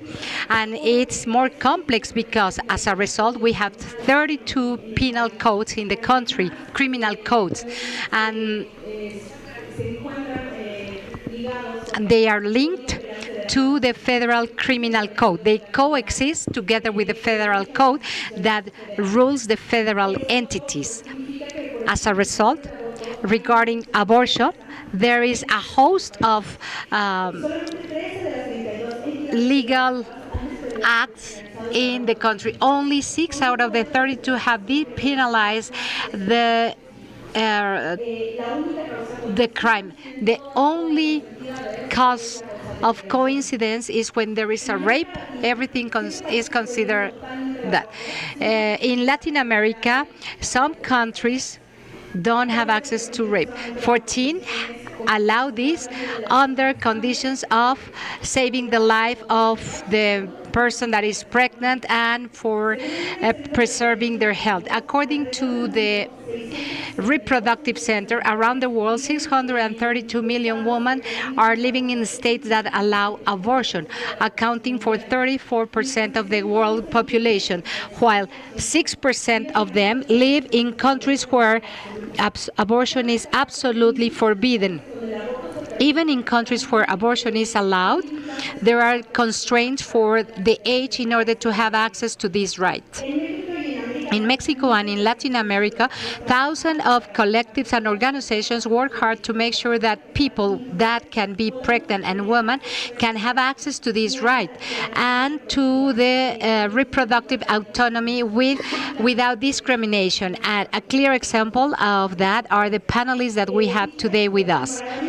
In order to start with this conversation, I would like to add up that the Network for FFP is a joint effort of activists, civil society organization, and academia that organized this event in order to visualize the issue of civil society in matters that are so relevant as the FFP. We want to have advocacy in the design and the implementation of FFP with the principles of dialogue, inclusion, and pluralism, because these are main axes for any type of proposal that can be defined as a feminist one. I would like to remind the panelists and to tell all the participants that we want to talk about the experiences that we have in the civil society, in the organizations, and in the academia, and to foster a conversation about the role that we play in order to move forward to these rights in the region. We are very interested in having a very dynamic discussion. We are going to ask you specific questions. However, your participation can elaborate on that, and you can elaborate on other issues as well. Now, thinking about that, I would like to start with FAIR, with the Center of Reproductive Rights. FAIR, give us some context. Can you talk about the current situation that sexual and reproductive rights have in Latin America? Thank you. Thank you all. Thank you to all of those that have been present in different panels. This panel is very difficult because it's before lunch, so thank you for being here. But mainly thank you to the Mexican Network of Feminist Ideas to bring about all these matters. But before answering your question, I would like to thank all of you, because yesterday in the III Ministerial Conference that is happening 2 blocks away, they follow the conversations of the delegations, the vast majority of the delegations, mentioned reproductive and sexual rights. However, this was not an issue that was addressed in the roundtables of those summits. So I would like to thank you, because this is a subject matter that is in the agenda and that has to be included in all the agendas. So thank you to the Mexican Network to bring into the table the subject matter of reproductive and sexual rights within the FFP. And now, to answer to your question and to give you some context, what is the current situation in the region? This is a large region, a very diverse, very complex. So I would like to address three trends that I see, three trends that are coexisting, that co-live together, that I see three trends. The first one, this is one of the most restrictive regions in the world regarding reproductive and sexual rights. 7 countries in our region are still criminalizing abortion in any circumstances. In these 7 countries, it's forbidden. We are talking about Honduras, El Salvador, Nicaragua, Dominican Republic, Haiti, Suriname, and Jamaica. So we are in a restrictive region, and we should not disregard that. This is one of the most explicit and unjust and cruel regions. But there are other obstacles, other constraints. We see a serious situation with girls and teenagers. We are in the region of the world where sexual violence against girls is a pandemic. It's a huge concern. And if we add up constraints and restrictions to have access to health services, including reproductive and abortion, we are facing a huge problem because we see thousands of forced abortions, and this is something that we need to have cleared. Another restriction, another issue that I would like to mention is comprehensive sexual education. This is very controversial. It's a very difficult subject matter. It should be an obligation to the state to provide this education. So my message is about restrictions regarding the health and abortion, but in all the different shades of sexual and reproductive rights. Secondly, that's why I am telling you that this is a complex region. We look at each other with pride, with solidarity, with admiration, but we are also look outside with that region. We are the green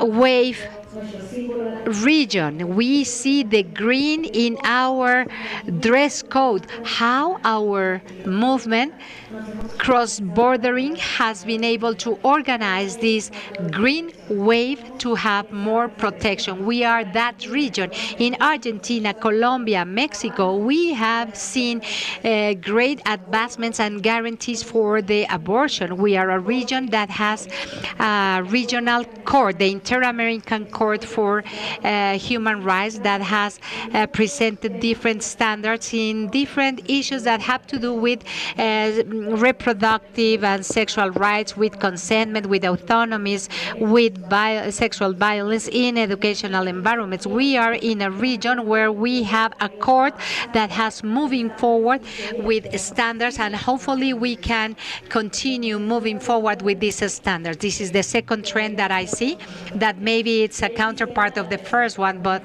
the third one is a cross-national one.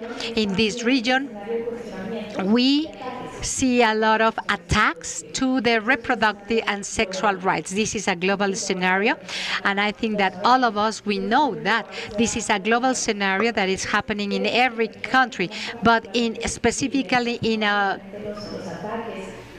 our region, we see a lot of bloody attacks to recognize rights. We see them, we know them, and we face them every day. There are trends that are looking forward to undermine these sexual and reproductive rights. And as a result, they are attacking human rights, specifically the rights of the woman, because as we know, that's the preferable punching back. And they are the target, the easiest target of attacks. And we do have ruling frameworks, and we have standings from the court. We have our green wave, but there are three trends that are co-living in the region that show how complex is our region, but they also reflect how necessary it is to integrate all these rights in the FFP, and this is what we are going to be talking about today. Thank you so much. It's very interesting to talk about that. And you gave us a very large context about not only recognizing the advancements that we have had in the region, but all the background in the region and all the challenges that we are facing before a wave of thoughts that are against its rights. And as you mentioned, is relevant for these subject matters that are not being included in different documents or in ministerial conversations. So the context that you gave us is very wide, but it was a great foundation to start with the conversation with the remaining experts. So Elizabeth, we know that accompanying organizations and collectives have been fundamental to move forward with these rights, but mainly to make sure that women and people with capability to get pregnant have access to the rights that we mentioned in other tables, right? So what are the current needs for organizations that are defending reproductive and sexual rights, and how an FFP can collaborate to their work? I would like to stop here.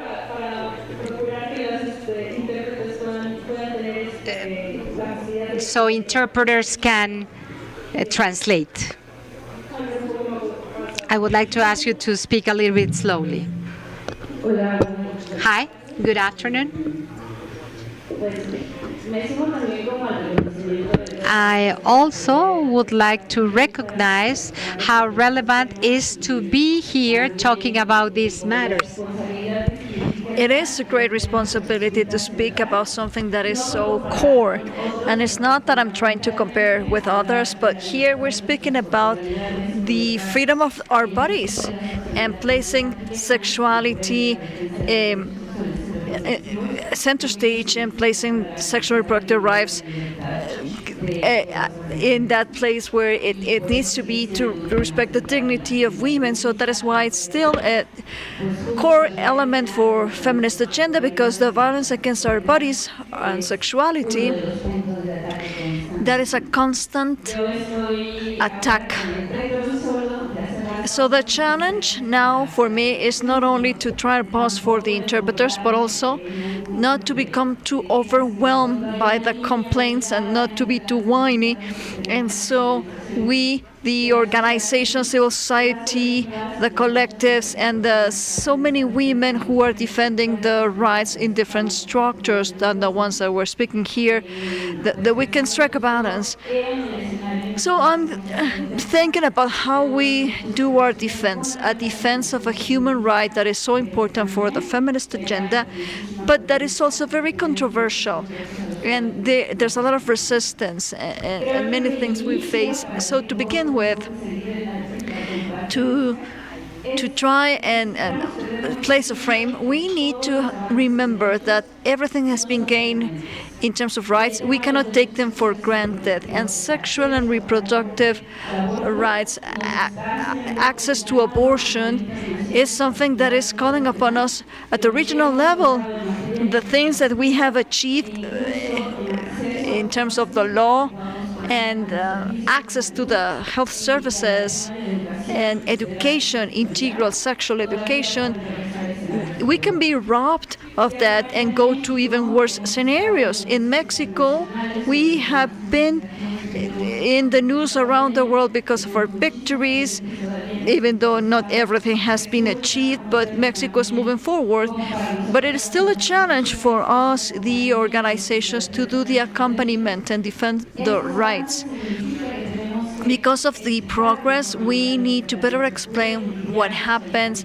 And there we are also opposing certain narratives that can be confusing and become hinders for the legislations to truly become a guarantee of access for freedom and dignity of women and people who are non-binary or trans. So we need to keep on working and being updated with all of the internal debates that we can have, considering that there are many forces against us, against diversity, against feminism, especially in this regard. And in the public opinion, it is a struggle, considering how the international alt-right is growing. And so the challenge is for us to be constantly vigilant. There is a need to be able to have access to financing that can help our work and that can be reaching health and educational institutions, so that those things can be grounded, so that we have protocols in case of sexual and reproductive health. And, well, clearly we have at our center the right to abortion. Another need that we have is how to guarantee our actions so that they are constantly considering multicultural diversity, and how do we transform the intersectionality discourse to practical strategies that are relevant for the different contexts, considering that our region is diverse, multicultural, and there is a need to be able to extend our approach to intergeneral approaches and to look at the different needs that priority groups have in this agenda. Because of our circumstances, many of the strategies are focused on young people, youngsters, children, and that's important, but there are other diverse groups that are not included in the strategies, and so that's a challenge. How do we include them as well, so that we as organizations and collectives, we can give the help to who needs it and have clarity about what we are demanding from institutions, so that the programs and public policies and all of the services have the guarantee of respect to the diversity.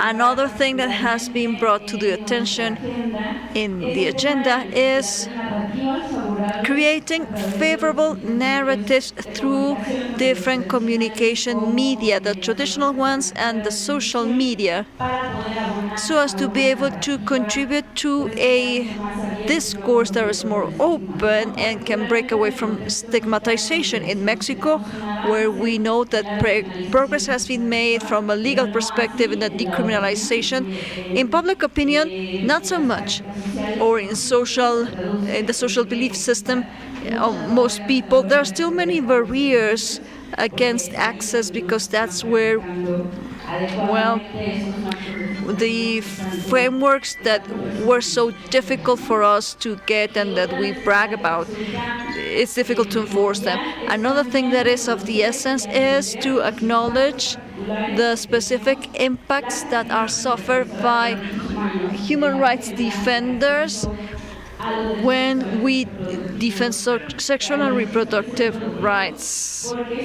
Because just as any activism, people require to go through several risks, well, there are strategies that are needed to protect the defenders against the risks and the impacts we suffer because we accompany others in such controversial subjects and all of the implications.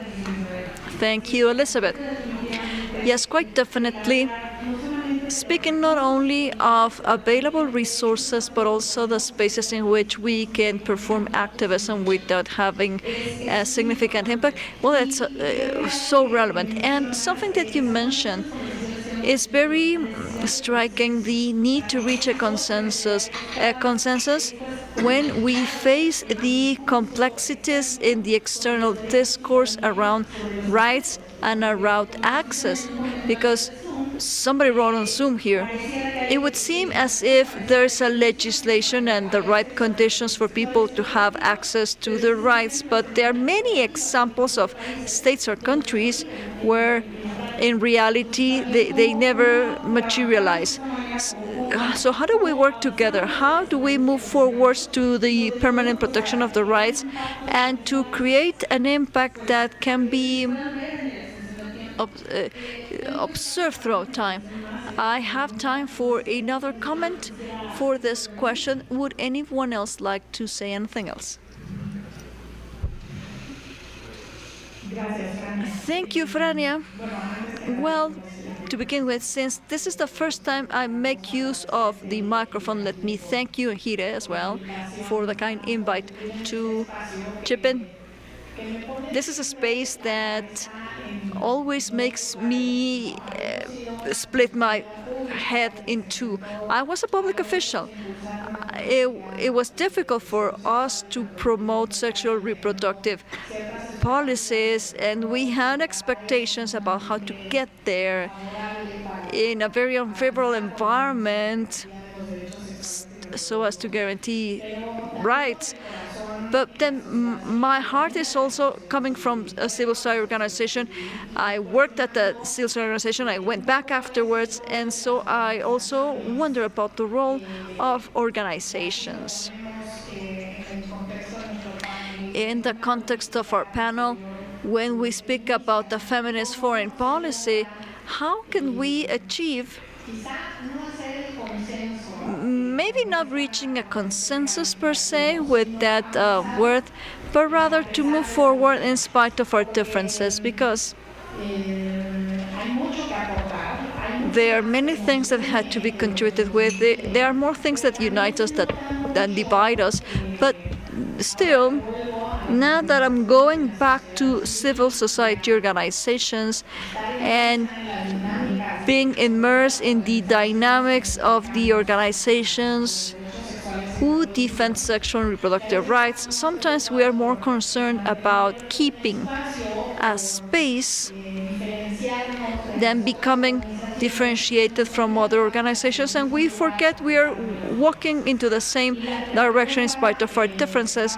So the question we were approaching, the one that Elizabeth had tried to answer, what are the needs of the organizations? What is it that should bring us together? We should start by establishing an open cooperation dialogue, because yes, those subjects are difficult. Speaking about sexual and reproductive health, it's full of stigmatization. If you bring in abortion, it's even more controversial. And those subjects are not easy when we try to speak about them outside our circles. But the organizations, the right wing, the anti-right, the right wings, they are so very well organized. They have a lot of clarity about their objectives, and so we would have to perhaps emulate the way in which they move, because sometimes we get lost in our defending our differences instead of joining forces to move forward in the things we do agree with, because there are legal frameworks that could help us establish a baseline. And in the forum at the Chancellor's office, apparently, there's another international line that we should hang on to create visibility around the need to guarantee sexual and reproductive rights in what's called FFP, and do not lose sight of that, because there is a very important role that civil society plays to work with the government, to demand from the government. And now I go back to my role as a public official,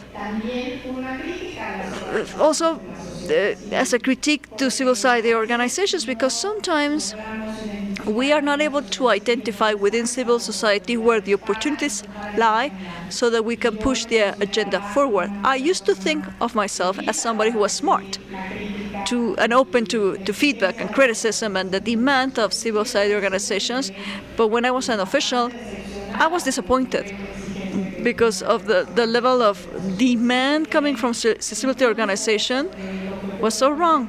They are supposed to know, the ones who know about a service at the federal level. People have an understanding what that is. This is the national policies. These are the features of an integral sexual and reproductive rights service. This is the quality service for safe abortion. But all eyes were placed on the collectives and the grassroots organizations. And so the expectation of having inputs from civil society organizations, well, my expectations were not met. So we would have to question, how are we doing that advocacy work? It's not only about giving follow-up to the current progressive policies, but also not to let decision makers lose sight of the needs. Thank you, Carla. It is quite interesting. It is not only about sharing common objectives, but also to say that sometimes the way in which we try and access the rights is not so clear. And maybe the authorities do not have so much clarity either, but how can we create a common front to define the minimum requirements, speaking about minimum requirements, to have access to rights? And it's a good thing that you speak about accessibility, because this is something that I would like to discuss with you. Could you please share, Carla, how can feminist FFPs, how can we contribute, especially considering sexual reproductive rights and access to abortion services? What do you recommend? Thank you, Frania. I think that it's a two-way street. The FFPs are but a goal, a roadmap, if you may, for the development, the operation of former policies at a country level or a subnational level. But on the other hand, there couldn't be a feminist foreign policy if there is no national governmental policy that is clearly feminist. Because, well, I know in the morning there was a discussion about whether the label works or not, if it's correctly applied or not, but there are different criteria for internal policies that should not be different from foreign policy. And I'll speak of Mexico. In Mexico, there are still many gaps to guarantee sexual and reproductive rights of women and the diverse populations. Especially considering if for an FFP, if we had one, we could improve the cooperation with the national health institutes and human rights institutions. Sometimes we speak in fora which seem to be independent, parallel, isolated silos, and that as if they didn't share the same policy at the national level. And many times, not even within the federation, do you see that at the level of between the provinces. So if we got together and organized to create a resistance, and we strengthen ourselves so that we could oppose the new anti-right discourse, the right attacks, that could be another way in which we could have a contribution to sexual and reproductive services that are well aligned to scientific evidence and quality criteria, especially around abortion.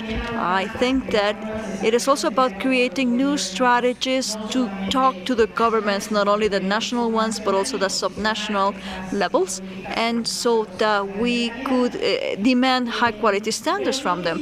But I would say, and this question is, yes, it's related to abortion, but starting to how sexual and reproductive policies are structured nowadays in the government, we cannot speak about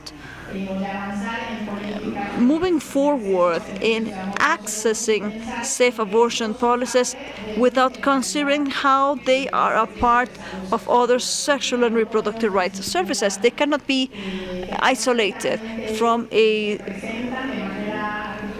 perspective of how there's no service of abortion if there was no contraception service before that for all women and diverse populations. And there's also a vision about how the needs for the same person, they change throughout time.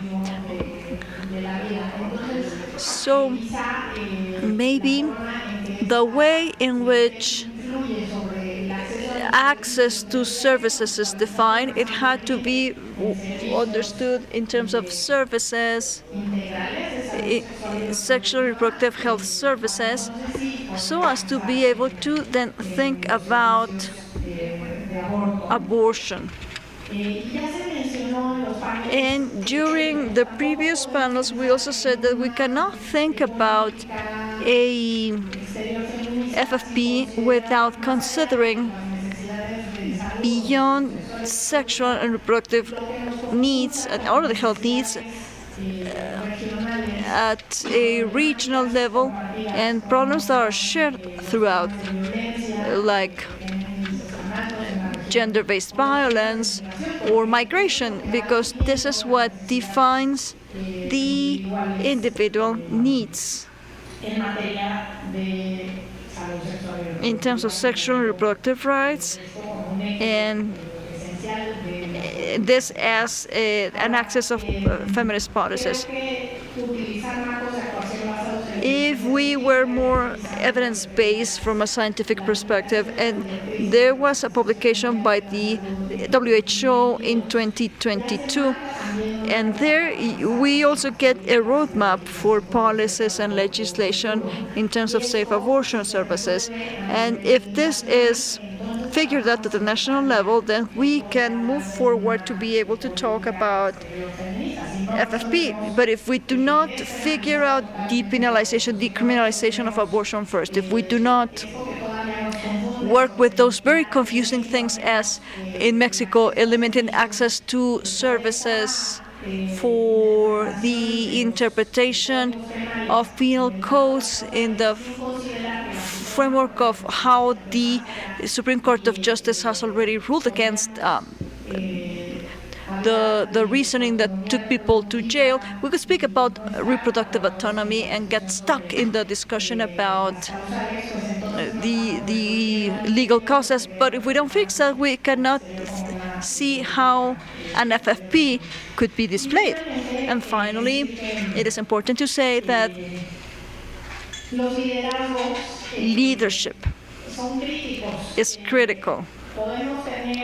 You can have a sexual and reproductive policy that is very avant-garde, and perhaps you can get it operative in an impeccable way, but if above that there is no health policy that has a vision regarding the importance of sexual and reproductive health and access to abortion to guarantee rights, if this is not understood at the highest political levels, and by this I mean if this is not part of the priorities for somebody who's in charge of the Ministry of Health, or go beyond that, the president, then it would be very difficult to translate that, what we call so critical, into a vision of a FFP because things are missing, steps are missing. We've already spoke about fiscal policies.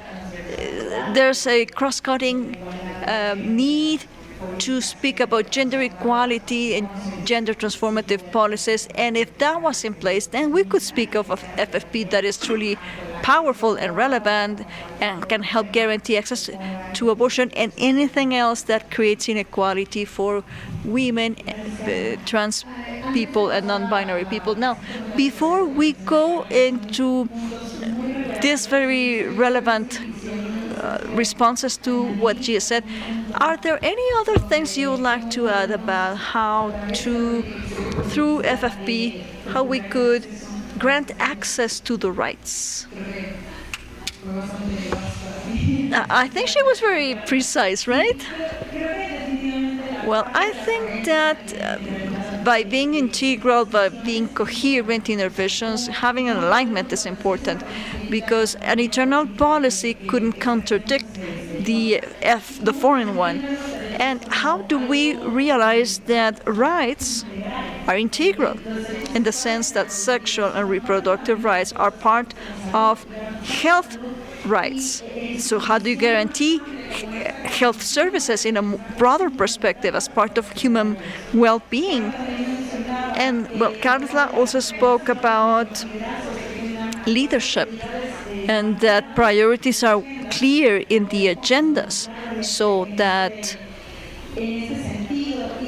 things can cascade down. And speaking about the restrictions, the needs, and other matters that are concerning from the perspective of civil society, so that we are able to graph that roadmap to begin with.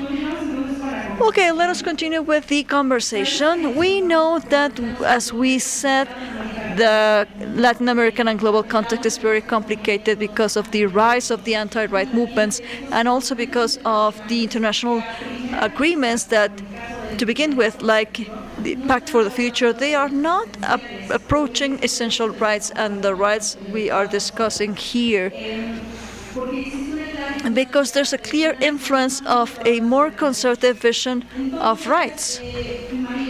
So, Maribel, from the perspective of civil society, what are the challenges that the governments are facing, those that already have FFPs, in the international arena, considering, so especially sexual and reproductive rights?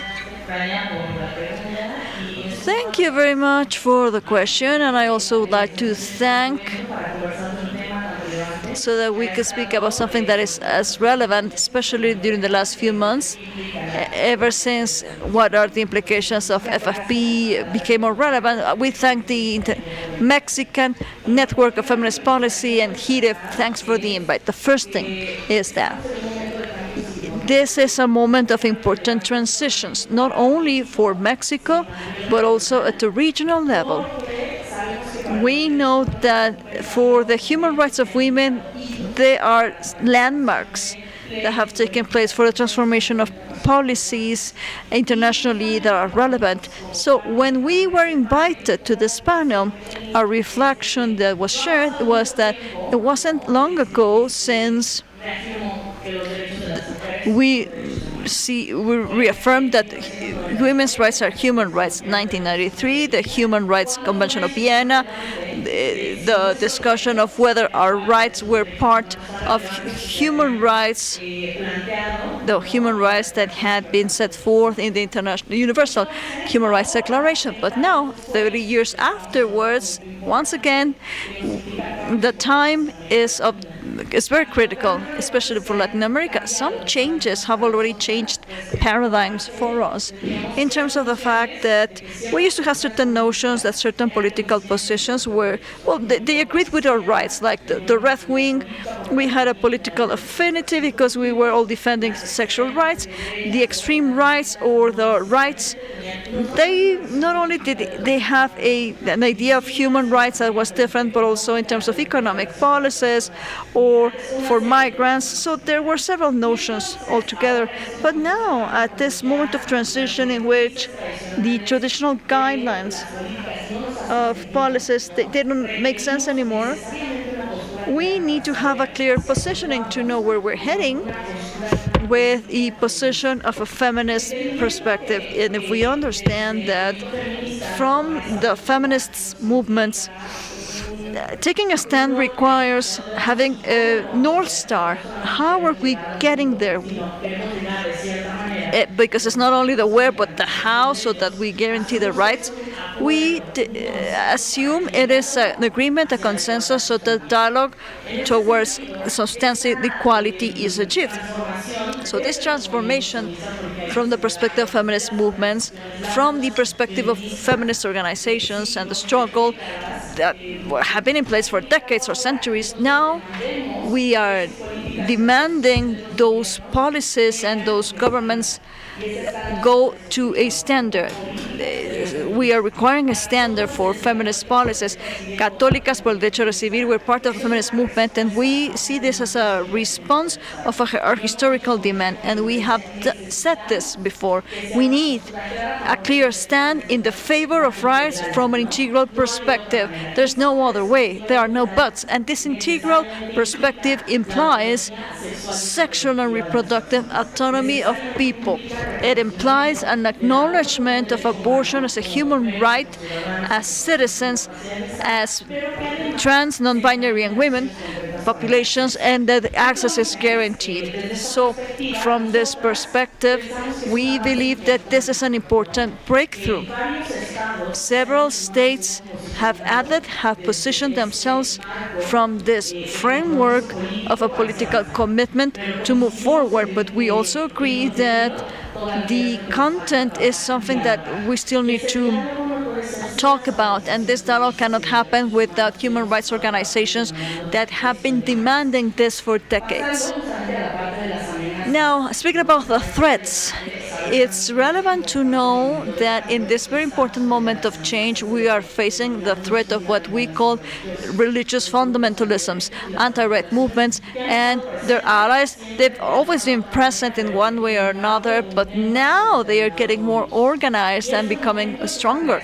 And this is a backlash to the progress that has been achieved in Latin America in sexual and reproductive rights for women and people of the sexogeneric diversity. A clear threat for us that we are facing in the space of regional discussion and in other international fora is the rebuilding of an anti-gender bloc. It is a clear bloc made up by different countries and political positions that have expressed an opposition against the rights of women, the acknowledgement of gender identity of people, and against several social rights of the LGBTQ plus community, amongst others. So this is how they call it the gender ideology, and this is what they call it to counteract gender equality fight.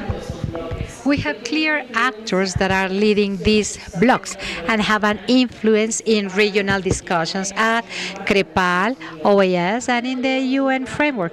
Before, we see that with the presence of the Vatican, because from our perspective, that symbolic participation of the Vatican has a strong weight today in the decisions of Latin American states are taking now. They don't have a vote, but the symbolic weight of being a political and a religious actor has a great impact in different positions and decisions that are made in the UN. So we have a change in that configuration. So we still see the presence of different actors like the institutional Catholic Church and the Vatican, but there are other actors that are not necessarily named themselves as Catholic, but they have a link. And we have identified several actors that are having an impact in the decisions and in the agreements. And there is agreement towards the future that doesn't recognize women is not going to be legitimized. We have actors like Spain.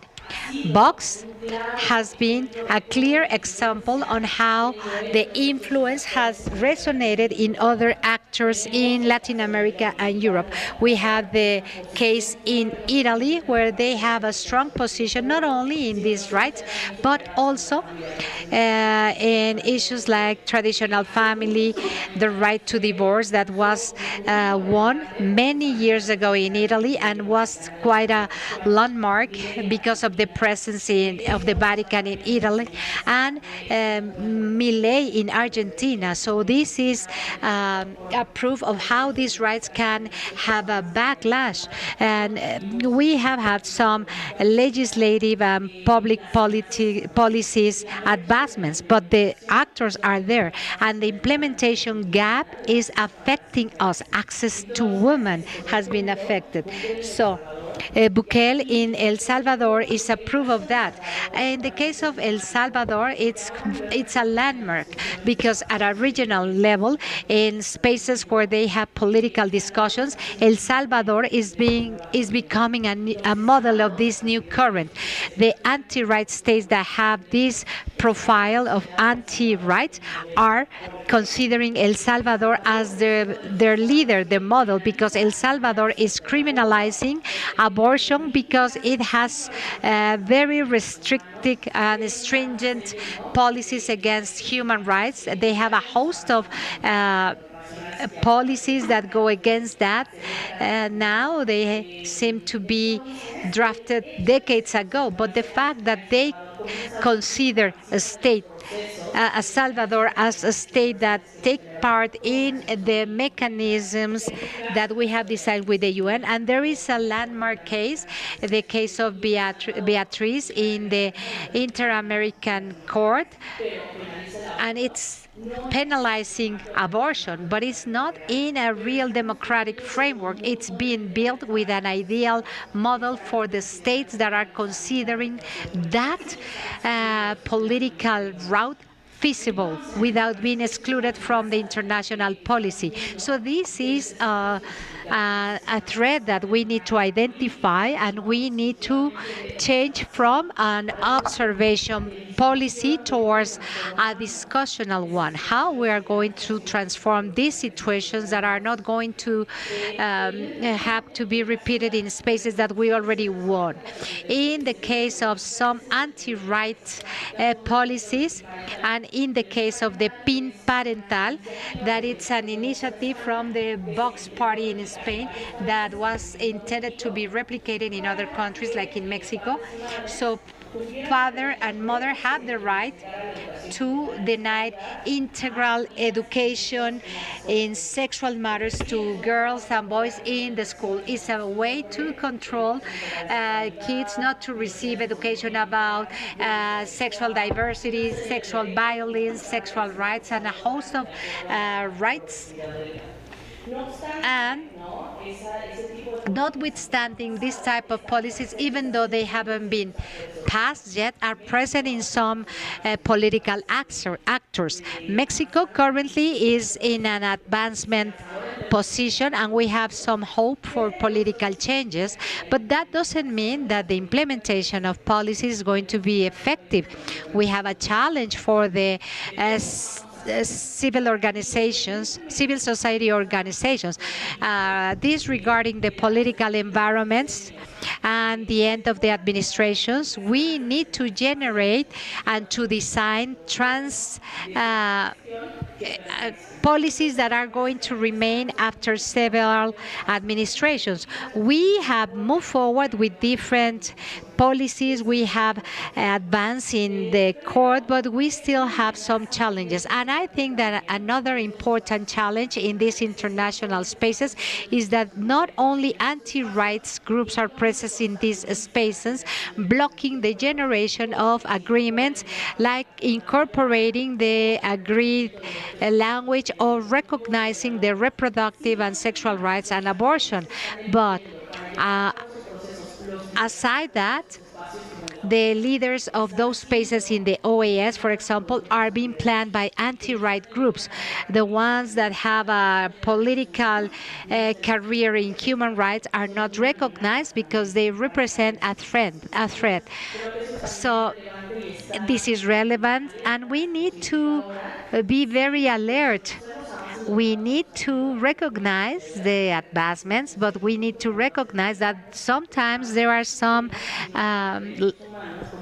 things that make us going back in things that we already want regarding human rights for women. The relevance of Cairo and Beijing in the 90s was a landmark for the rights of women because it was not only about theoretical speech, but it was about specific public policies. That was the great advancement for Cairo and Beijing. Those advancements, 30 years later, are being threatened because they are blocking some agreements, and then we can have some issues with national policies. We are seeing this at a global level. And I think that even though we have favorable conditions, we need to keep on being very alert. And to wrap up with my comments, I think that something relevant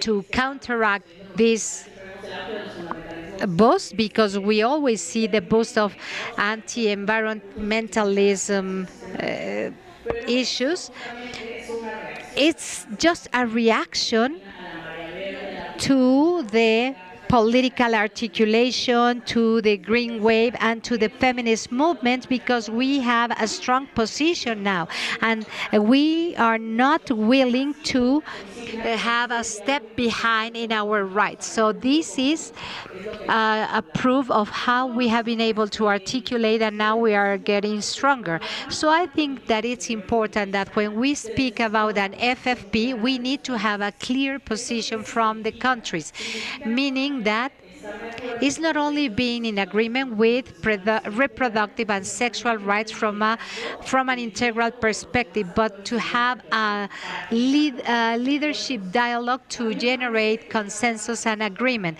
A good lesson is that at a certain time we consider abortion as a dichotomy. Yes for abortion, no for abortion. You are in pro or against abortion, anti-rights feminist movement. And besides, being a reductionist approach is no longer current, because now we are in the model as a region, as a country that adopted a framework of human rights, a democratic framework. So it's not the same discussion of yes or no to the rights. Abortion, yes or not. We are in a situation where the abortion is a recognized fundamental right. So no matter where you are, if you are opposing to this right, you are not going to be part of this framework. And this has to be discussed in the domestic and in the international policies. And now, talking about Mexico and in the regional nations, it's fundamental to generate articulations, discussion in mechanisms, and to have agreements. So blocs that increasingly are having more presence or more margin of action can be reduced, because otherwise the threats that we see in other countries are going to get closer in countries where we have accomplished great advancements. Thank you. I think that it's very accurate, your participation, especially regarding the fact that we need to have clear positions. We need to have an integral position, and we need to recognize the challenges that we have. Of course, there is a discourse that is favoring the rights, but is not materializing anything. I would like for us to focus on the other questions with the participation of the other panelists. We have people online with questions, right? So this is a question for all the experts. According to your experience and your profession, how an FFP could contribute to the current situation that Mexico and Latin America is facing regarding sexual and reproductive rights, taking into account all the scenarios that Maribel and the others mentioned, please.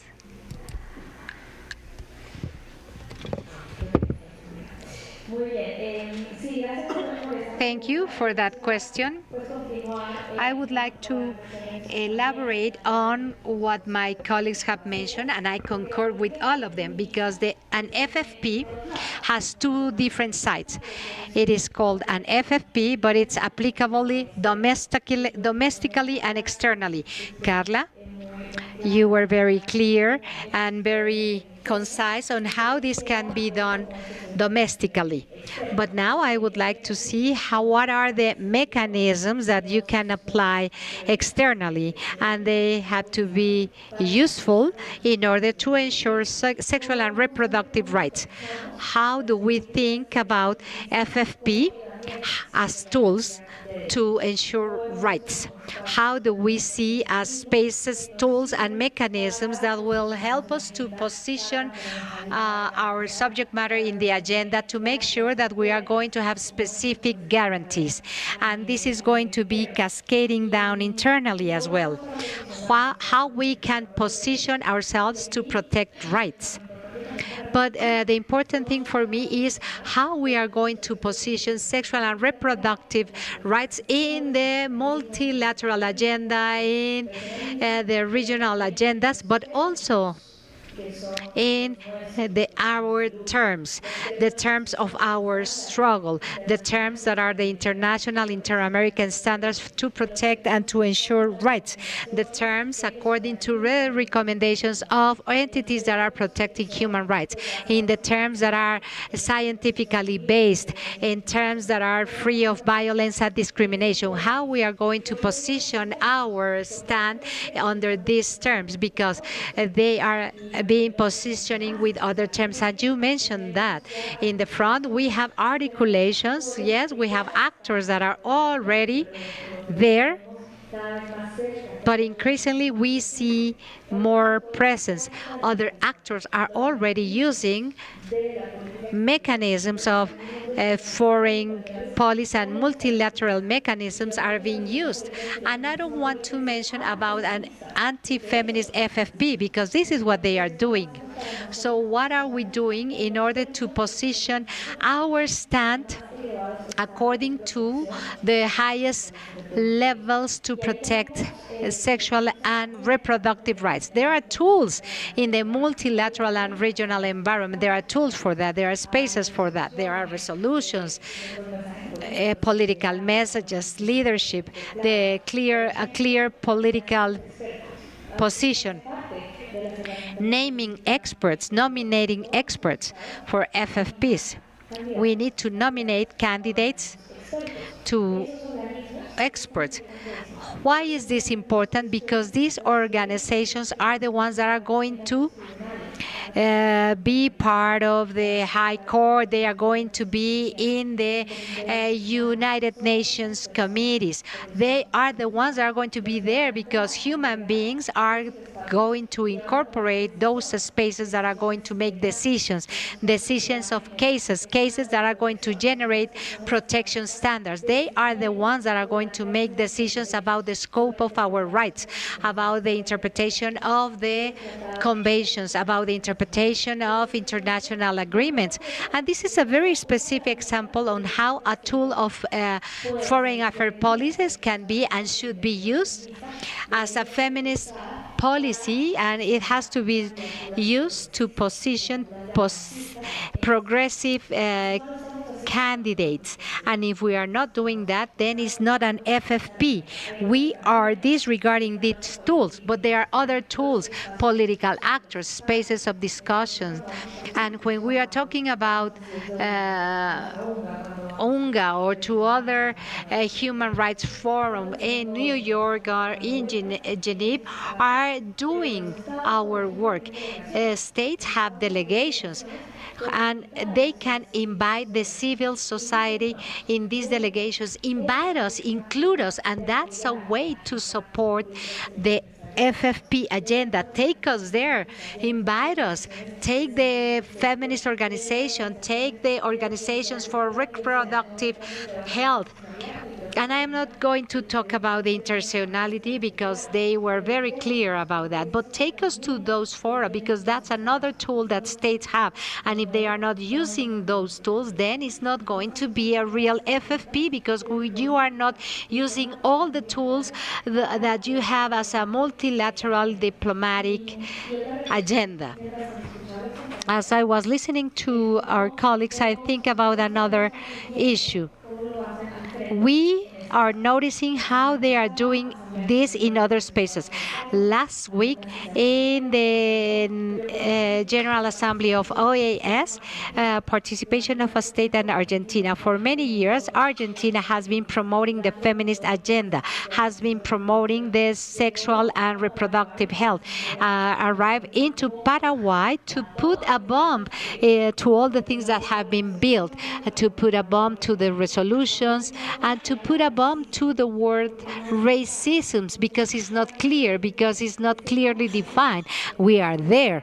And for me, the example of Argentina is to see how things are going to be changing rapidly because we are in a changing environment. These are not state policies. These are policies of government. So how can we make FFP a state policy so they don't depend in administrative change that are going to destroy what we have built? What do we need in order for states to do this despite all the difficulties? I think that we are all in agreement with these subject matters, but these are not easy subject matters for others. These are uncomfortable subject matters. The state, not as a machine, but the state, the representatives of the state that are the officers of the state. I'm not talking about ambassadors, technical staff, delegates that go to different fora. They need a backlash. They are facing this backlash. Last night, in the cultural activity that we were invited, in the framework of the conference, I was talking with a delegate, and I told her, it's great that you have mentioned these subject matters. And she said, but you don't know how hard is this for me. This is going to be very difficult for me because I am going to have a lot of enemies. My state is going to have a lot of enemies. And that's the position. And now we are, doesn't matter if you have less or more friends. Despite all difficulties, we need to be there, and that's about leadership, and that's a clear position, and this is that we need to demand to the state. And I going back to what Carla mentioned, from the civil society, we need to be more stringent. How we need to see the FFP, but we need to challenge it. How are you using all the tools that you have as a state in order to make use of all the tools? How are you making use of all these mechanisms to advance with this agenda that has a lot of challenges, like the agenda of sexual and reproductive rights? Because this cannot be the currency that you are going to exchange. So then I am going to draft this resolution because it's going to give us some political advancement. That's not FFP. You are negotiating with our rights because it's always the same thing. You negotiate with our rights. For that, we need a very robust and a firm voice despite the difficulties. Yes, it's difficult. Yes, it's not comfortable. Yes, it has a stigma. But if you are really committed with an FFP to ensure human rights and the rights of women and sexual and reproductive rights, you need to say that. You need to speak out. And that's part of the leadership of the state because the others are doing that. So how you as a representative of the state that are representing an FFP, you are not leading the voice, then you are not doing anything. A lot of these delegates and representatives, we work with them, they are our partners, that's great. They are telling us this privately. No, we are in agreement, we are going to help you, yes, we are going to be there for you so the resolution can be implemented. But do that in the plenary because you have the microphone. I don't have the microphone. We are not sitting in the table. We are not part of all the round tables. So, or invite me to that round table and I am going to speak out. But if you have the microphone, speak out, because that's about leadership. That's about promoting and protecting human rights. It's recognizing that, because when in the front they are telling us that we cannot speak about gender, that that women have no right to do that. In the front they are saying that, so we need to grab the microphone and to protect and to promote it, because that's recognizing our rights. And to wrap up, I call us, this is a call up to identify those mechanisms that can mobilize our agenda. I spoke about the multilateralism and the foreign affairs policies, because that's the work that we do in the Center of Reproductive Rights. But there are other tools. How can we identify all these tools, all these mechanisms of multilateralism that are there? We don't need to invent them. They are there.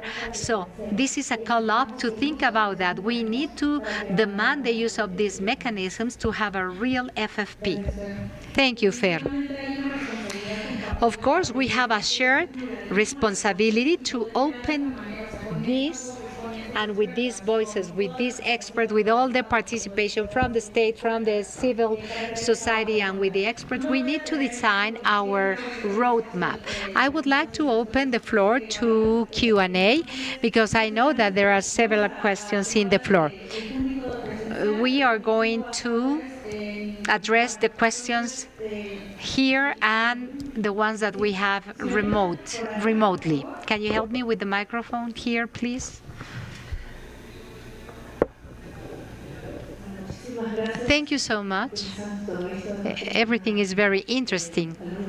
I have a student that just dropped her dissertation about reproductive and sexual rights in Argentina and Brazil with transnational mechanisms. I am perplexed, because I thought that in Mexico you had interaction mechanisms between politicians and civil society. And the responsibles in Mexico before the multilateral mechanisms, I thought that they were working before the enactment of the FFP. I thought about that because Mexico from outside has an exemplary position regarding their position in international fora, and a position that didn't change with the change of administration, and with more conservative government, the position didn't change. And on the other hand, I would like to consider internal changes. Maybe they are not enough, but they are necessary. How you are going to implement something if first you don't have legalization, for example? Thanks to that, and thanks to the great articulation with the Institute of Women, that is the agency that promotes the rights of women, that were created after Beijing 1995. I understand in Mexico it's working quite well. There is a good articulation with the Ministry of International Affairs and with this institute for this FFP. I know that for several years Mexico has been highlighted as a country with some progressive laws. But what is happening with all these spaces that are key for advocacy work for feminist organizations in favor of sexual and reproductive rights? How can we help Mexico to have a more sophisticated position, as other countries have done in certain times, participating with delegations and opposing and so forth, and to create positions from outside and for another route? We know that international standards consolidate domestic legislation. So what is happening? Is not the real space. They have been well received. I don't know what is happening. Can you shed light on that for me, please? Would you like to answer this question? I think that the feminist movement in Mexico is a strong and a consolidated movement. In general, I think that we have had dialogue spaces in our organizations. We have been participating in different dialogues historically with the Mexican government to demand a progressive position. It's important to emphasize that. However, it is important to mention that along different administrations, there have been different approaches in different subject matters, including abortion. It's important to highlight that Mexico has had an advancement position in terms of foreign affairs policies. Mexico was the leader mainly in the 70s with different subject matters. We were a host country for global matters. We were a mediator. We are a country that has an open policies country. But of course, we are going to have issues in the implementation of those demands or those political aspirations. They were mentioning feminicides that are happening every day in our country. There are protocols, mechanisms, laws to address gender-based violence. However, we still need different strategies and actions at a general level for something to happen. We don't want to have unjustified violence against women. It is normalized. We have 11 feminicides every day. According to UN Women, women don't feel safe in the streets due to the sexual harassment. Another issue, the fact that we don't have religious components in the public policies, and our external position is very strong. This is a fundamental demand. Historically, Mexico is a secular country since the century 19. But notwithstanding that, in some matters, the presence of human rights where anti-rights groups are present are happening. We are still moving forward. However, it is clear to see that the position of our country is favoring human rights, and they want to move forward by implementing policies. That doesn't mean that this is going to be the standard procedure. In our context, we still have hate crimes, aggressions towards LGBT community. There are cases in which a woman in multiple discrimination cases can have no access for abortion after a rape. And this is a possibility in our country at a national level. Yes, and there are different reasons. We believe that there are still many barriers for women to overcome and have access to the service. One of them is the religious tampering with of community opinions by even the people in public institutions or people who promote objection of consciousness, even though it's a fundamental right. So there's still a gap between the commitments, the dialogue, everything that we have achieved, which is very relevant in terms of public policies and laws. We have one of the legal frameworks that is one of the best consolidated ones in the region. We are part of a monitoring group to the Montevideo Consensus, the most advanced for the region. In Mira que te miro, we give follow-up of how the consensus is being abided by. Mexico is the better ranked country, and it is true. A part of the public policy, the legislation is ranked. However, in terms of the implementation and the access, that is still an enormous gap. So this is information that you can find in miraquetemira.org, where you can also see progress in some other areas in comparison to Latin America and the Caribbean out of the 33 to know. what's going on there. And there are certain contexts in which access to information is still a challenge, and in which the gap is not only in terms of inequalities or access, but rather the positions of the nations. Mexico's position in the region is very different to the position of some other countries like El Salvador or Nicaragua, where because of their current circumstances, where there's a lot of political persecution to defend human rights, it is a situation that it makes us incredibly unequal in terms of how we're guaranteeing human rights and lives and dignity of people. So if there is an important gap, there is, but we still keep the lines of communication open, and that doesn't mean that we are not facing challenges, because our standard is not where we are at right now. Our standard is much higher. It is a political feminist aspiration to get to better conditions that are so needed. So we are on the path. Yeah, thank you.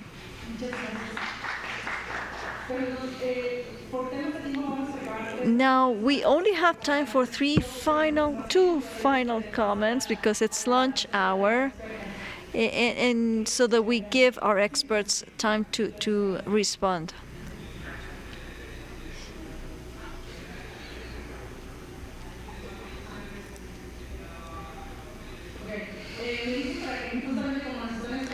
Well, since we are ready for the lunch hour, we are going to answer one question here, and the other one will be answered during the lunch hour. I'll ask in English because my Spanish is not that good. Soy Alice, de la IWE, el Fondo Australiano de Trabajo Feminista en la Coalición. It's really fantastic, and I'm very happy to be here. I wanted to ask this panel about the announcement that was made yesterday at the conference that Bolivia is working on a feminist foreign policy, and they talked about depatriarchalization, which doesn't work in English quite as well as in Spanish, and decolonization as pillars of that approach. I'm really excited by the focus on decolonization. In Australia, we have a commitment to First Nations foreign policy, and I also have a podcast on this topic, which I'm promoting on my T-shirt and some flyers at the back, looking at the links between First Nations approaches and feminist approaches to foreign policy. So I'm really excited by that element of their announcement, but also they have a very restrictive abortion law, and so I would like to hear from this panel about how you see that announcement, and maybe what potential there could be to advocate for change.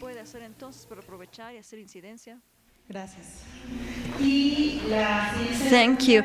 And the next question, there was somebody at the back of the room.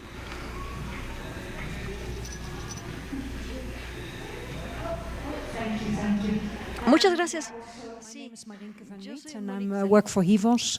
I lead the Walking the Talk consortium, which has been able to support you in this effort. I'm very happy to be here as well, and giving us all this reality check, which is so essential to a feminist foreign policy. I was very struck by the discussion on the anti-gender movement, and I wonder if there's been any research done to map that anti-gender movement in the region, and also to look at the financial flows that are behind that movement. Gracias. Okay, let's go to the next question. Your question will be answered during the lunch hour. That's what they said. Now, the second one. Anyone else?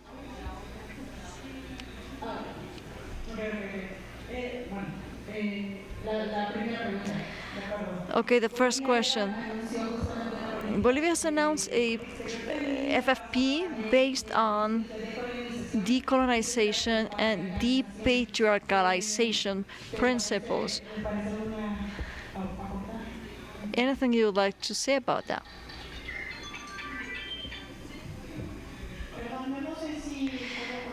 I don't know if I can answer either of the two questions, but maybe I have a comment that could encompass the 3 questions altogether, even if I'm not answering punctually. A question that we should ask about the FFPs in the Bolivia or whatever is that perhaps what we would need to see or translate just beyond the rhetorics or a political declaration, and so that the governments can boast they have a feminist perspective, but that's empty. How is that translated into internal policies?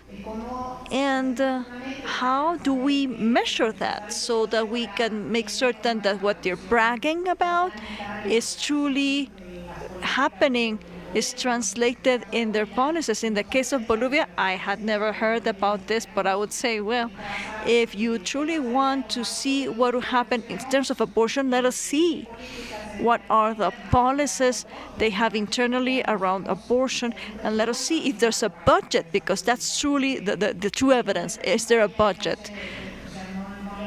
I have not thought about how to have an indicator, how to have traceability between the things that are declared to the foreign world, to the foreign sphere, or what's happening internally, because you can say whatever, but if there's no policy, if there's no budget, it's just a lie.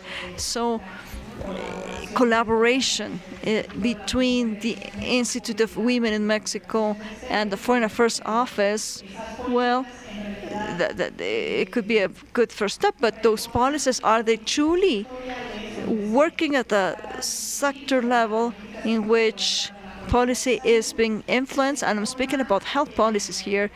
And is it translated into budgetary terms so that you are truly see how the Institute of Women are having money, are using it correctly? Because beyond their operative day-to-day managerial budget, they don't get any money that is of the relevant so that those policies could be enacted. There's none.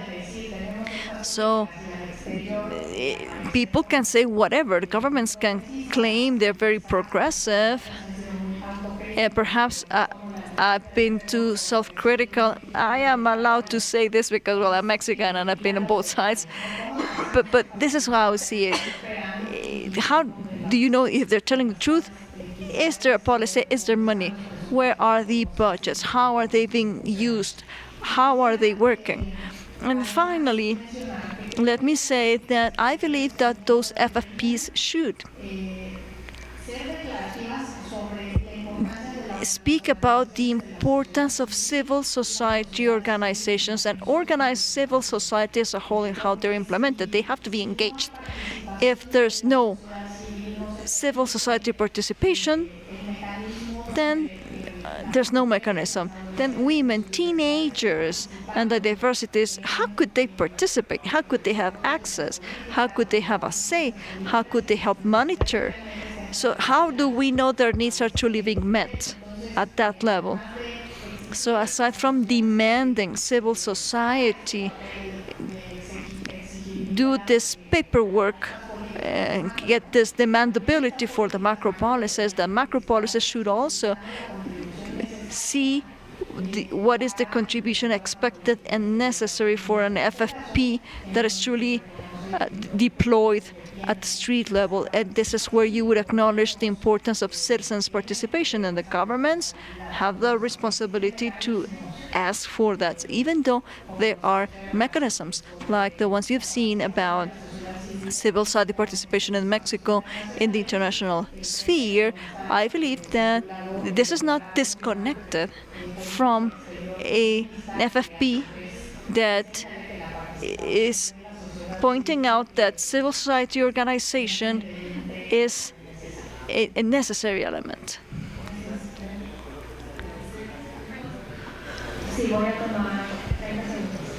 Just 30 seconds here. About Bolivia, you wanted to answer about Bolivia. Oh, you didn't. Well, yeah, about what she asked. Yes, there is research. There is an observatory regional observatory. I'll give you the link. But yes, there's research, there are observatories. For instance, the Tlacay Observatory is one of the ones at the regional level are giving follow-up to the regressive policies, and who is proposing an anti-right bill of law, like what's happening in Brazil right now with the bill of law that is trying to increase criminalization and penal punishments to abortion even higher than what rapists would get.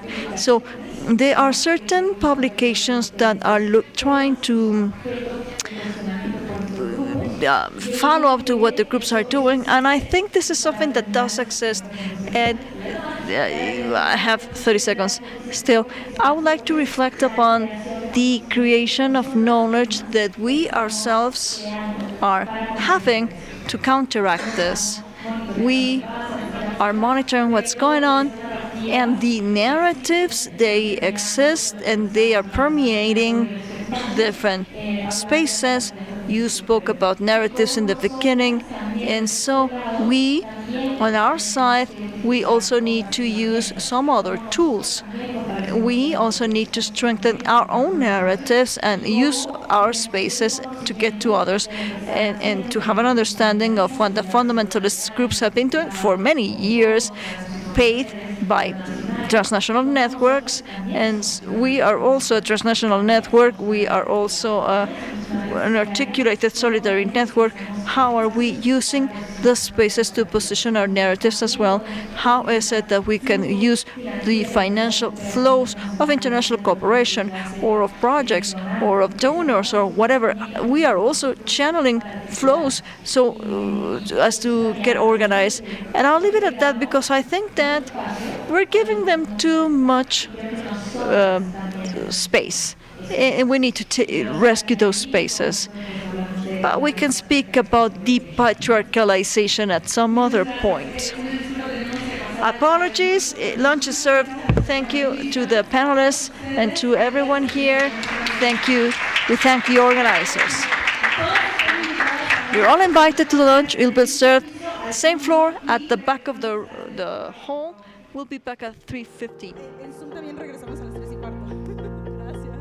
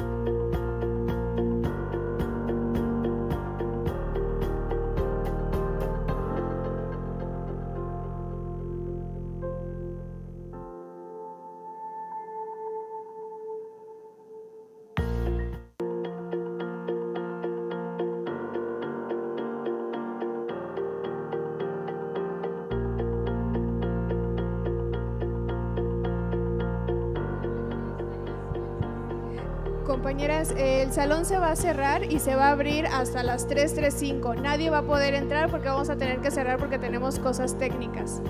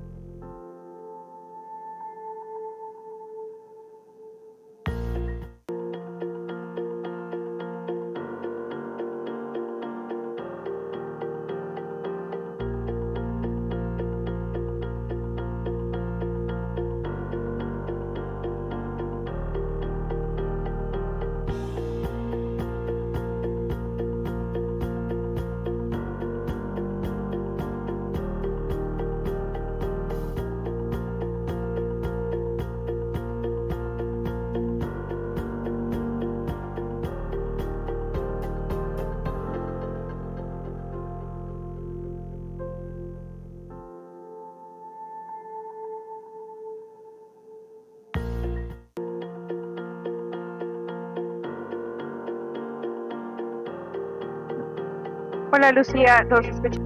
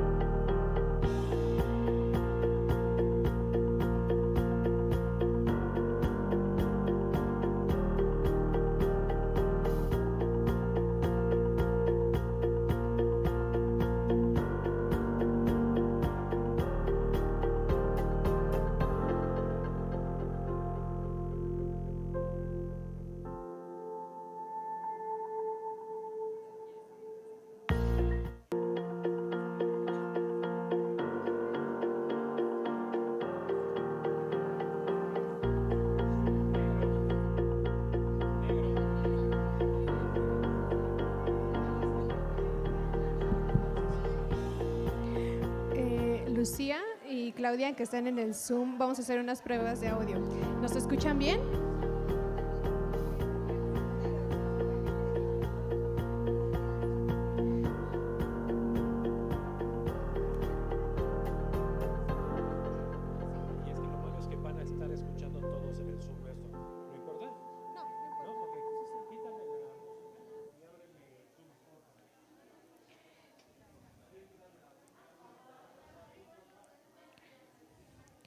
Hola Lucía y Claudia en el Zoom, ¿nos escuchan?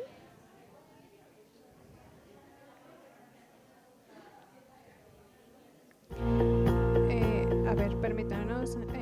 Primero, Lucía, ¿nos escuchas? Hola, hola.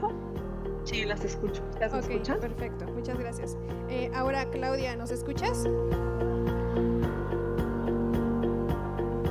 Claudia.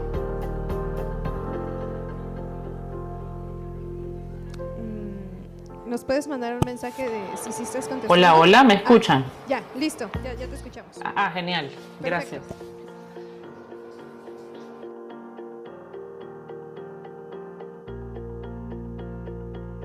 Así está bien.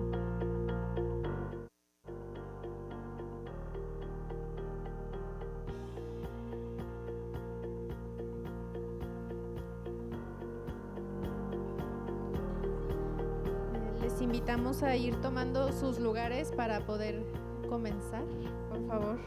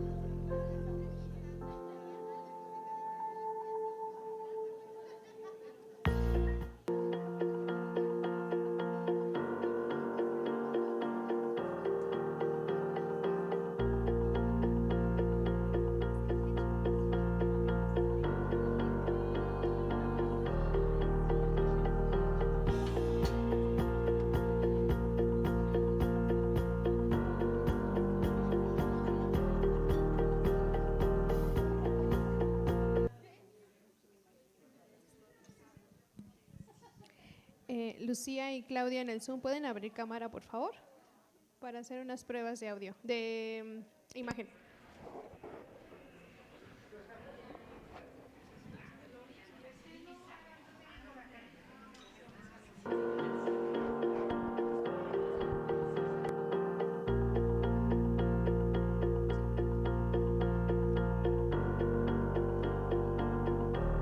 Ok, muchas gracias, Claudia. Permítanos así. Y Lucía, si nos puedes apoyar.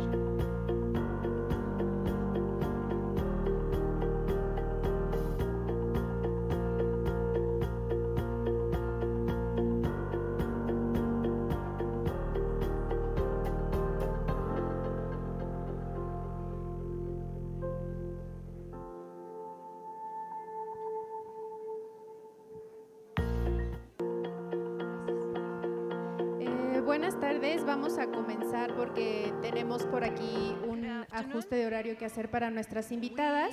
Sean todas las personas muy bienvenidas a este panel, el acceso a las justicias como asunto de la política exterior feminista. Lo convocamos desde X Justicia para las Mujeres, somos una organización de la sociedad civil nacida en 2012. Nuestro trabajo con mujeres indígenas primeramente y después con mujeres and then with prisoners, and as more recently with trans women, has given us certain lessons, amongst which we can mention that we can no longer speak in the singular of a single justice, but rather the justices, so that we can speak of different needs and different perspectives. It's not only a linguistic discussion, but it is how we are also trying to change from the punitive perspective, the dissuasive approach, to another type of system which aspires to create peace, equality, and rights, and wishes to reestablish community balance, and that incorporates the context and the needs of women. For this reason, we have been working with inmates, and we reflected upon what they consider justice and the idea of social reinsertion. And so their definition, the definition that they gave us, doesn't have to do with the one that is present in the law. They have invited us to consider a social reinversion as three main elements. One, we can reflect upon a way in which they can go back to life in a dignified condition, in autonomous tranquility, care, and stability. And it acknowledges that the state should accompany and provide the best tools, and also gives back the responsibility for the consequences that were left in their bodies and emotions and minds after a life in prison. And it also vindicates the idea that guarantees that women that were inmates and their families should be there, so that we can have the right to social reinsertion. If they cannot go back to a life outside the prison, who do they go to? And that is why we invited this panel to reflect upon the diversity of justice perspectives, and from an intersectional perspective. So as we were saying, we have a panel that is quite rich, and not only do we want to speak about judiciary processes, but also about other types in which all of our perspectives point towards justices in plural.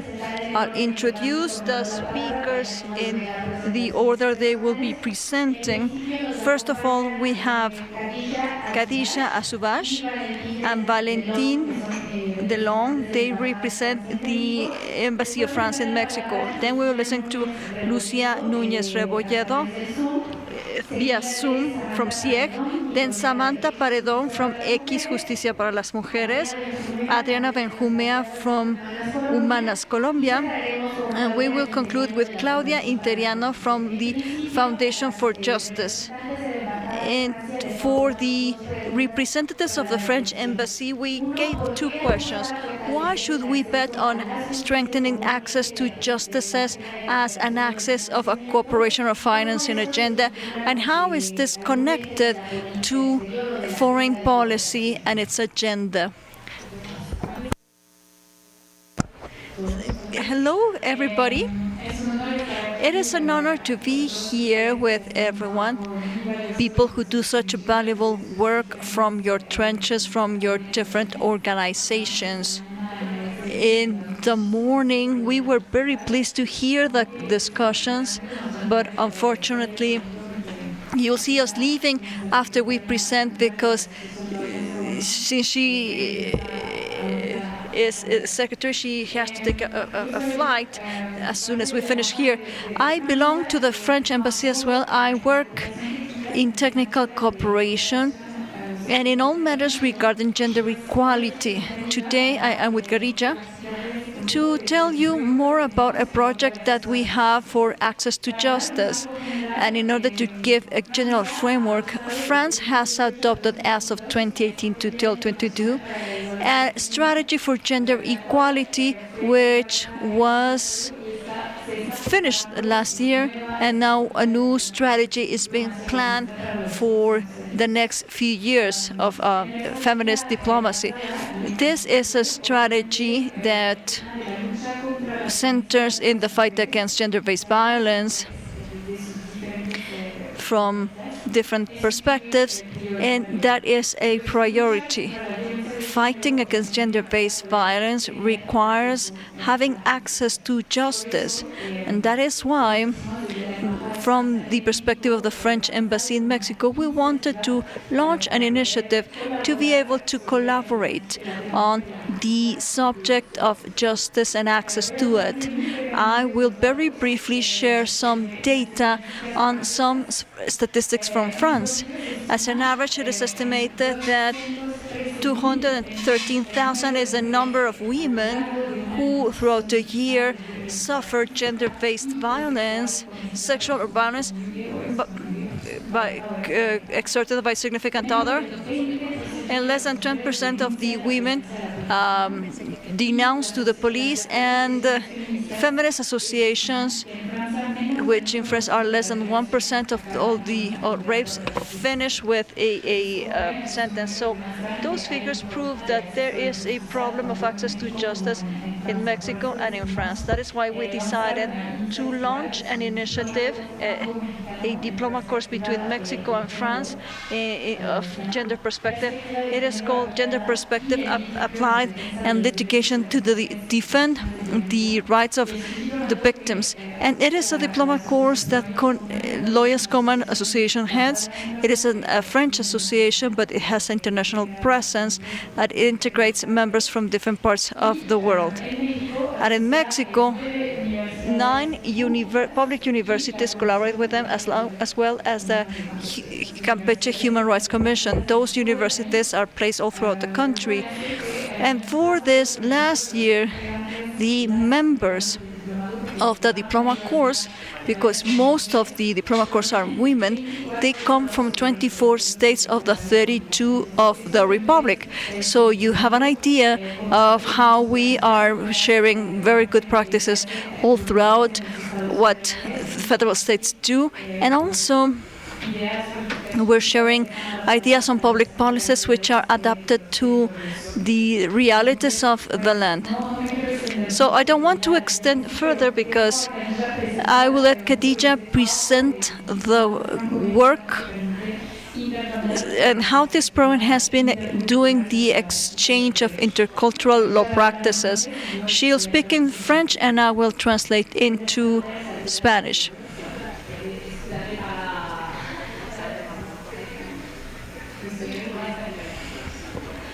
Good afternoon. I apologize for not speaking Spanish.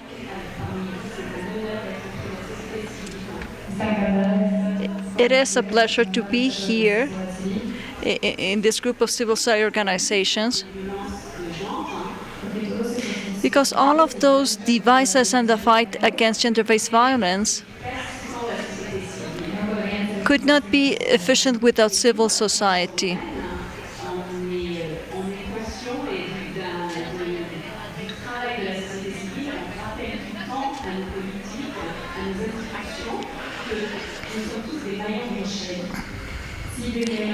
From lawyers' comments, we are very much aware of the great work that civil society organizations carry out, and every chance we get, we remind that to the politicians and donors and institutions.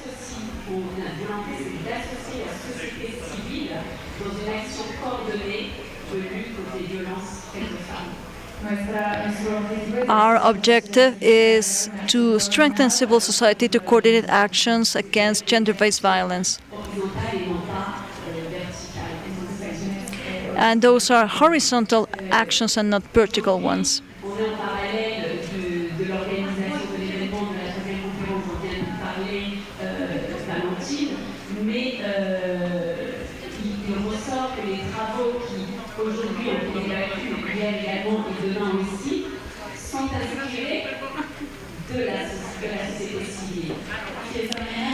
In the morning, we were at the debates between institutions of the event, and all of the public policies have been inspired on the work of civil society.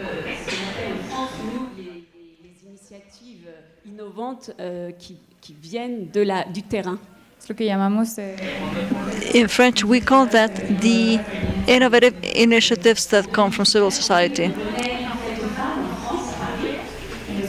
In 2019, we had a summit on family violence.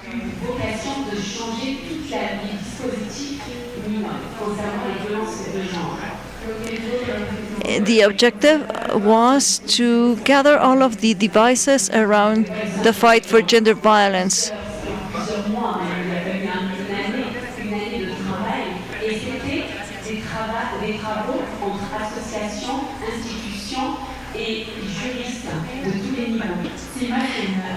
More than a meeting, it was a very long-term work of several months to coordinate civil society and institutions.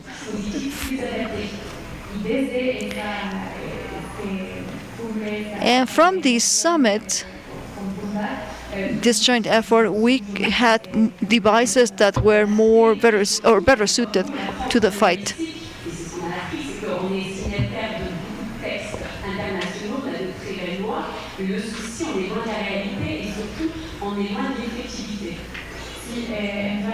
In France, we have undersigned different international agreements, just as Mexico. But both in France and in Mexico, what we're missing, something that could improve on, is the application.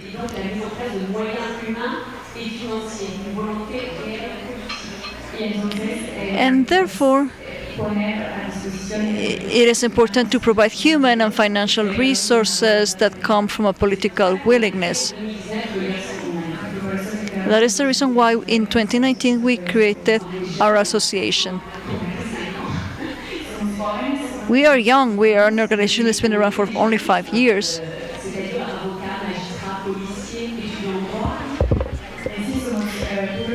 And we all specialize in law matters. Judges, lawyers, students.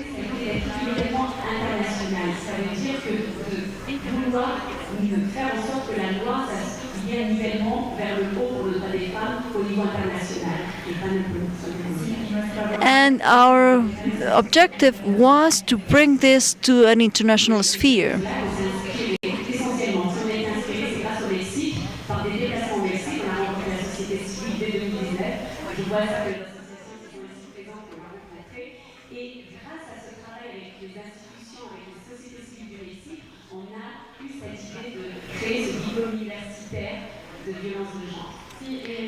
And it was thanks to this initiative. The initiative was created because of our contact with Mexican organizations.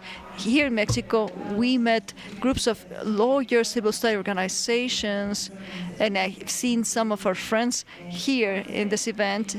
And you inspired us to start with the initiative.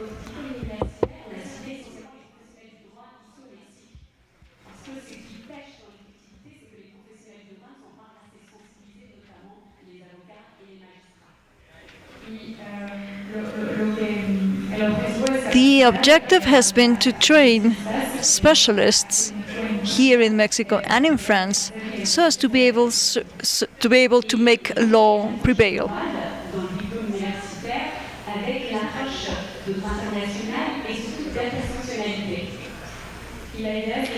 The idea is to keep an intersectional perspective and an international one.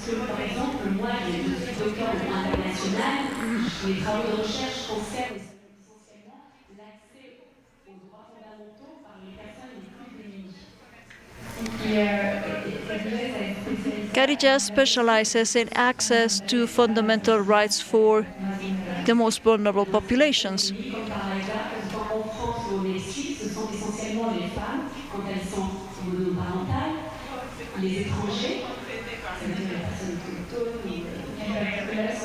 Particularly, we work with women, single mothers, for instance,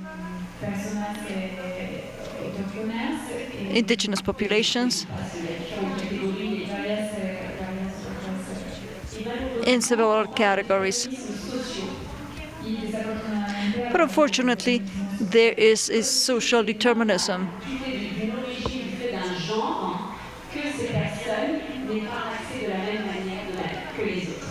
Normal conventions that consider that it is normal that certain groups, because of their gender or social class or whatever reason, shouldn't have access to justice.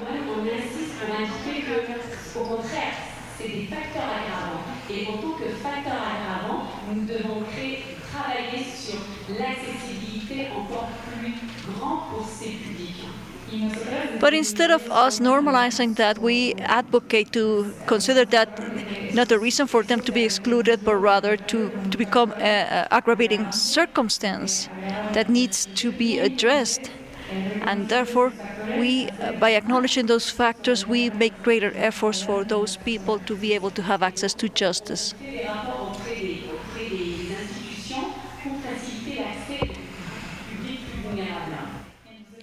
And so we do reports for institutions so that we can favor access.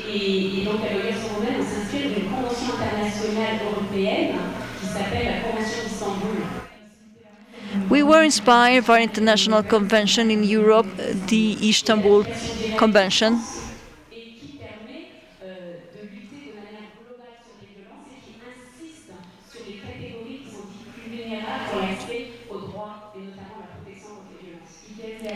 one that is applied directly in France, one that insists on access to justice for those vulnerable populations.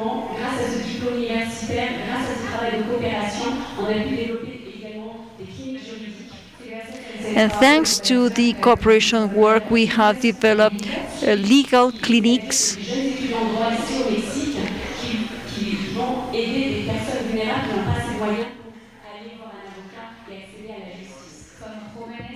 It is made up by young students who support people who need a lawyer and access to justice in a pro bono basis.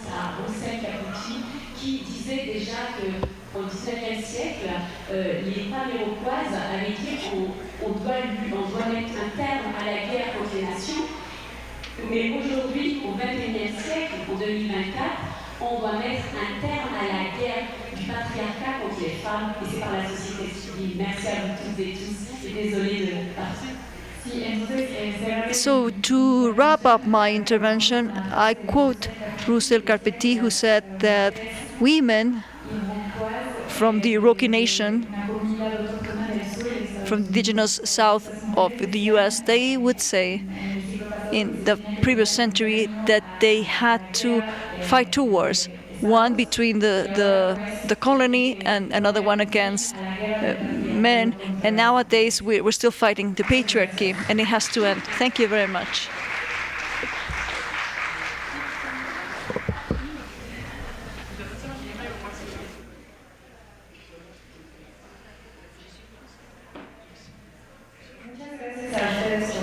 Thank you very much for being with us a little while. Now let's sit a little bit closer together. The guests have left us a reflection upon the fact that certain vulnerability conditions shouldn't be an obstacle for access to justice, but rather they should be considered to facilitate access to justice. For instance, in our organization X, we have been monitoring the reforms to the access law, which supposedly offers the right to defend women and an obligation of the institutions to uphold it. And this idea of having people with disabilities, sign language, interpreters, or other measures, indigenous accompaniment for indigenous groups, etc. That is just to give you some examples of how there's a differentiated treatment to access to justice. Now, we will speak now about the justice system through the penal law with the help of one of our guests, Lucia Núñez. We asked her two questions. On the one hand, why is it important to start thinking about justice beyond the penal law and punitivism, and how can we promote changes in the perspective of penal justice by providing non-punitive options? Thank you very much. We will listen now to Lucia.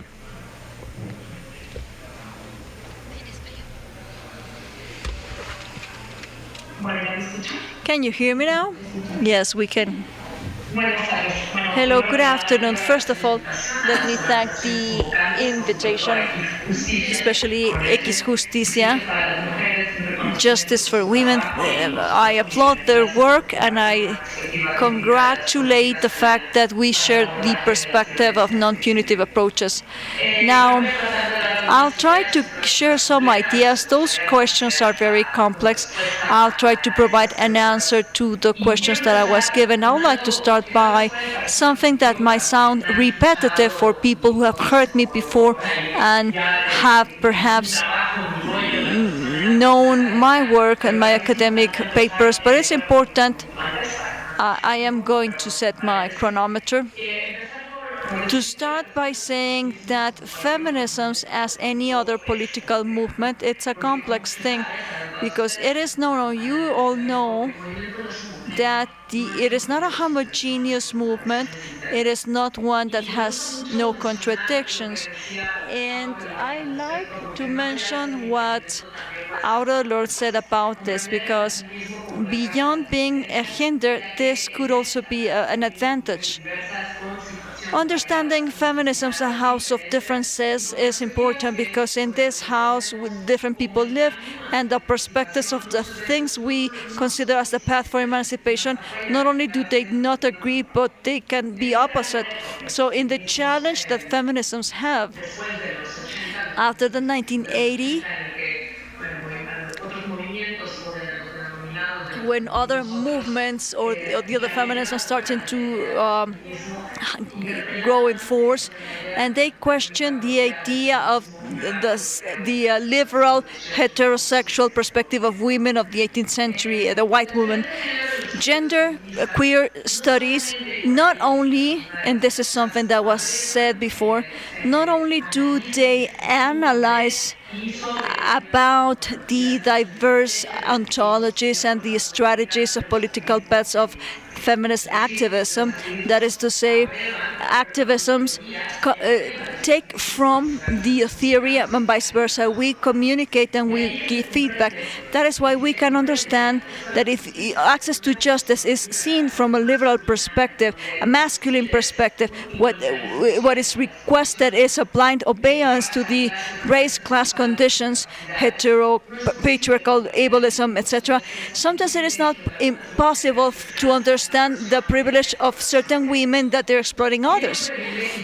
And I speak of privilege of women not only because they do not have an oppression in a patriarchal society, but that the degrees of oppression are not the same amongst men or amongst women. So I wanted to start by this because it is important to make this visible, especially at the current times in which we call in an uncritical way, saying that we're living the time of women. It sounds wonderful, but is it true? It could lead us to exert injustices because we are standardizing the perspective of what women supposedly need, especially the most precarious levels. And that is why X Justicia, the person who introduced me, said it very well. We speak of the justices in plural, and the organizers have already explained that. So, of course, a FFP can be established that could be hurting migrating racialized women. It would seem counterintuitive, but it's not, because the vision of feminism can't stem from the benefit of only a few group of women. Like Angela Davis would say when she criticized the common explanation of the crystal roof, which tries to describe the opportunities that women have in the labor ladder, having access to dignified labor. Angela Davis says that this explanation is biased in terms of race and class because there are many other people who have overlapping oppressions. And so there's a great universe of conditions in which good women or bad women or women who cannot consider themselves women at all, according to the archetype, to be equally treated, even though the law is important to open gaps face-to-face vis-a-vis the injustices. We should make a difference between general law and penal law because there are intrinsic rules that are very different and the effects are not the same. We must have clarity about the needs, powers, and limits of, and perhaps even the use of penal law for access to justice for women varies greatly. And therefore, people who carry out policies, we should question what is it that we understand by justice, what is the theoretical framework, and is this understanding one that can truly benefit everyone in a fair way and not only a group of them. Many penal policies have been used historically on behalf of rights and the protection of women, but it has affected them negatively because they have been tried to be applied universally and without considering the specificities of each case and their position in the social scale. For instance, many migrant women have been victims of sexual exploitation due to the way in which currently the general trafficking law is given. That is not the official name of the law, but there is a very long one, and so I have to be quick. The idea of justice, if it is understood through penal law, as you might very well know, because we share this perspective with the organizers, it reduces the problem to one of punishment without considering the unequal circumstances that created the crime to begin with, and this legitimizes classist, racist, and other forms of discrimination. And so there is a smokescreen, if you may, that are operating within the gender and outside in an intergender way, and it keeps the exploitation of women that are considered to be bad women because they do not behave according to what society requires of women, and so this is also reflected in penal code. And so they're punished for not sticking to the women's role, and that is why they are stigmatized by the system itself, not only because of the fact they're women, but also because of being poor in many cases. Let us think about indigenous migrant women who killed somebody who was exerting violence against them, but the laws of legitimate defense for other contexts do not apply for them. Or trans women who do sexual work in precarious conditions, and if they defend themselves against death, they end up killing the attacker. So in terms of family violence, women need to suffer and prove that they are true victims. The burden of proof system nowadays in the system, it is very complicated, and it operates through the stigmatization and stereotypes, because if the victims are not perfect, they deserve what they have received, a victim blaming exercise that doesn't consider discrimination, and therefore if women are not women, they don't have access to be protected by the law. And now to go to the next question, because I could give you some other examples about the non-convenience for the use of penal law to face gender violence, especially the idea of naming intersectionality as just a magic formalism that is not grounded in specific policies or feminist policies that are holistic. And the next question, I will shorten this answer a bit because of lack of time. I only have 1 minute and 45 seconds. How do we promote a change through non-punitive actions? I must say that to begin with, we need to start by attempting not to consider justice as a matter of security only. This is a time in which the opposite is happening. Justice has been approached as a security versus crime instead of social security as it used to be considered, in the sense of when there were more public policies, it was very different than when states are weak, than when there's a welfare state. Security, as I mentioned, doesn't only refer to the state, but also responsibilities and the powers that are decentralized, the local institutions, the participation of organized society. However, there is a trend to believe it as a right for Q&A about the things that I've explained. We can answer it later if there's a Q&A. Thank you. Thank you very much, Lucia. We admire your work greatly here.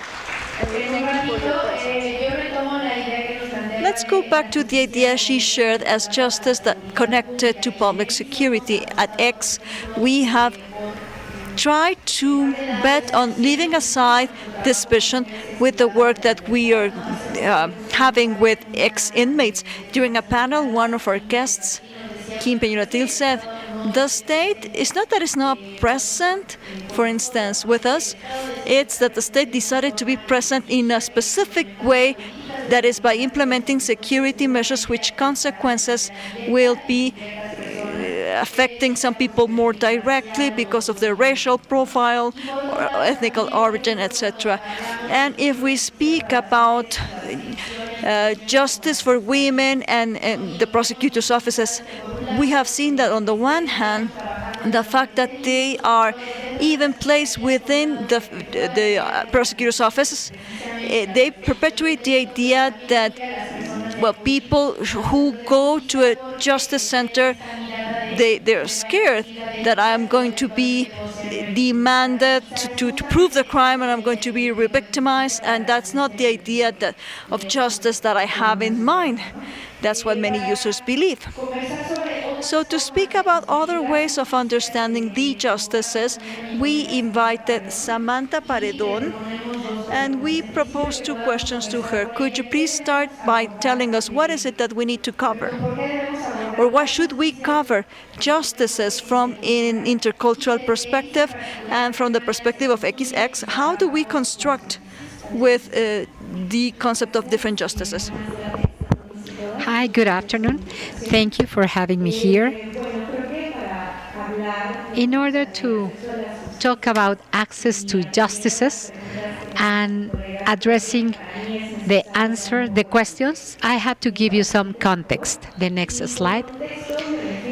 What do I mean by context? I would like to talk about how are we going to respond to these questions. In X, we have notice that there is a need to respond back to gender violence from an intercultural perspective. How do we understand justice with different approaches?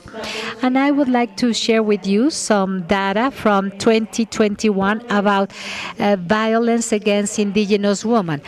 40.6% of indigenous women have been victims of violence. The most important one, psychological violence, sexual violence. Thirdly, economical violence, discrimination. At 10.6, the last place is the physical violence. However, I think that it is also important to mention that we cannot see gender violence without discrimination. The general recommendation number 35 says that gender-based violence is a type of discrimination. In the case of indigenous women, it's very important to notice that. The next one. Here you can see that in the case of women, 1 out of 4 has been discriminated. But in the case of indigenous women, it's even more serious because 1 out of 3 indigenous women are being discriminated.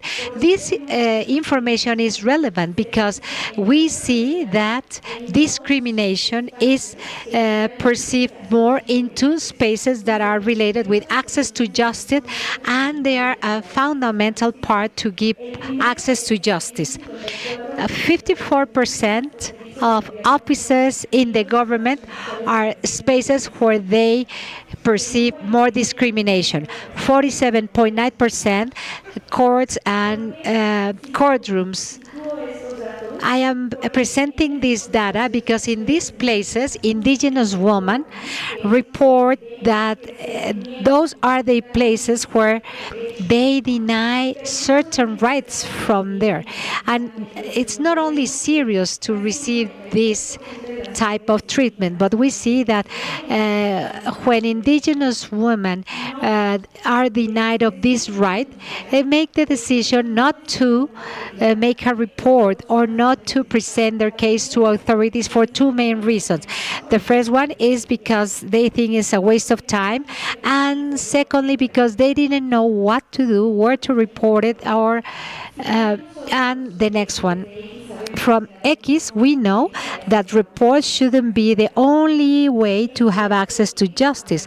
However, it is true that when women decide to do that, they face a host of obstacles to outreach the entities that are in charge of providing them with justice. 20% of women consider that institutions are far away from there, and that's why they don't approach them.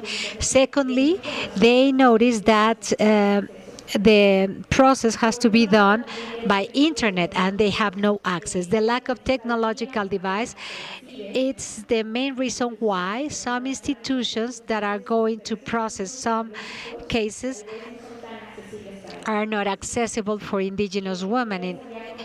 As I mentioned, they don't know where to go, where to look for information. And I think that one of the most relevant things that we have noticed is that they don't understand what that information is telling them because it's only in Spanish. And of course, the next slide. In X Justicia, we are addressing this problem. And I think that we have identified three main issues. How the different systems of social exclusion are intertwined with injustices, and access to justice for women is affected by that. Thirdly, different identities and contexts are going to give us different levels of demands. Therefore, we need to listen to the different needs that the system wants to address. In the legal department at X, we see how the decision is made with a gender perspective. We have a strategy that is called exercise of citizens auditing to the judicial branch. We document the way justice is given to women that decide to file a report, because as we have seen, not all of them have access to that. We want to identify if violence against women has been reported, and resolved. And once again, I would like to talk about justice the way we understood. And talking about the question that they asked me, we are very interested in realizing if there are differences in access to justice in comparison with other social groups. We want to know if there are biases and injustices in the decisions and resolutions that have to do with women, with indigenous women, with lesbian and trans women. This is very important. Another theme axis is an agenda to access to justice. And how do we do it? With articulating with networks, associations, partnerships, and collectives of feminist groups of women in order to promote an agenda of justices that is going to challenge and ideally to revert those differences that we have found. We would like to have a collective approach about justices to rethink about the system. We understand the system as something wider. It's not only a place, it's not only a decision or certain institutions. So I think that it's very important to mention to you what are the guiding principles for our daily work. In essence, we have 4 of them. As I told you, we work with an intersectional approach, analyzing and considering the context. That's why I wanted to share some statistics with you. We know that they are not registering everything, but it's important to talk about figures as well. With this, you will have the context that women in all their diversity are trying to look for justice. Justice is a fundamental right that enables other rights. We understand access to justice in a wider perspective that goes beyond judicial processes, because we know that the journey to approach to a judicial branch is not only about getting to that place. You have to go through other institutions. So we are fighting to have a decent system with an equity approach, and we want to have a critical feminism based in prevention. We have some time constraints, so I am only going to focus in one project that we developed in X, Justicia para Mujeres. With this project, we would like to share with you the working perspective that we have in this second matter that I mentioned to you, to build an agenda with collectives and other organizations.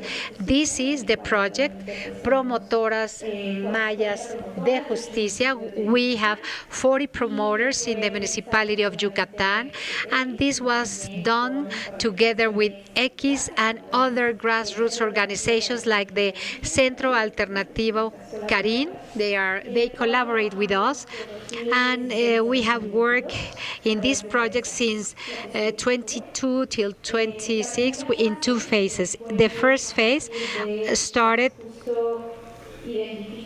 by identifying which were the context, the needs, so the indigenous woman could identify their needs and their obstacles to have access to their justices, and to ask them, what do you understand as justice and why it's important for them to understand it. So it was a training process. There was an exchange of knowledge regarding their women's rights to have access to a life free of violence.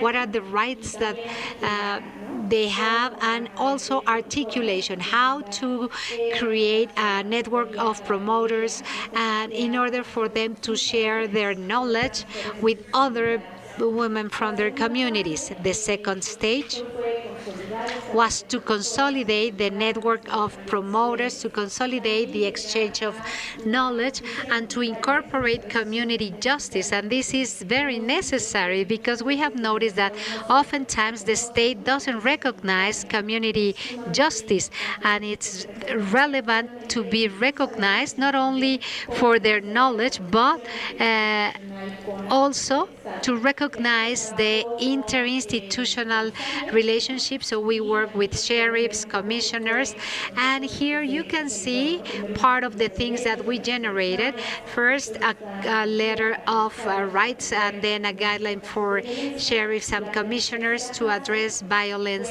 cases. And thirdly, we built an agenda for access to justice for Mayan women in Yucatan. With this agenda, access to justices, we were able to identify institutions that were in charge of addressing certain reports. And it was not only about designing this, but making advocacy work in different broadcasting means. We taught them how to communicate in their communities. They were looking for places where they can speak out about their needs and their demands. Now I would like to share with you the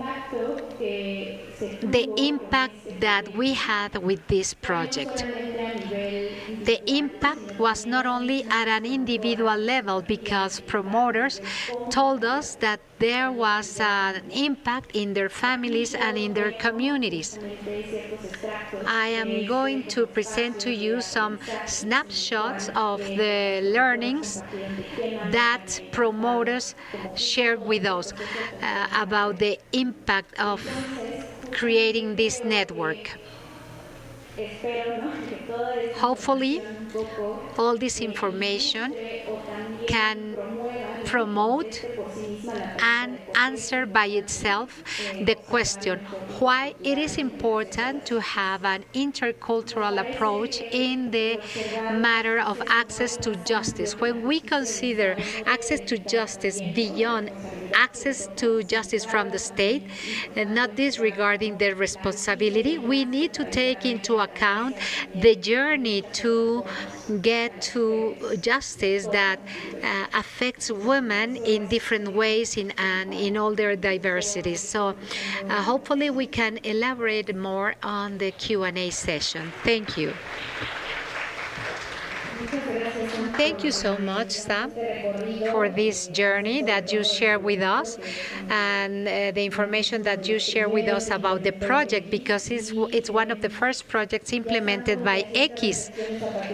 So you spoke about the work that you do with the Mayan woman. She is not mentioning this, but we were able to share some spaces together, and they did some mapping to access to justice from disabled people, and they work with judges and justices in order for people to understand what does a decision means to them when they have when they have some disability. When we started to read decisions with a methodology, we noticed that the judge never asked them, why did you commit a crime? And we were wondering about that. Why they never thought about their context.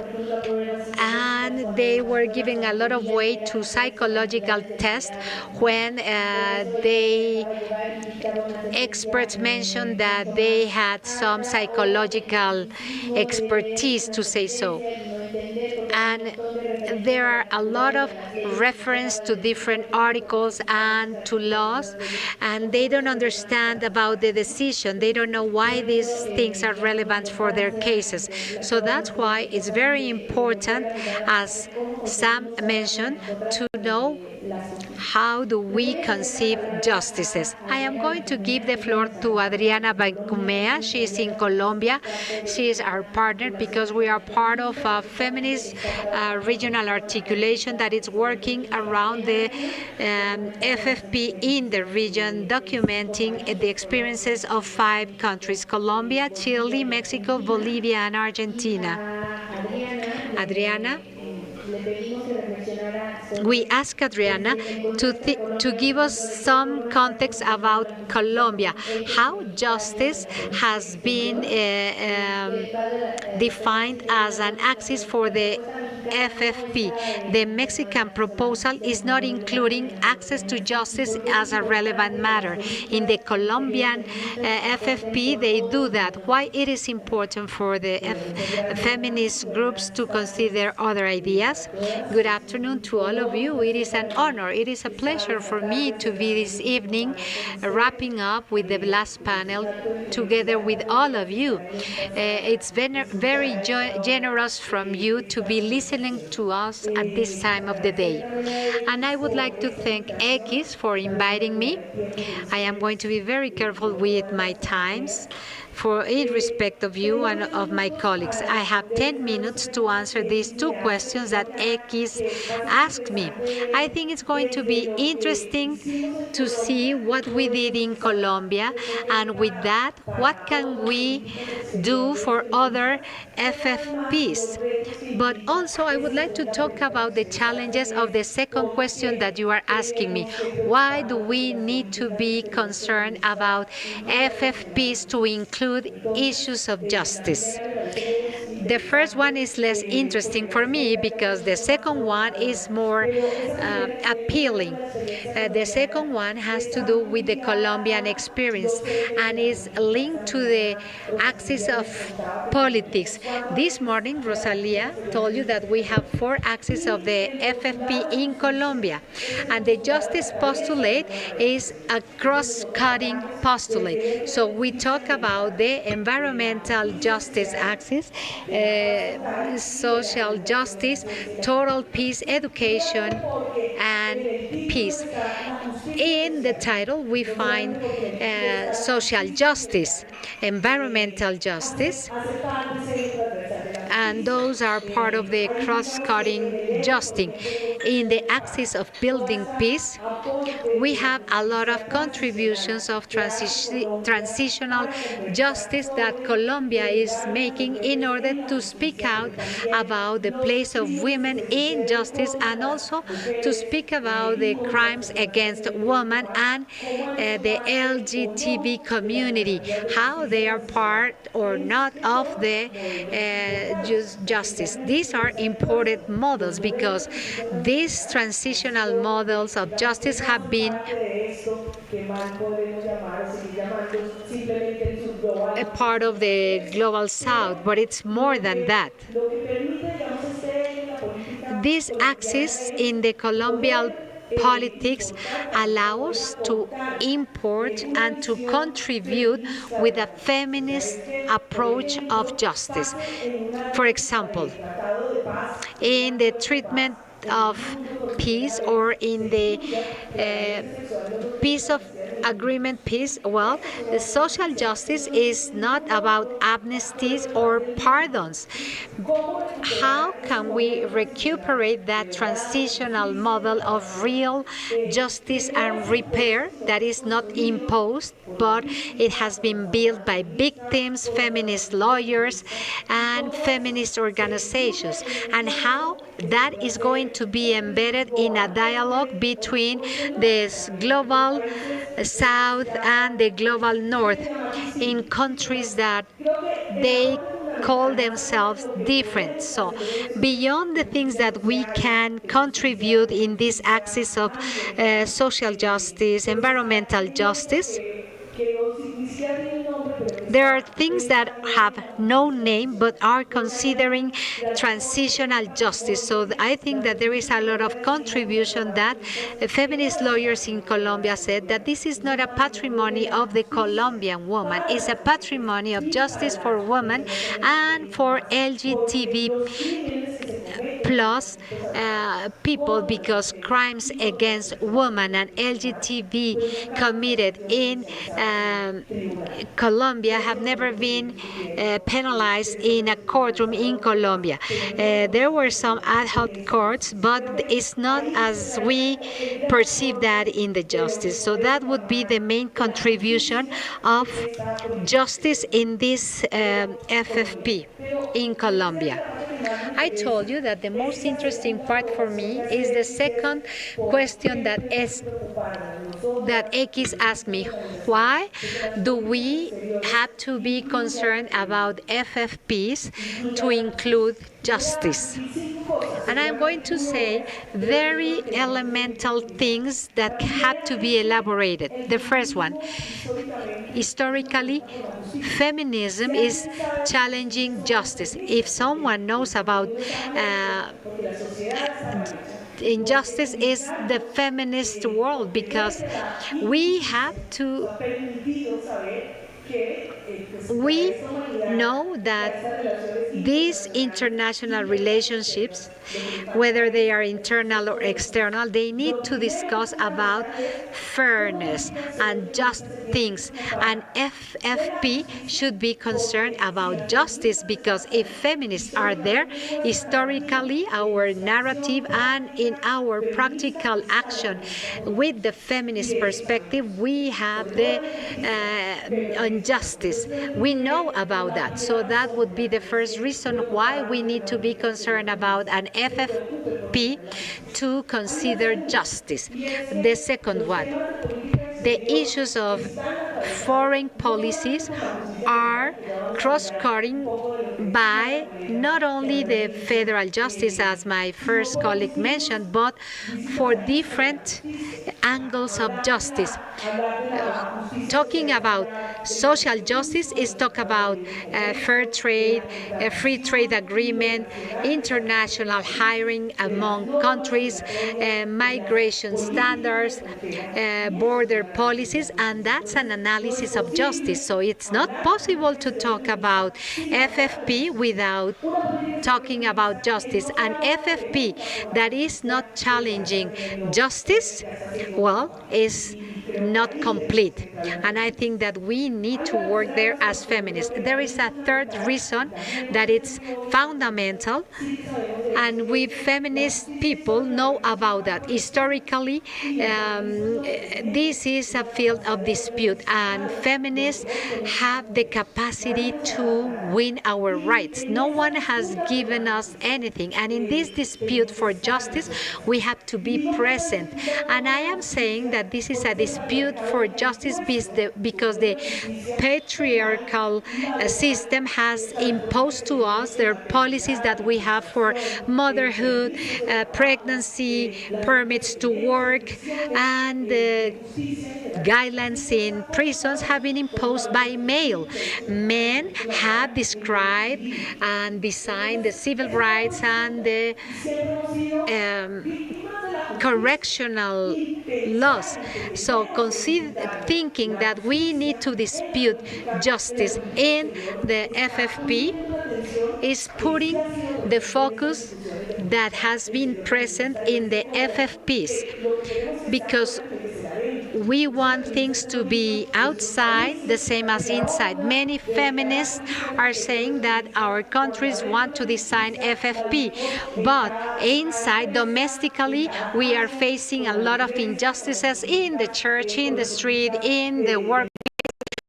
These policies that are not preventing violence. So there is a dispute that we feminists are willing to face, because justice has to be concerned about what is happening to women, about what seems to be a domestic issue that has never been a concern of justice, because they have been a cause for minorities, and domestic violence, family violence, or the increase of feminist crimes have to be considered as well. And this is a third reason why we need to be present there. And there are two more that I think are part of the discussions that we have had. The fourth one is all crimes that are committed, all these international crimes, have an impact differently, and the bodies of girls, women, trans, LGBT people. I am talking about people's trafficking. I'm talking about organized crime. I'm talking about drug trafficking. These are feminist subject matters. All the subject matters are feminist. And this is what an FFP should be talking about. Things that are happening with this organized crime are matters of justice. And the last one that have been addressed by X is that if we are not worried about presenting our justice model, they are going to impose to us a justice model. The imprisonment system has been imposed to us. They have told us what countries need to prosecute. They prosecute their fight against drugs, drug trafficking, and that is affecting the most wicked links of the society. What is happening to women should be very serious, and the justice models should be built together with the countries, thinking about the different impacts in women. Justice has to be part of the FFP, and feminists are going to be there for that. Thank you.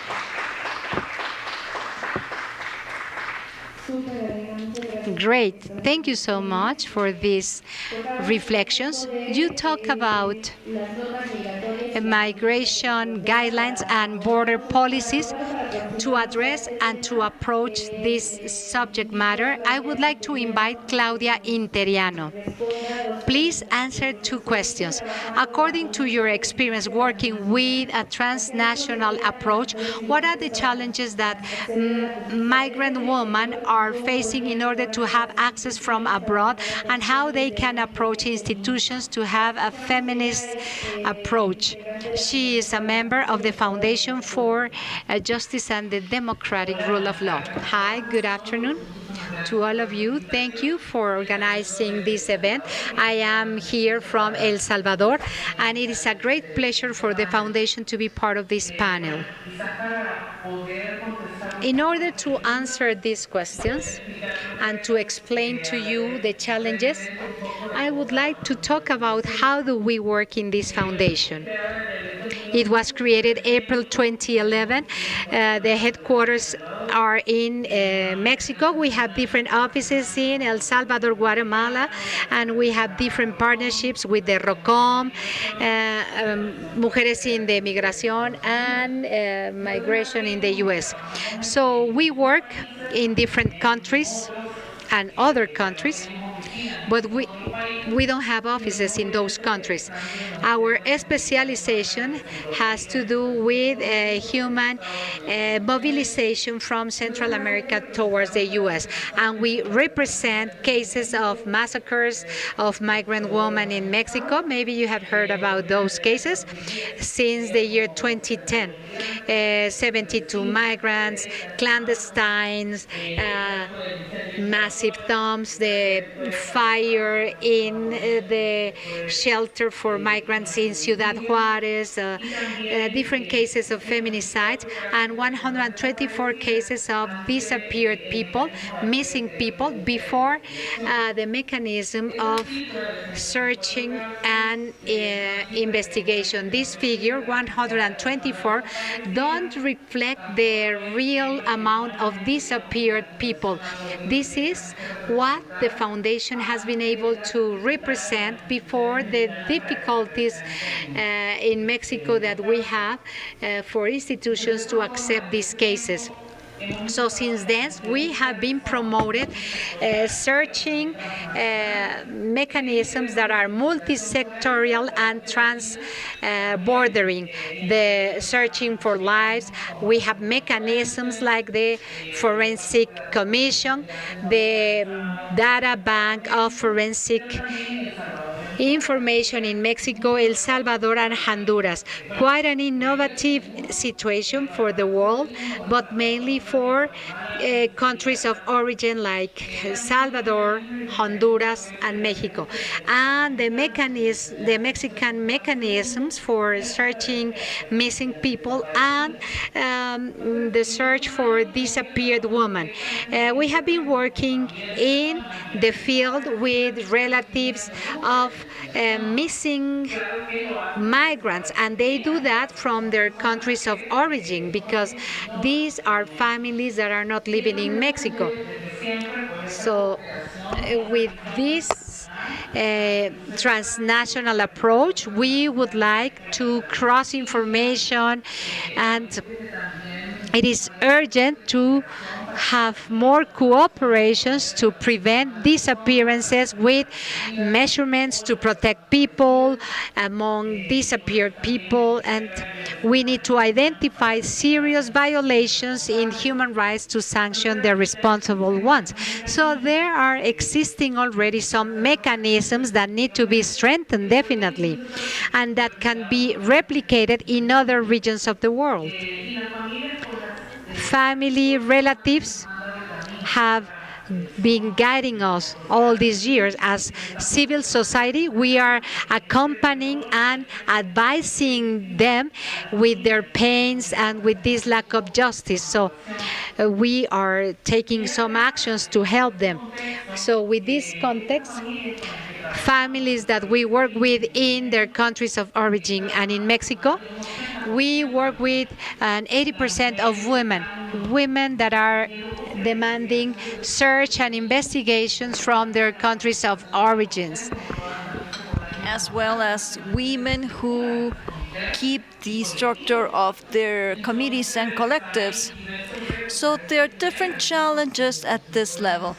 I can mention some of them from the differentiated feminist perspective that we should always keep in every action that we undertake in search mechanisms, and from the FFP perspective. During my answer to the next part of the question, I'll explain this more. But part of the challenges, as you can imagine, and one of the colleagues mentioned this before me, access to communication, access to the internet, considering that in the countries of origin, they are communicating with the Mexican authorities. Women who live in rural communities where reading and writing could be an obstacle. Forget about internet or mobile devices. Another challenge is the language, because we work with indigenous women from Guatemala. Most of our population actually is a part of that. So most of them are women from rural areas, communities that are far away from cities. Unfortunately, justice is always centered around cities, or at least public institutions do. So people have to travel to the embassies or to the big cities in Honduras, in El Salvador, and other places, so as to try to get information or exert pressure to Mexican authorities. And considering the mechanisms I mentioned before, that is the reason why they go to the Mexican embassies in the big cities. So these women, as you can imagine, and according to gender stereotypes, they are the ones who look after the children and grandchildren. And actually, most of the women we work with, they are also between 30 years old until 70 years old as an average. And so they're looking for their children or grandchildren, and they have to travel from a rural city to a big city. So it is very common that they're limited by this distance. And they're also facing conflicts within their families when the families do not want the search to continue. For instance, the significant others abandon them because they find the loss too difficult to endure, so they leave. They also develop diabetes or hypertension, and those conditions, they have not been acknowledged as a result of the disappearance, but it could be. And it is more difficult for them to do their search because they need to keep on living with all the burdens of stereotypes that they carry. They need to look after the home, the community, the care activities, and if they have a job, to do that as well. And they usually, most of them, work with informal markets, in informal job positions. So that is the standstill picture. Let me give you an example of the external support mechanisms for the searches that, even though it was created through an agreement with Mexico, it was a door of entrance so that the families of migrant victims could, from their own countries, have access to Mexican institutions. MAEVI is what we call it because of its acronym. It's a group of actions that tend to facilitate access to justice. Also a mechanism to search for repair. It is a possibility for the victims that is rather new. It's not only about denouncing through the consulate or the attaché offices in Mexico or abroad, but also through electronic media, or by offering a wide array of possibilities so that the victims can get in touch with the authorities according to the legislation. MAEVI was created to guarantee, to facilitate the victims' rights in case of human rights violations from outside Mexico.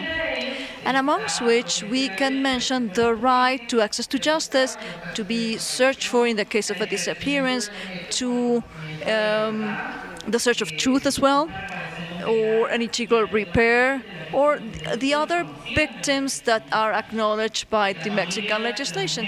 Women who are looking for their loved ones from their countries of origin, they possess the same rights as the people who are in transit or living in Mexico. So likewise, this is an important progress in terms of having a regulatory framework for having migrants participate in the search and the investigation activities, even if they're far away. And so it must have a gender perspective, obviously, and this is an enormous challenge. And I'm giving you one of many examples. MAEVI is just one example of FFP. Just the mere fact that we having it for all MAEVI counterparts, it is a challenge, and they all need ways in which to strengthen the feminist perspective in what they do. And they are also a great opportunity for things to grow stronger. And now let me go to the next question. How could the institutions help to provide the service from a feminist perspective? Guaranteeing the rights of people, human mobility, access to justice, the search of the disappeared, or the clarification of a disappearance or a repair act, all of those should be done under equality conditions, without discriminations, and with all of the guarantees that correspond. And obviously there are differentiated challenges for the countries of origin, transit, and destination. So it is very necessary for collaboration to take place in the search of the disappeared or others, and that is why countries have to collaborate closely. And in this shared responsibility, there must be a political willingness of sharing data to begin with and other things. For the searchers, it is important to compare information given by the person, by the relatives, by the authorities. So there are different levels of collaboration that must be involved, especially in the federations such as Mexico. That is a challenge because in different areas at the municipal or state level or federal level, there should be an easy way to exchange information, to standardize information, especially when there's ambiguous or uncertain place of the disappearance, and a feminist perspective is required for any and all interventions. The collaboration of the states should include the search and identification practices that are reviewed by civil society organizations, by independent experts, and the committees of families, the collectives of migrants and their families, so as to facilitate collaboration and increase the possibilities of finding people.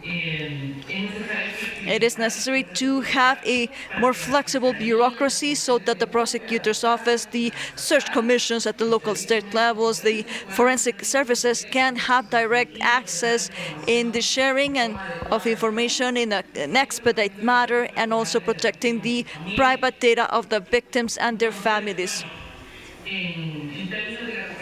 In terms of interstate cooperation in penal investigation cases, it is of the essence that this differentiated perspective remains due to the fact that designing adequate research plans requires to gather as much information as possible. How is this information being compiled?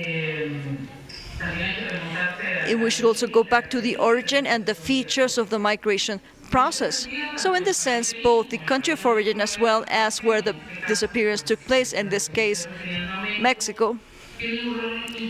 Mexico plays an important role in clarifying the situation and identifying actors that could be key. And considering the transnational nature of migration and the phenomenon of disappearances, attention has to be given through collaboration and coordination between the different institutions and towards the relatives of the victims, especially the women who are doing the searching.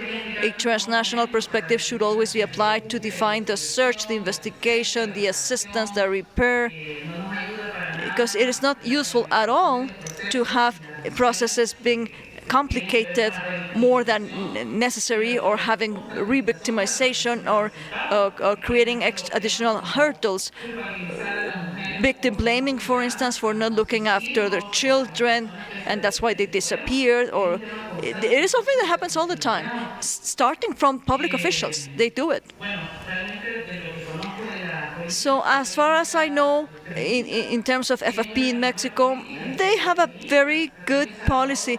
In here, El Salvador, Guatemala, Honduras, nothing has been heard of so far, not in our radars. So it is a great opportunity that Mexico has that. Let us hope that this policy can be translated into other bigger mechanisms like the MAEVI that was explained before.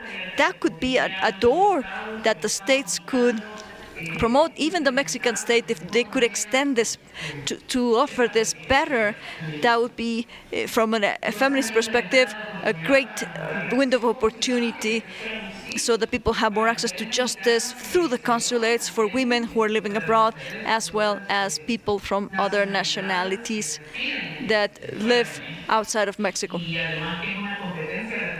And it is the role of the Mexican Chancellor's office as well.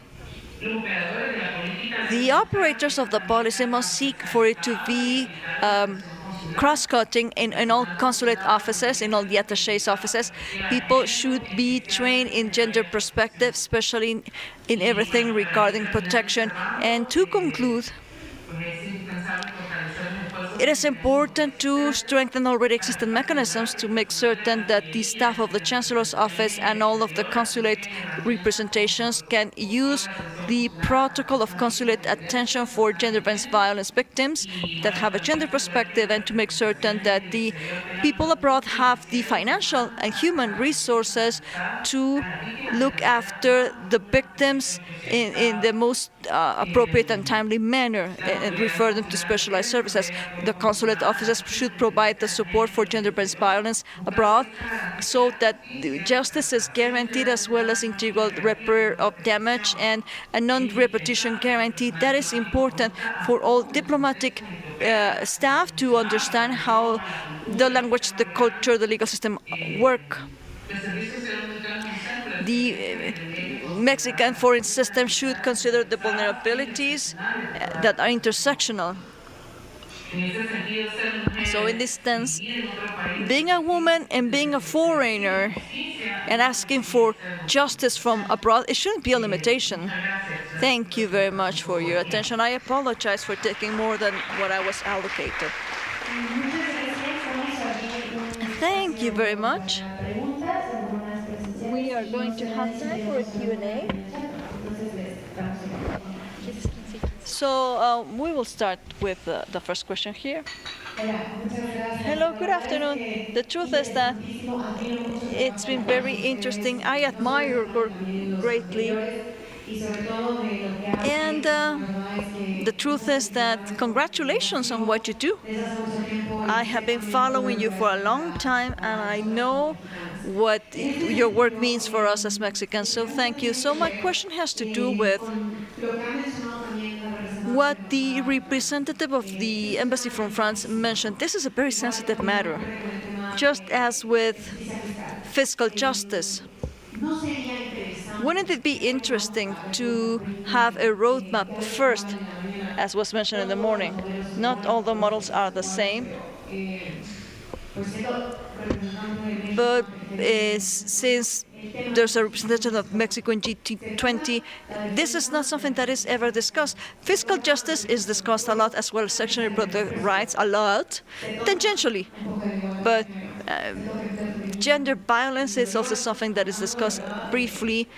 So I say this when I am representing my country, trying to give a voice to people. That's what we want. What we want as women is to be heard in those spheres, but we need to work on a gender equality strategy to stop gender violence against women that is accompanied by budgets, in which access to justice is also something that is more commonly discussed. Should we start there so that later we can insert the other discussions that we have discussed today? Because it is true, Adriana said this, there's a total disconnect as an international expert between the national and international policies. How can we speak of FFPs if we have not achieved things internally? The laws here, even though they're beautiful in the writing, they're not applied. So could somebody answer about that? Because there's another thing. During the last Ibero-American Summit in 2018, for the first time ever, at the Ministers of Summit, there was the first gender committee ever. It was yesterday, and so we're still struggling to open the fora. So that's the question.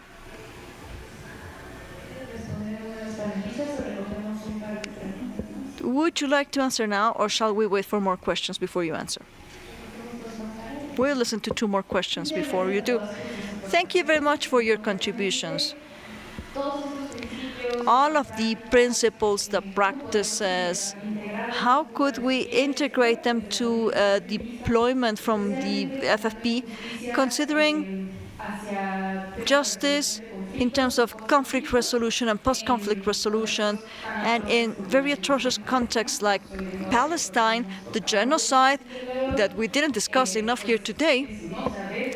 So from an FFP, how could we offer solidarity and principles to speak about transitional justice as well, and after the terrible happenings as of lately?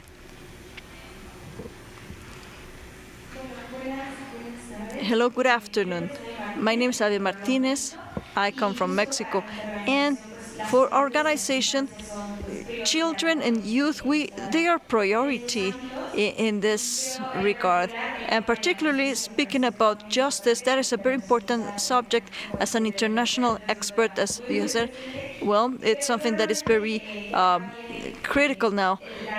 But the idea of how do we use the terms of justice and youngsters and children, those things are boring even to us adults. They should be even more complicated to understand for young minds. And they need to learn about that, because in the future, or perhaps in the present, they need it. They'll need it. So we need to make certain that young people start the work when they're very young, considering that there's a learning curve that will be required, and we need to groom the next generations. So it is about teaching young minds. How do we explain this to youngsters? Hello, good afternoon. What was said is very important to me. I worked at the municipal office attending to the cases of gender-based violence, and it is so strong to work on those matters far away from cities. in Oaxaca, in places far away where there's so much gender-based violence, and this municipality was one that was extremely critical. So the violence there was overwhelming. And Samuel Mora mentioned something that's important. At some point, the prosecutor's office there, they were not trained. There was not enough staff. And one thing is, well, they don't have the training, even though they're lawyers. They do not know how to look at things from a gender perspective, especially in gender-based violence cases. And even though they have plenty of diplomas on their walls, and every 6 months they take a class somewhere to reinforce their understanding of human rights, when you ask them, they don't know how to answer. And they have not had awareness. There's no true awareness that, or they're not respectful or empathetic as authorities. And I think it is also important, as has been mentioned here before, how can we gather and align the internal and the external? In the case of Oaxaca, most of the municipalities, it's 400 and something, most of them are normative in terms of their justice rendering systems, and the people from the communities, I am from the Zapoteca community, and people from the community say those are the usos and costumbres or indigenous law system. It is one that is known to be very abusive, and there is a distance of the authorities from the mainstream constitutional legal system with the excuse of respecting the indigenous culture. They don't mess, they don't interfere, they don't within what's happening in the community. So people are left alone. And it's not only in Mexico, it's in all throughout Latin America. There are many indigenous groups who are ruled by their own governments in a very abusive way. It'll be important to see, and so I'd like to hear about what is your opinion about this, and what is the justice system that can incorporate indigenous communities, not only to provide access to justice, which is quite a subject on its own. It can be circumstantial at times. But what about the ideals, the cosmovision that is respected by the usos and costumbres indigenous system? And so even though women know that there's a lot of abuse, they still defend the system because it's theirs. It is part of their heritage. So it's a tricky situation. So the question is, how is it that we could look into this and to make internal affairs and external affairs match? Because you could speak of utopia of many different actions, and yet there's nothing that's truly grounded. We only have 10 minutes to answer to the questions, and there are several. So let us start with the final comments and questions. And I'm going to ask people to share about their last reflection of the Mayan women. And as a Mayan women, I'm certain you have certain reflections to make about this regard. It is very interesting to see everything that we have. I would like to speak about two things that have been said.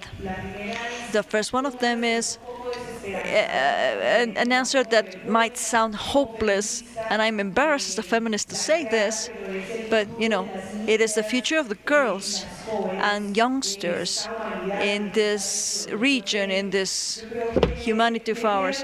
If we go into this discussion of foreign feminist policy, what we need to do is to think about how, from a pedagogical perspective, do we teach, do we convey to the youngsters about the reasons this is necessary. Why is it that justice has to be a concern? Why should they learn about this, and how is this connected to their lives? And I say that the future seems very hopeless because the FFPs are speaking about wars still. Ukraine, Palestine, and the drug wars in our lands. The planet is being exploited, and life, sexualities, and the freedoms of young people, women, and youngsters, they are being threatened everywhere. So it's about organized crime, human trafficking, so it is very heartbreaking. But perhaps it is important to do so from this model of consumption capital access. Where are the young people? There is a discussion that transcends the borders of our countries, and it has to be of an utmost concern, and also it is about being able to convey as feminists and very respectfully towards religions. Well, they too. The Catholic religion teaches many ideas to people, regardless we are Catholic or not. We know about the belief systems they have. Well, feminism should start a campaign to teach in a more loving way so that young people are in the know. This is the future of people, and it is very discouraging. That is why justice could be and is still a place where feminists have many disputes, but we need to do something differently so that future lives can be spared. Now, being able to think about how to repeat how internal or external, domestic or foreign practices could be coherent, congruent or not. I heard in the morning, and I agree with many of the criticism that was given to FFP's appropriation of concepts of feminism, the sale that our governments are doing of feminism for their power. But as a feminist, as a lawyer, I see this as a challenge and opportunity for us to start with others, because the patriarchy, they're getting very well organized. And this is only an example I bring to your attention. We have a rule of the Rome Statute that says that silence of victims does not mean that there was consent if there was a case of sexual violence. That is a rule that is a patrimony for many of us lawyers who work in a context where there are many victims of social violence. If the victim remains silent, it doesn't mean that they are consenting. Not long ago, I was at a meeting, and the public ministries of the region, from Argentina, Colombia, Peru, they were getting together because they want to create a new protocol for sexual violence victims in which this presumption is eliminated. So silence can actually mean that they agree, that they give consent. Imagine that. We feminists, it took us so long, the lawyers, it took us so long for us to get that.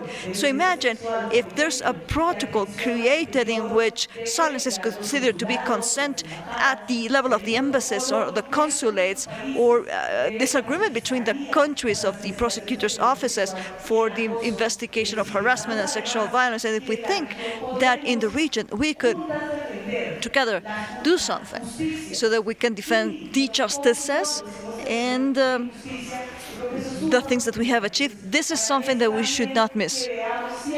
We are there perhaps to annoy, as people say, but yeah, if that's what it takes, we need to be there so that they don't get away with murder so easily. It is up to us to reinforce our fights from within towards the outside, and from the outside within. I would like to pronounce myself about this part that was important about having a roadmap. It is true, And I guess it would be worth our while if in the spaces we could call upon a diversity of players. Why do I say this? Because, for instance, in the case of the Mayan justice promoters for several years, they have been working with an agenda in which they know their path and they are pointing the way to the institutions. So perhaps the reflection or the provocation would be to say, who are we not inviting? And why, by not inviting them, not only am I speaking about civil society organizations, but also other collectives or individual activists, groups of women and others, why, if we do not invite them so that using their voices they mention about their roadmap, they follow according to their needs, what is the consequence? There are gaps, and those gaps could be filled because there are people who are already working with their own roadmaps, and if we don't invite them, we don't see. And it'll be worth our while to listen from them directly. So this is what I propose, to invite the Mayan promoters. But there are others, and my colleagues won't let me lie. In the case of the Mayan defenders, they are heard with more attention in other states and not in their own one. So just as Mayan women are doing this, I'm certain that there are other agendas that have not been heard, other roadmaps that have not reached the right places. So the provocation is, why don't we invite them in a more diverse way, so that from their own experience they can state their roadmap's objectives. Thank you very much. To wrap up the idea to help the youngsters be more involved in injustices, we, the grown-ups, should forget about the adultocentric banning we do of children, and we should appeal for progressive autonomy of youngsters, because if we do that, bills of law or public policies, when they come, they are always to ban, and they do not go back to the ideas of children having a say. And if we could build the idea of justice from the perspective of young minds, in fact, if you could help us about the idea of justice versus self-government in the indigenous communities, how is that perhaps addressed?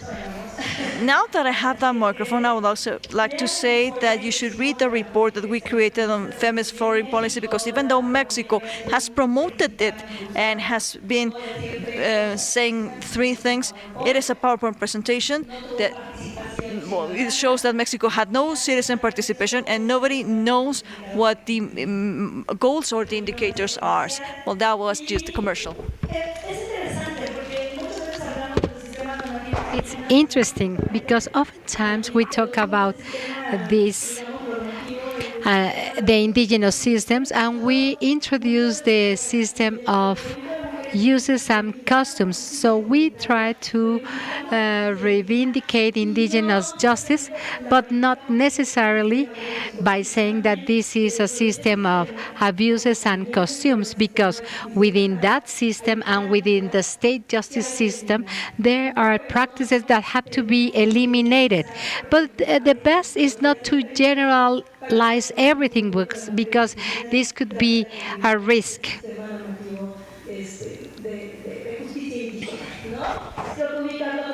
So we have to speak out about practices. I think that this is more just. And then we are not considering the biases. If you are not living in that community, and you need to consider all the things that are part of the community. These normative systems are facing a lot of colonialist racism. There are no resources. Can you know about the community resources that they have to operate? They have no resources. What is the professionalization or the training system that they have in the normative system? It's non-existent.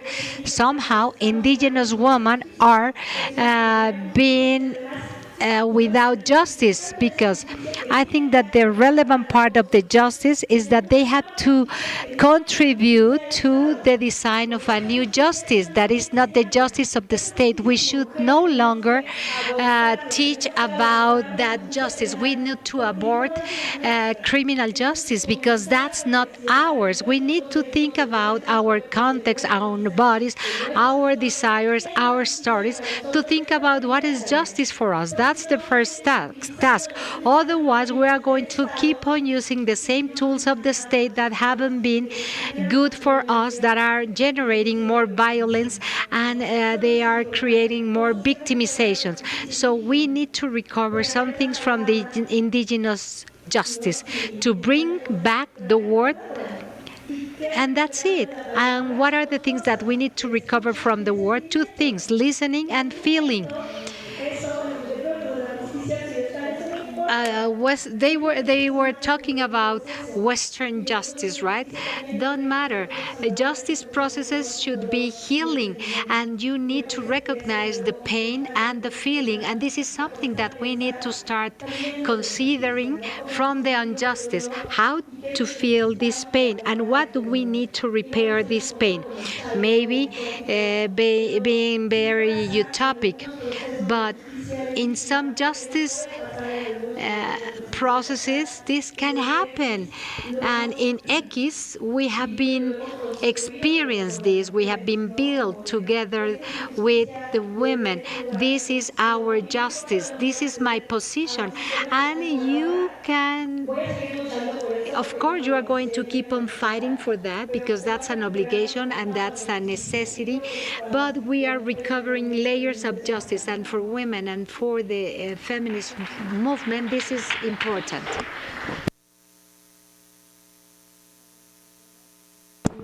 Thank you all. Have a great evening. And we would like to invite you to keep on thinking about all these matters in your own circles, to rethink justices. Thank you.